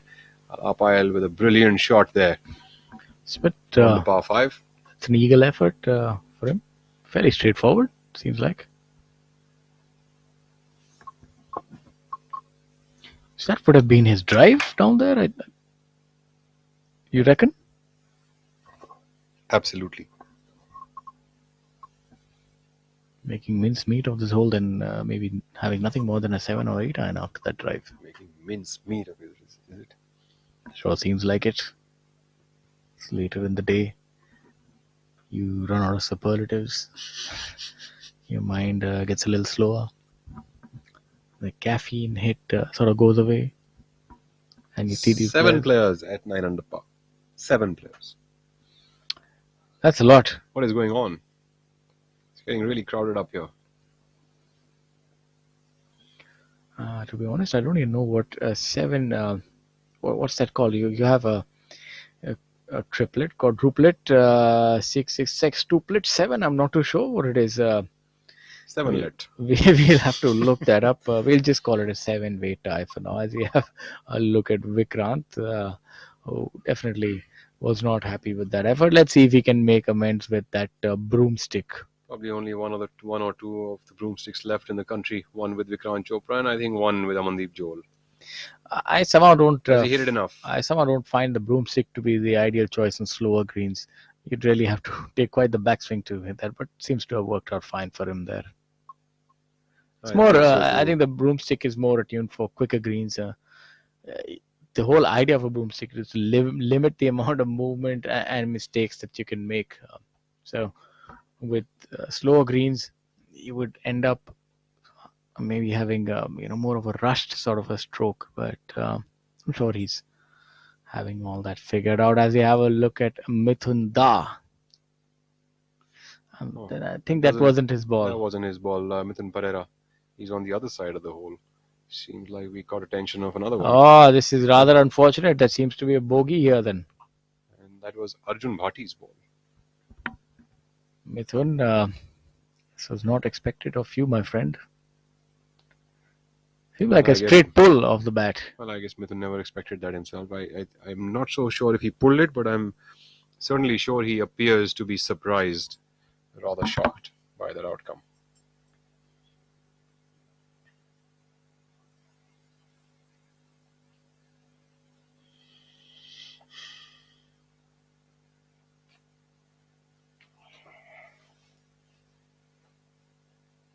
Satish Naved call on the 15th hole from the left side, hitting his third shot onto this screen and has overshot that one by a good 6 feet.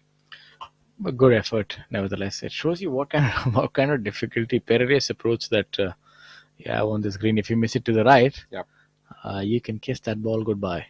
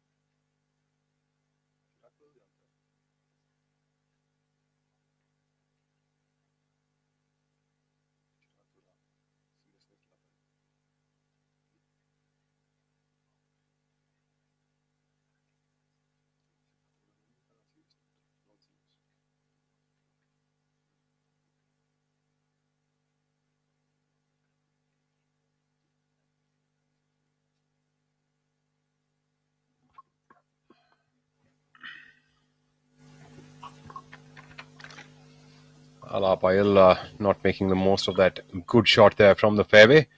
Nonetheless, would be tapping that in what appears to be a birdie for Alap, although he is frustrated with that attempt of his.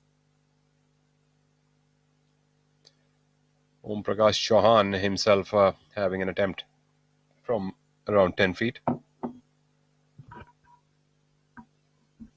OP Chauhan also, not having the best of days today. He's currently at 1 under par for the day, but OP definitely has far more firepower than that.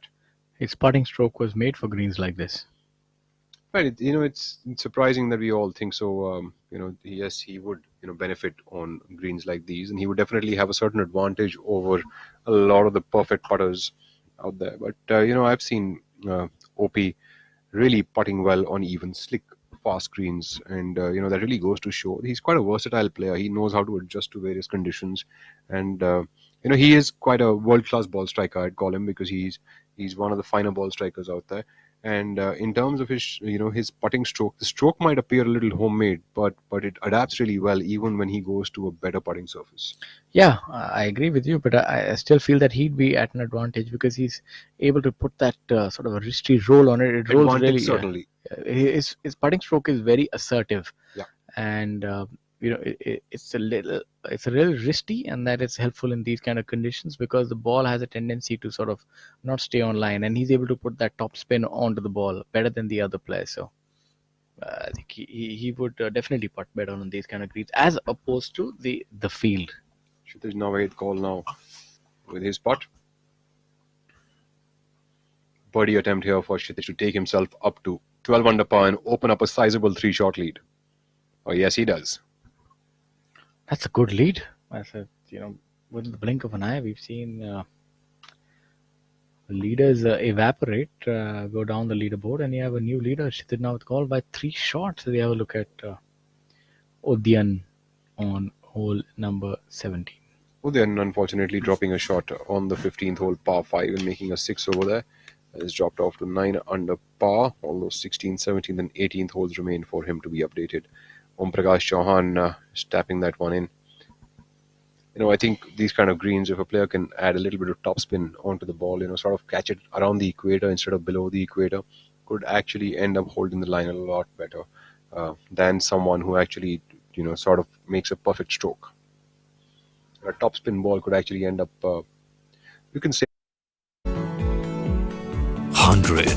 What a magical number. It's both a milestone and your new starting point. It's about racing hearts and thrilling minds. It shows your passion for perfection. The go-getter, the showstopper, the podium topper. 100 says you've come a long way. But this is just the beginning. Because 100 fuels you ahead towards your wildest imagination. Buckle up to experience the magic of 100. XP100, the X Factor for your tank. India's first and leading 100 octane premium petrol.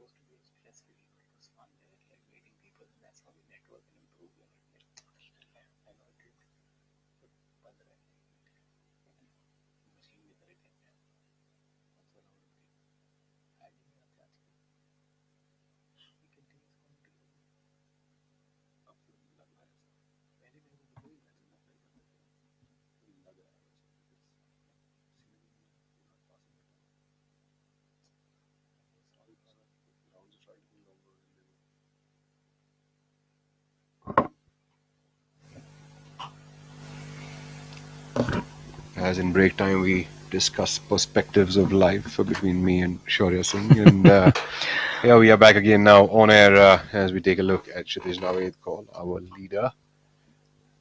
My apologies, Kshitij has made a 5 on the 15th hole and not a birdie. So he still stays 2 shots ahead of the rest of the pack, which is at 9 under par. Mithun Pereira having his only blemish of the day on the 18th hole with that putt that we saw him missing, making 5 birdies on the day, and 1 bogey on the last to finish at 4 under par for the day. Udyan Mane also at 4 under par for the day, and so is M. Dharma. All these players at 9 under par. You know a thing or two about the way that Chitinawat Kaul plays, and especially he said that all his clubs are of a similar length. So you're telling me that the pitching wedge would be of a 6-iron length? Yes, absolutely. I think the length of the clubs are matched to a 7-iron. That's what Bryson DeChambeau did, and I think that's the same suit that Kshitij Naved Kaul has followed. And one of the companies did come out with 1-length irons also in the past. Really flew off the shelf very successfully for quite a period of time until they totally didn't. Predictable end as we have a look at hole number 17. Sort of like all these gimmickeries, they work for some, they don't work for all. So you have to take it all with a pinch of salt. Fantastic shot there on hole number 17. What a brilliant shot. Well, a pinch of salt and a little bit of lemon there for Sunit Bishnoi as he literally uses the slope and throws that one up into a completely birdieable opportunity now at about 8 feet away on the 17, this tough par 4.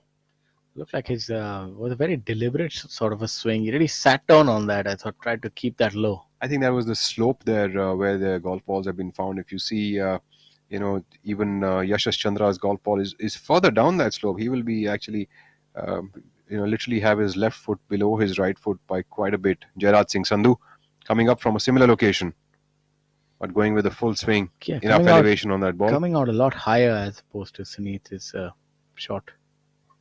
A good shot nonetheless by Jairaj Singh Sandhu, giving himself about 17 or 18 feet there for birdie. What kind of yardage are we looking at these players facing? What kind of club from there? I think we're looking at about somewhere between a 175 to 180 yard shot coming up from there. You can't quite imagine anybody taking on a driver from that tee? It really cannot, right? Because you're going to end up into the creek. Once the so camera pans backwards, you will see that the slope, and you will see this big slope which is right in front of Alap. My apologies, Yashas right now. And as the camera pans away, you will see that there is a creek just about 20 or 30 yards past that. So the chances of your golf ball running up into the creek is far higher. My apologies. It seems like I have been misreading whether it's Alap, IL or Yashas Chandra way too often today.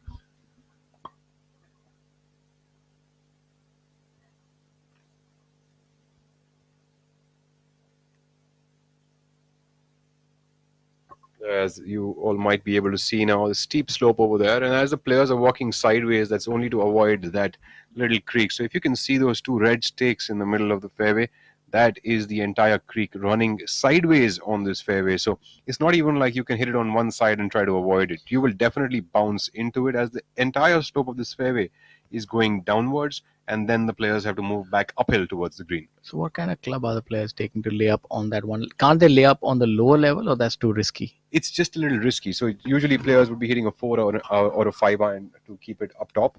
The thing, as I was telling you about getting it down the slope, is that, see, if you get a hard bounce on that down slope, you're looking at getting into the creek.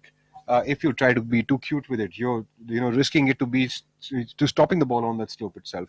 So it's better to hit a sure shot either on top or a sure shot at the bottom. But at the bottom is really difficult to stop at. What about players taking on a driver to carry that creek? Is that a possibility, or you don't quite see that? No, as the creek runs sideways towards the left side, it is very difficult to carry that creek out. So I think prudence is. There's like a 10-yard fairway on the right side of that creek to be able to stop that ball on. So that's, inhuman, I guess. I agree with you. It's going to require a very high degree of accuracy there. Yuvraj Singh Sandhu, who is currently at 9 under par, 2 over par for the day, coming up here on the 15th hole. Yuvraj really not having the best of days today, struggling to put his best foot forward. I think that that first hole double bogey sort of like just completely probably slowed him down. Like your energy sort of just sinks when you start off like that. Another bogey there on the 7th hole, the par 5. Another bogey now on the 13th hole. Just sort of takes the steam out of you, right? Well, to be honest, I think he's still performing at an extremely high level. So Absolutely. you're gonna have a few errant shots here and there. It's impossible to Absolutely. just win. But I think we've just sort of seen such good rounds from Yuvraj Singh Sandhu, and especially when he's in pole position. That looking at him struggling out there with that. Yeah, but that's what good players really do, right? Even their struggle on a scorecard will never appear so, but when you look at them playing, you will realize that they're not having their best days out there. The good thing is that he's still not too far from the leaders. Even if he were to drop a shot here, he'll be 3 behind Shittage, and maybe if he can birdie last, then not all is lost. If I'm not wrong here, Yuvraj is actually putting for birdie still, because he probably took this green on in 2 shots.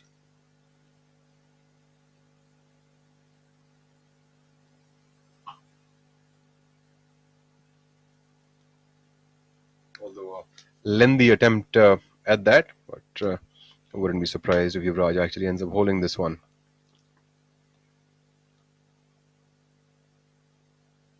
A little bit more pace required there for Yuvraj Singh Sandhu. As we take a look now at Udayan Mane. Mane coming up here onto the 18th green, runs it over. Coming up from the rough on this 18th green is a difficult shot, unless and until you were coming up from the fairway, where you can probably impart a little bit of spin from it. The crabgrass, which is on the left side, very difficult to impart the kind of spin, but nonetheless, Udayan has put himself into a decent spot to be able to make it up and down.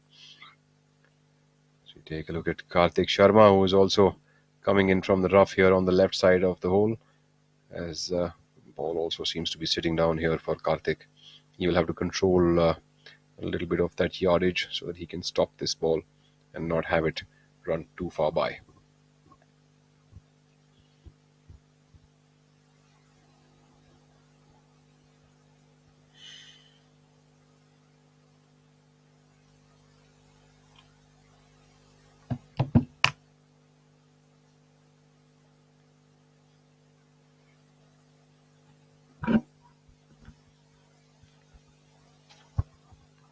Heading off that similar sort of slope that we saw recently. Manu Gandas, that high draw from the same position, but Karthik seems to have done a lot better than that, giving himself about 20 feet for birdie here. Karthik currently sitting at 6 under par, level par for the day. Rather unfortunate double bogey on hole number 11 for Karthik today. Finds himself 5 shots behind the leader.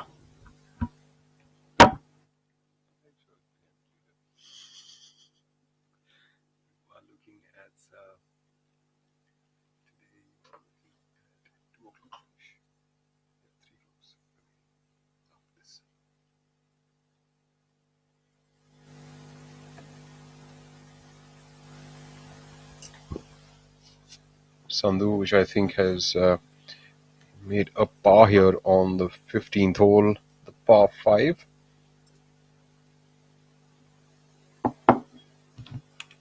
Alapayel now on the... My apologies once again, ladies and gentlemen. That is Yashash Chandra. Seems like I'm confusing the 2 lads from Mysore over and over again today. I think, Rahul, that's a cry for help. You need coffee. I think you're missing your filter coffee. I think we should order some coffee now, Shaurya. I think we don't have that luxury. I'll go get your coffee, my friend. And there you have jinxed Yashas. And he has missed his putt to the right-hand side. Jairaj left with a par attempt here. Left his birdie putt short of the hole. It's pretty straightforward putt. Not much in it, so as to speak.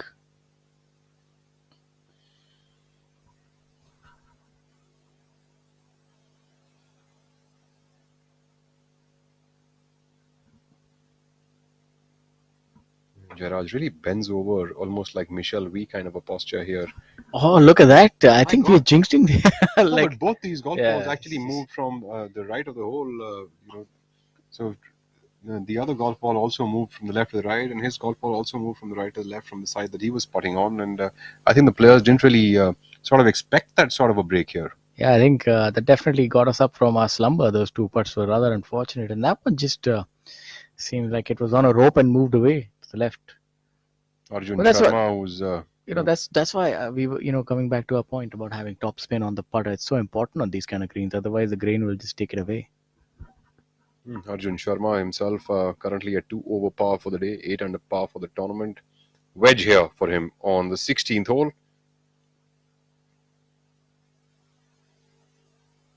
Seems to like it.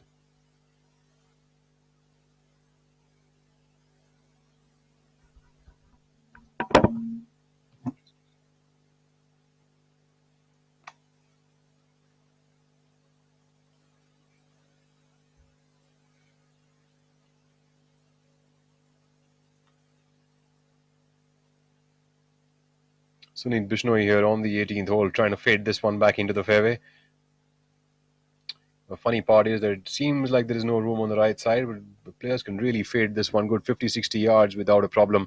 There's enough room there on the right side to cut the ball onto. In fact, the slope of the fairway is also from the right to the left, which means that if you overcut it, the ball still will roll back into the fairway. And of course, like if you block it out, then you're going to have a difficult. You're probably going to end up in the lunch center before you were supposed to.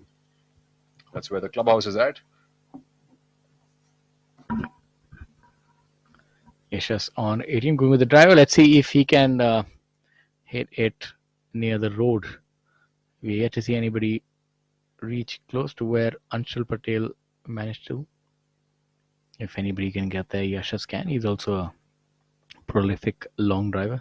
Has the ability to carry that driver well over 290 yards in the air.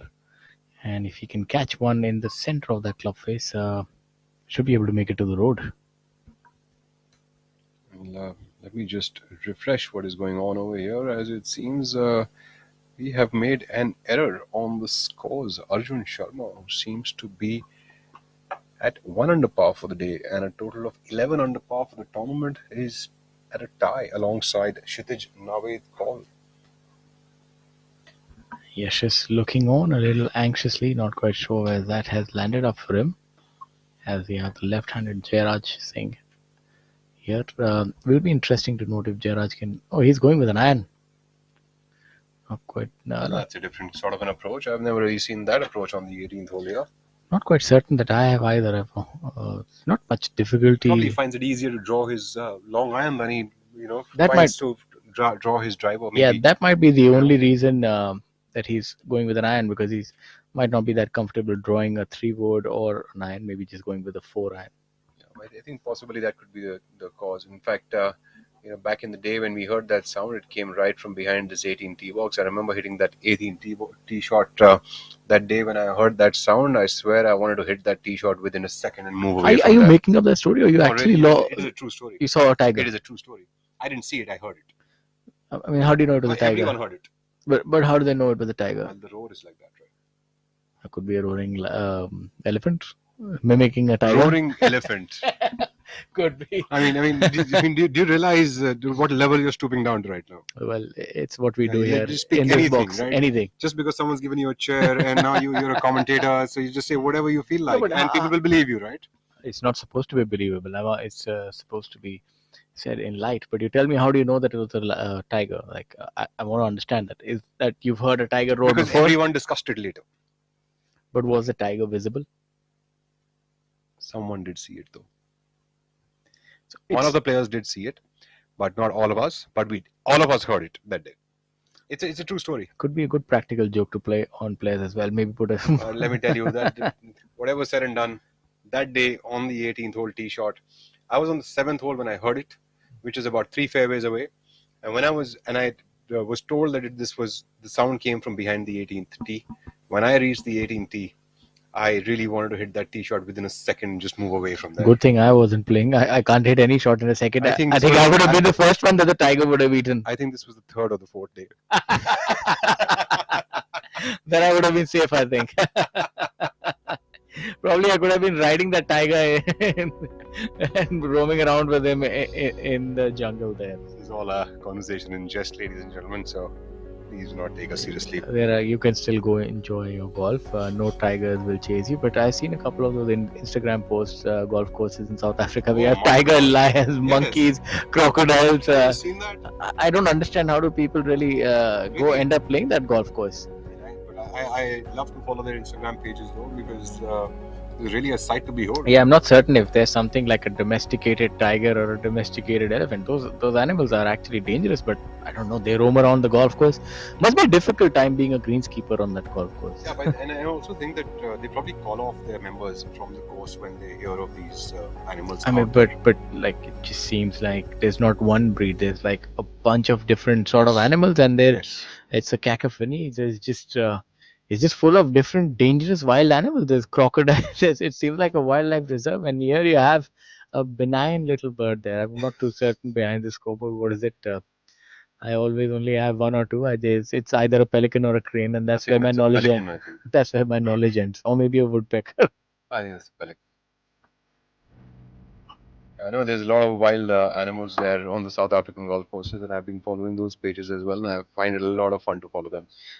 Yeah, but I wouldn't want to be on that golf course. Yeah, they roam around the golf course right in the center. But I've not seen a video where people are playing and they're there. I've seen videos where they're sort of on the golf course, but you don't see players playing. Some of these videos that I've seen have been shot like in the wee hours of the morning, so like at about 4 o'clock in the morning till about, let's say, 6 o'clock in the morning. And I think the greenskeeper or the course marshals must be warning their members to be off the course at certain timings and to be on it at certain timings. I'm not so sure how it really works, but it is nonetheless a sight in itself.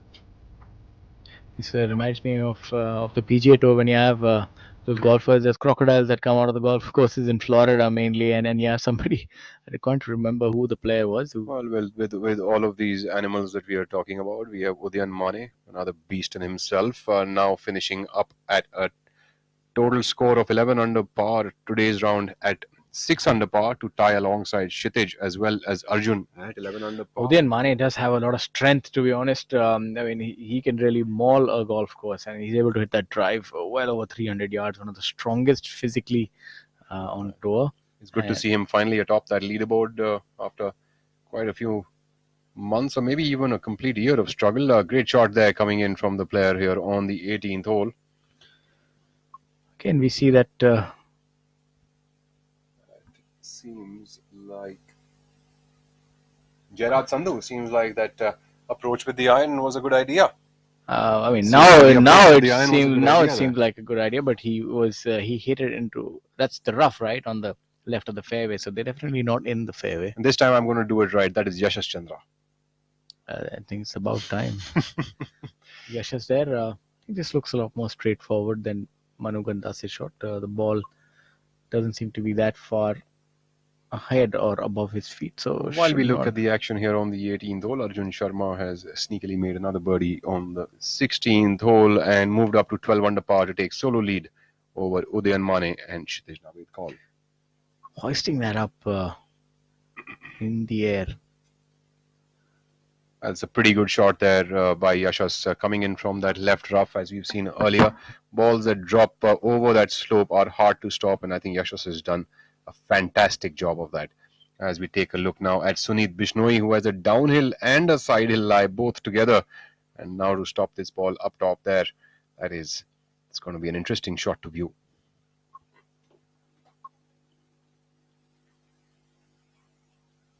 Downhill, side hill, coming off the rough. Seems like he's playing it slightly towards the right side of the flag. I'm probably trying to turn that over a little bit, and definitely will turn on its own as well.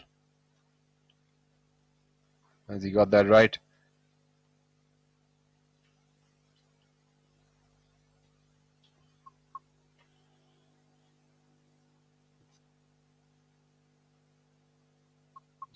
As I see, I think Sunit Bishnoi's ball has gone over the green here on the right side.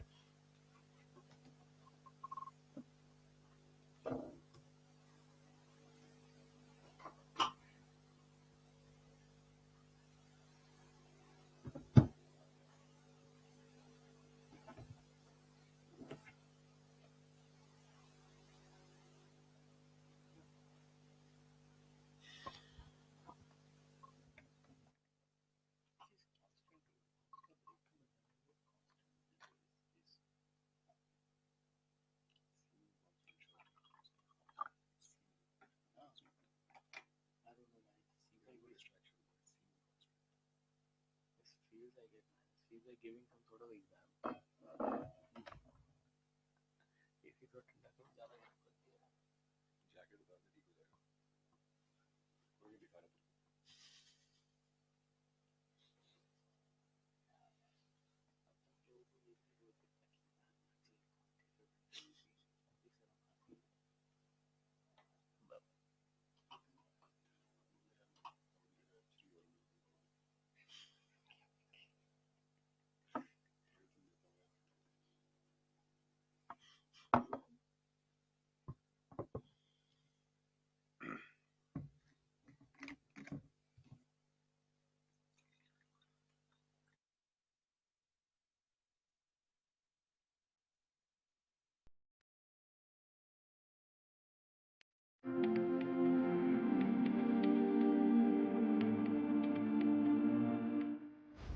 Welcome everyone to the 22nd edition of IndianOil Servo Masters Golf.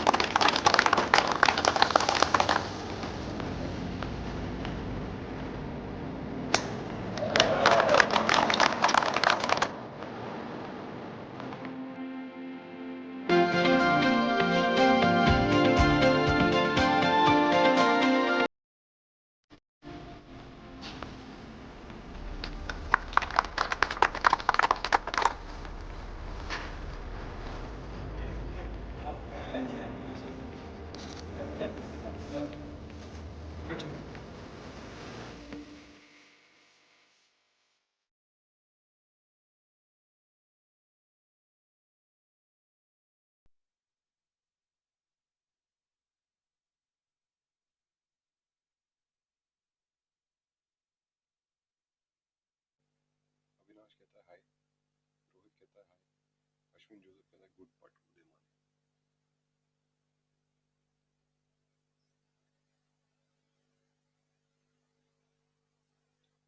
बोलते ना भूल जाना क्या बोलेंगे भूल तो दिया उससे भी मत लीजिए ऐसे ही आप तो प्लीज में बहुत हो गया अब तो कोई कॉन्ट्रैक्ट नहीं चाहता अब तो बैठा होना चाहिए मुझे इतने में करूँगा मतलब बिजनेस ग्रो करना है इतने में करूँगा तुमको तुम्हारा फ्यूल का बिल दे दिया हम वही का फ्यूल लगता है वहाँ जाने का मुझे आना बंद कर दो तुम्हारे पास फ्यूल में क्या टेबल पे फ्यूल लगा रहे थे तुम्हारा मोटिवेशन हाँ वो था अब ये थोड़ा मोटिवेशन डाउन ये फैक्ट है early little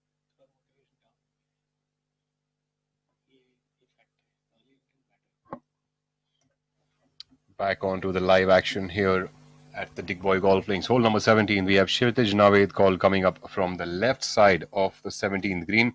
Currently at a score of 11 under par is Kshitij, following the leader by just one shot, who is Arjun Sharma from Gautam Budh Nagar, leading the pack.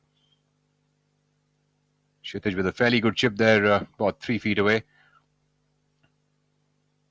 Our viewers might think sometimes that these chips are, they don't look as good, but the kind of conditions and the way the grass behaves on this golf course is something that to navigate can be quite difficult. So, that these shots are pretty good shots actually. And finally, I will not make an error here. This is Alap Ayal on the screen now at 8 under par. A very peculiar way of addressing a ball with the putter. We've seen quite a few players having difficulty on this green. Well, the ball's going to turn from the right to the left for him. Very sharply so right towards the end. Really didn't end up putting enough pace on it, and he knew it pretty much from get-go, didn't he? I think that's another thing. When the greens run very slow, it's difficult to hit that much because golfers are not used to taking such a long back swing and then putting that amount of a hit for a certain distance. Your brains are sort of attuned to, a certain type of force to, put on the ball when you're 15 feet away. But, when there is a drastic change in the speed of the greens, it's quite difficult to sort of navigate to the newer setting. Om Prakash Chauhan looking for a birdie here on the 17th hole. Wouldn't be. That ball does really break from the left to the right quite a bit from that angle. A lot of players not expecting the ball to break that much, but the ball does end up breaking a fair amount. A lot of players we've seen today have actually mistaken that couple of other notable rounds today. Pawan Kumar, 5 under par, bogey-free round today for him. Mithun Pereira, a blemish on the final hole, 4 under par to be at 9 under par alongside Pawan Kumar. M. Dharma, Sunit Bishnoi, Yuvraj Singh Sandhu also currently at 9 under par for the tournament. Couple of other good numbers out there today. 6 under par round today for Akshay Niranjan to be at a total score of 6 under par for the tournament, tie for 16th position. Akshay Sharma with a bogey-free 5 under par to be at 6 under par for the tournament. Shamim Khan with a 4 under par to be at 6 under par for the tournament. Karthik Digvijay Singh also at 4 under par for the day and 6 under for the tournament. So a lot of good numbers out there today by the professionals. And Thangaraja also putting up a good show at 5 under par for the day to be at a total of 8 under par for the tournament. And Thangaraja, who himself has been trying to find some form, usually you'd find him pretty much atop the leaderboard week after week. This week seems like when he's changing that couple of slow weeks that he's had in the last couple of weeks. So you have up. This should be straightforward, but I've seen we've seen quite a few putts do the unexpected. So we're just gonna wait and watch what happens here. This does have a sharp turn to the left.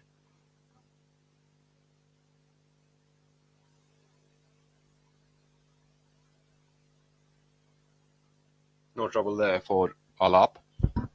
Nicely done, and he would clean up for his par as we have a look at the leader group coming up on the 17th hole here. As you can tell, Rohana and Arjun both on top of that slope on the left side, playing it to a more conservative place. And Yuvraj Singh Sandhu, who's gone down the slope there, giving himself probably 20 or 25 yards lesser of a shot than the other two players. Yuvraj will probably have somewhere around a 150-yard shot here now to the green, maybe 160 odd to the flag. Arjun to go first, current leader. 3 birdies on the trot on the 14th, 15th and the 16th. Can Arjun Sharma make another birdie here on the 17th hole and take his lead even further to 13 under par? Wait and watch. Seems to be in perfect position, to be honest. From there, perfect angle. Seems to be a flat lie, not too much of a downhill.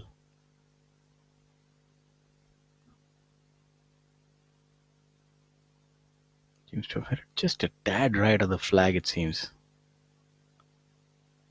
It's a decent shot, not too bad. Just rolling a little bit too much though.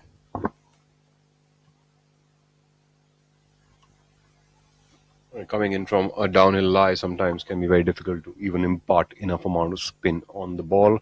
As we take a look now at Sri Lankan player Anura Rohana. 7 under par for the tournament is Rohana. Coming up the green over here. Brilliant shot there by Anura. Superbly controlled there, about 10 feet, 15 feet maybe by the hole. Just off the edge. The ball really rolls off here. The green is downhill and the players are also hitting from a downhill lie. This shot reminds me a little bit of hole number 7 at RCGC. I think because the players are coming from a, sort of like a downhill kind of a lie, the green being very much on the same angle, same level as where they're at the juncture. So the ball really does not have a good landing angle into this green, unless and until you were maybe 10-15 yards short of where these players ended up being. While Yuvraj Singh Sandhu should be able to get enough spin on the ball if he's in the fairway, we are unable to see him as of now.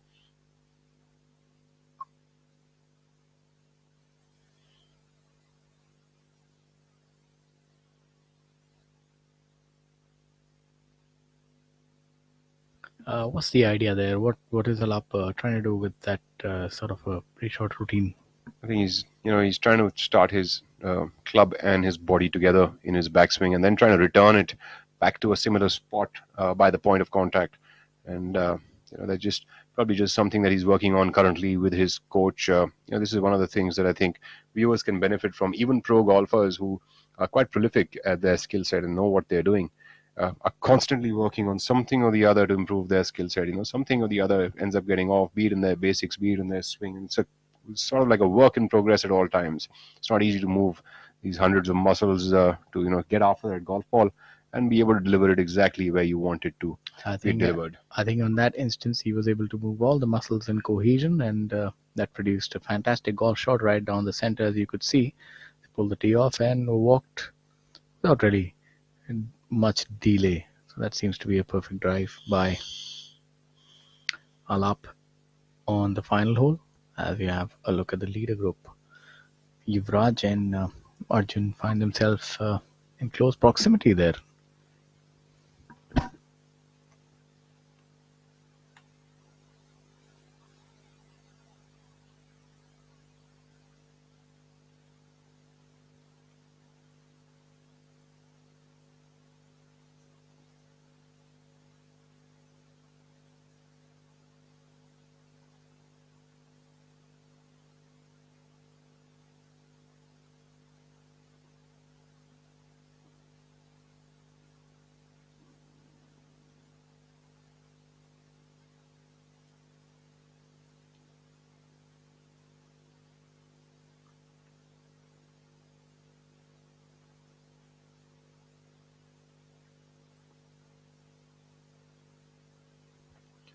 Arjun Sharma, the leader, going first over here.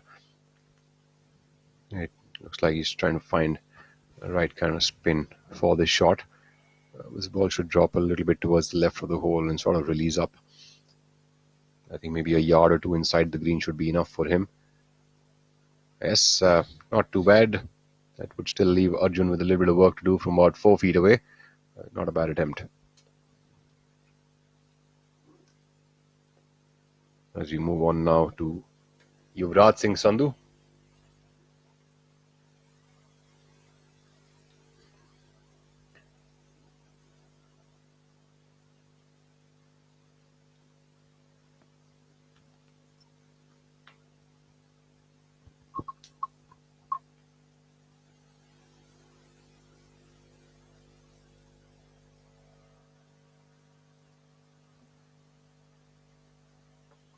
Sandhu, what seems like a bump and run approach, keeping it at the back foot, behind the back foot, in fact, and trying to get a little bit of check into it.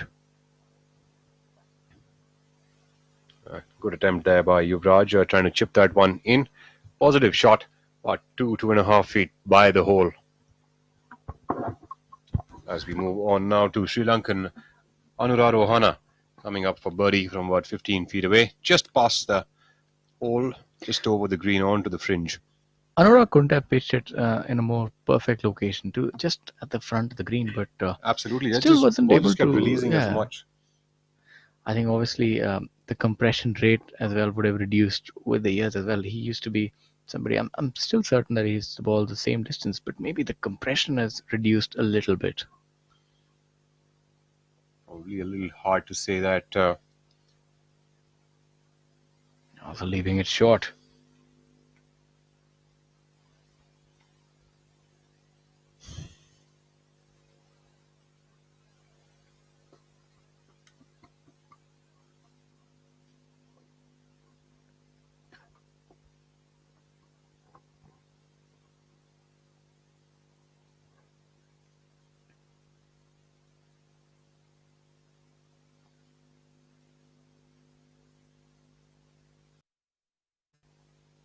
Leader now putting for par here on the 17th hole.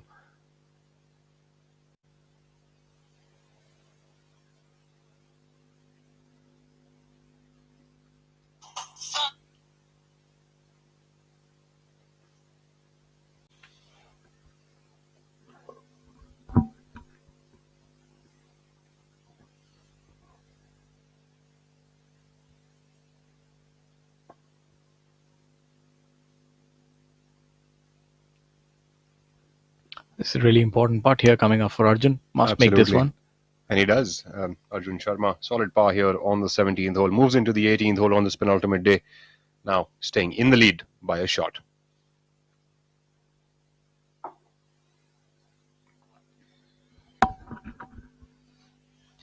think Arjun will definitely have his task cut out. The first victory, if it were to be, it's not going to be easy. Udyan Mane, who is hungry for success after having a dismal year so far, would be tough challenger to say the least. And then Kshitij now call is a winner and a very seasoned player, and having a sort of a purple patch, really scoring deep in every event. You have a lot of pedigree on that leaderboard, and one really can't rule out Yuvraj Singh Sandhu. He would only be 3 shots behind, so It's a lot to play for. If Arjun were to make par and remain at 12 under par, he would have a total of 15 players within 5 shots of his lead. So, well, Kshitij Naved call now coming up onto this 18th hole with his second shot, not making it up onto the tier. Looks like that ball might be wanting to roll back. Kshitij Naved call running to go and mark it before it does roll back off. yeah, that's an interesting rule. We would like to clarify. So, if the ball rolls back now, you have to play from where it lies. But if it's stationary, then you can mark it and sort of play from there. So, if you find your ball at the edge of a precipice, so as to speak, it's better to scurry on and try and mark the ball. Otherwise, you might find yourself that the ball rolls back and your laziness would have cost you a shot or more. Ala Payal with a scintillating shot here on the 18th hole. Arjun Sharma, the leader, coming up on the 18th. Fade this driver back into the fairway. Knowing how well he drives the ball, this should be pretty straightforward for him.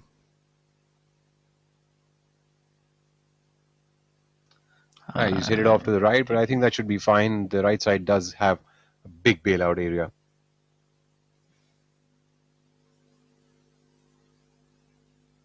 Yuvraj just seems a little disillusioned.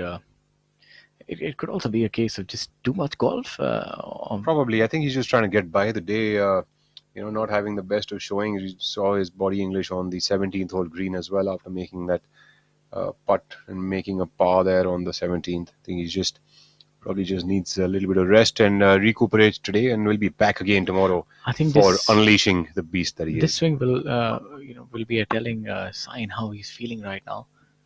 Let's see if he's able to make a good swing here.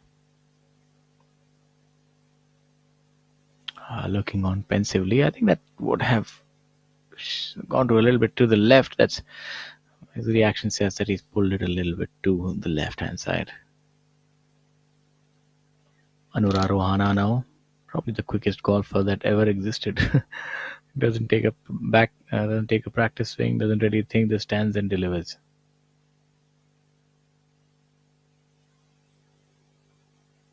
Maybe all of 6 or 7 seconds and he's gone. I'm seeing a difference though. That swing has shortened, that's for sure. That's perceptible by the naked eye. That swing used to be a little longer.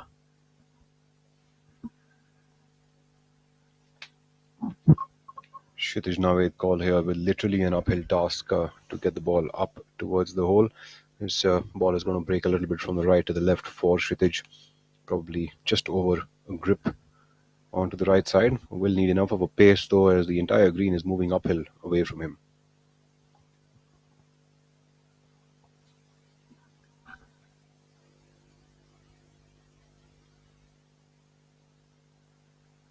A pretty good speed there by Kshitij Naved call. I think that marker also might have come in a little handy. Yeah, absolutely. He'll be happy with that effort. Tap-in putt always feels nice no matter where it comes from. 100%. Kshitij, of course, has made a bogey on the 17th hole, is now going to be finishing his third round campaign at a score of 10 under par in total, 2 shots adrift the lead. 3 under par for the day for Kshitij Naved call.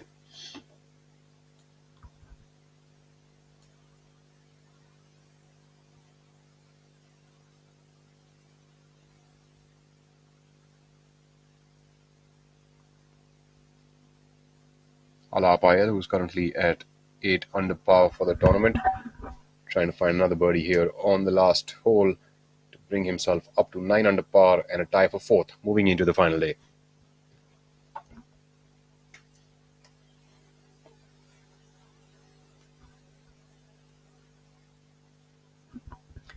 It's a fairly straightforward putt. This ball's going to break a little bit from the left to the right for Ala. It's probably going to break about maybe a ball or half a ball from the left to the right. Just needs to ensure that he hits it hard enough.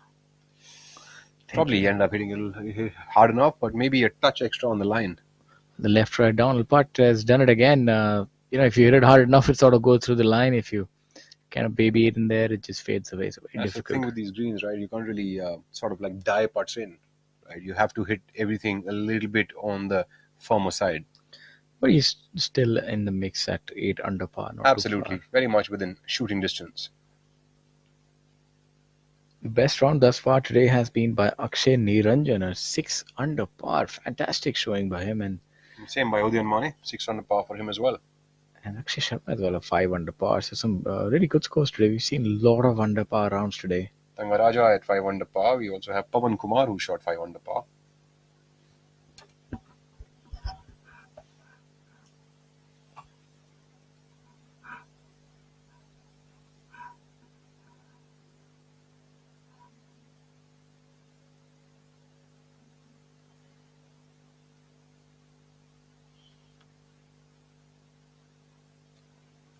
Prakash Chauhan, Kshitij Naved Kaul, and Alap Iyer, the penultimate group on this penultimate day, shaking hands and finishing off the day.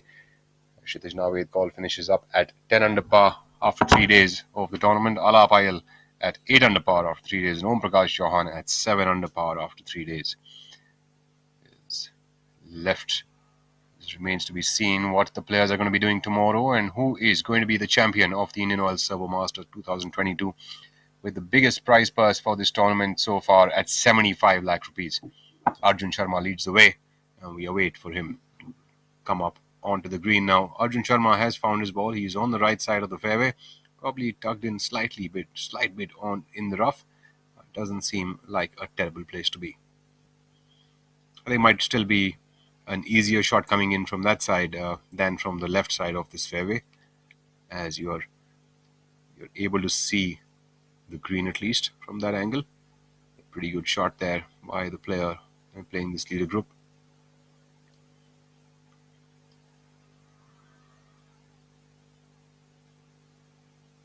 The only thing is Arjun might have to cut this one a touch. I need to fade it a little bit.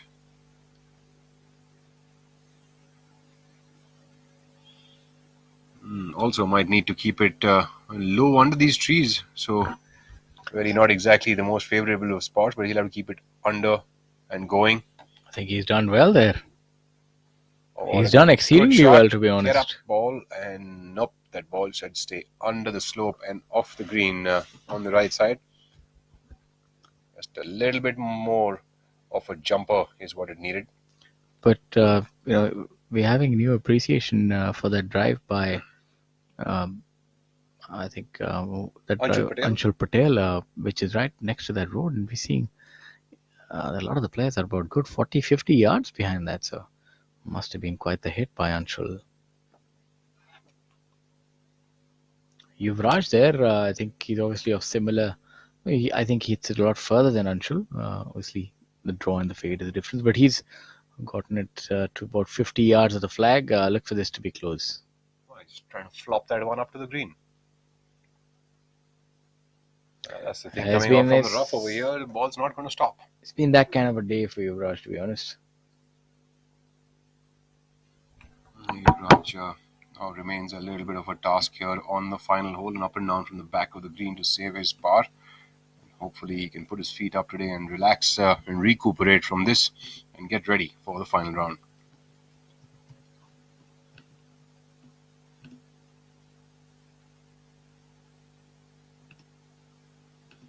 Anila Rohana, of course, has found the putting surface about 20 feet away from the flag onto the right side of the green. Arjun Sharma, the leader, coming up from the front, and Yuvraj Singh Sandhu at the back of the green.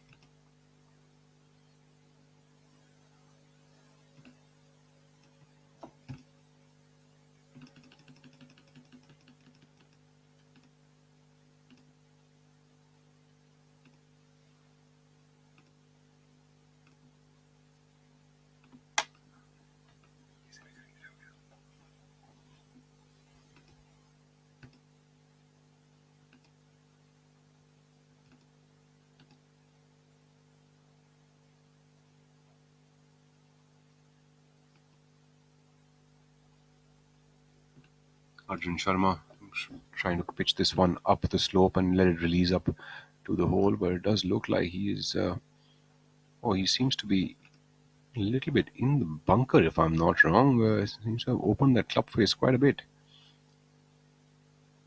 Yes, indeed. Oh, what a beautiful shot there by our leader Arjun Sharma on this final hole. Well, just about 2 feet away from the hole for par. Superb shot there by Arjun Sharma. Prolific shot game display there. So I think that would ensure that he would remain in pole position, one shot ahead of Udayan Mane.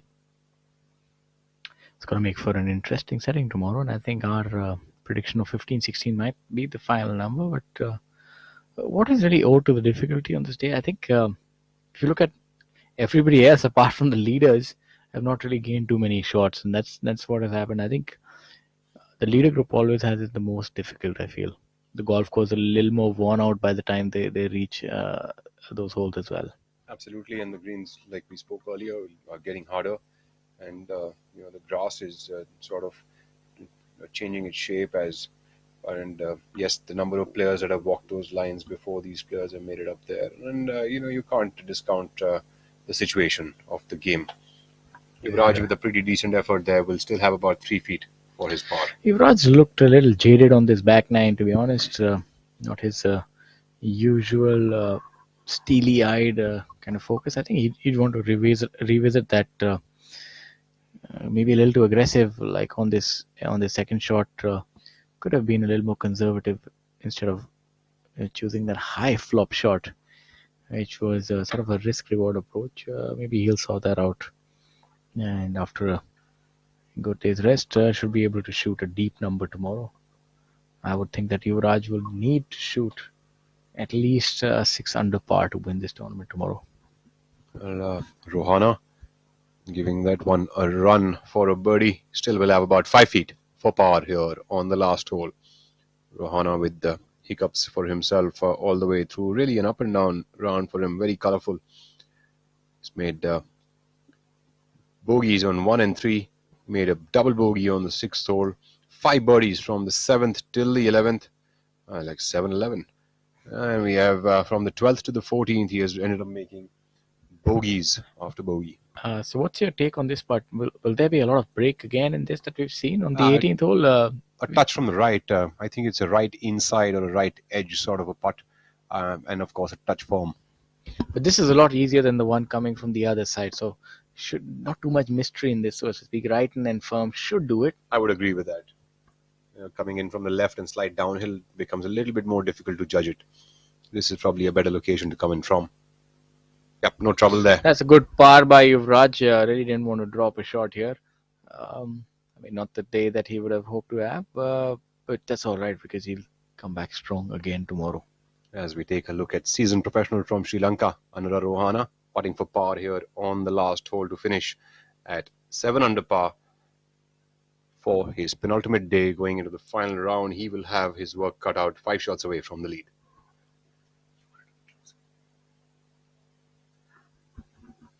Oh, look at that. We've jinxed him, have we? This short putts are not easy on this golf course.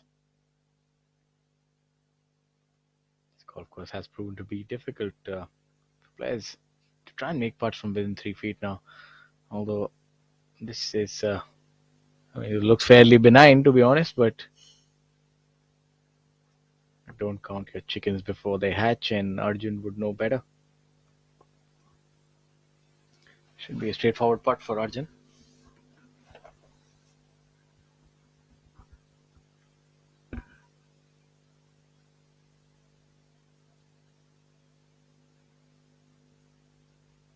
Should move a little bit to his right. He's judged that perfectly, and that would be the end of proceedings for day 3. And currently leading the tournament is Arjun Sharma at a score of 12 under par.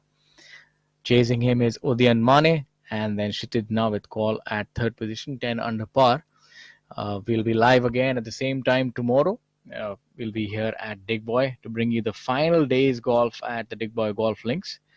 And from all of us here at the studio, me, your host Shaurya Singh, and my co-host Rahul Bajaj, we look forward to seeing you again tomorrow and bringing you some scintillating golf. Thank you for joining us, ladies and gentlemen. The leaderboard is peppered with great numbers. The density of the leaderboard is pretty high. It could be a really interesting turn of events tomorrow. So do join us at the same time here on the same channel. Thank you so much. This is me, Rahul Bajaj, signing off along with my co-host Shaurya Singh.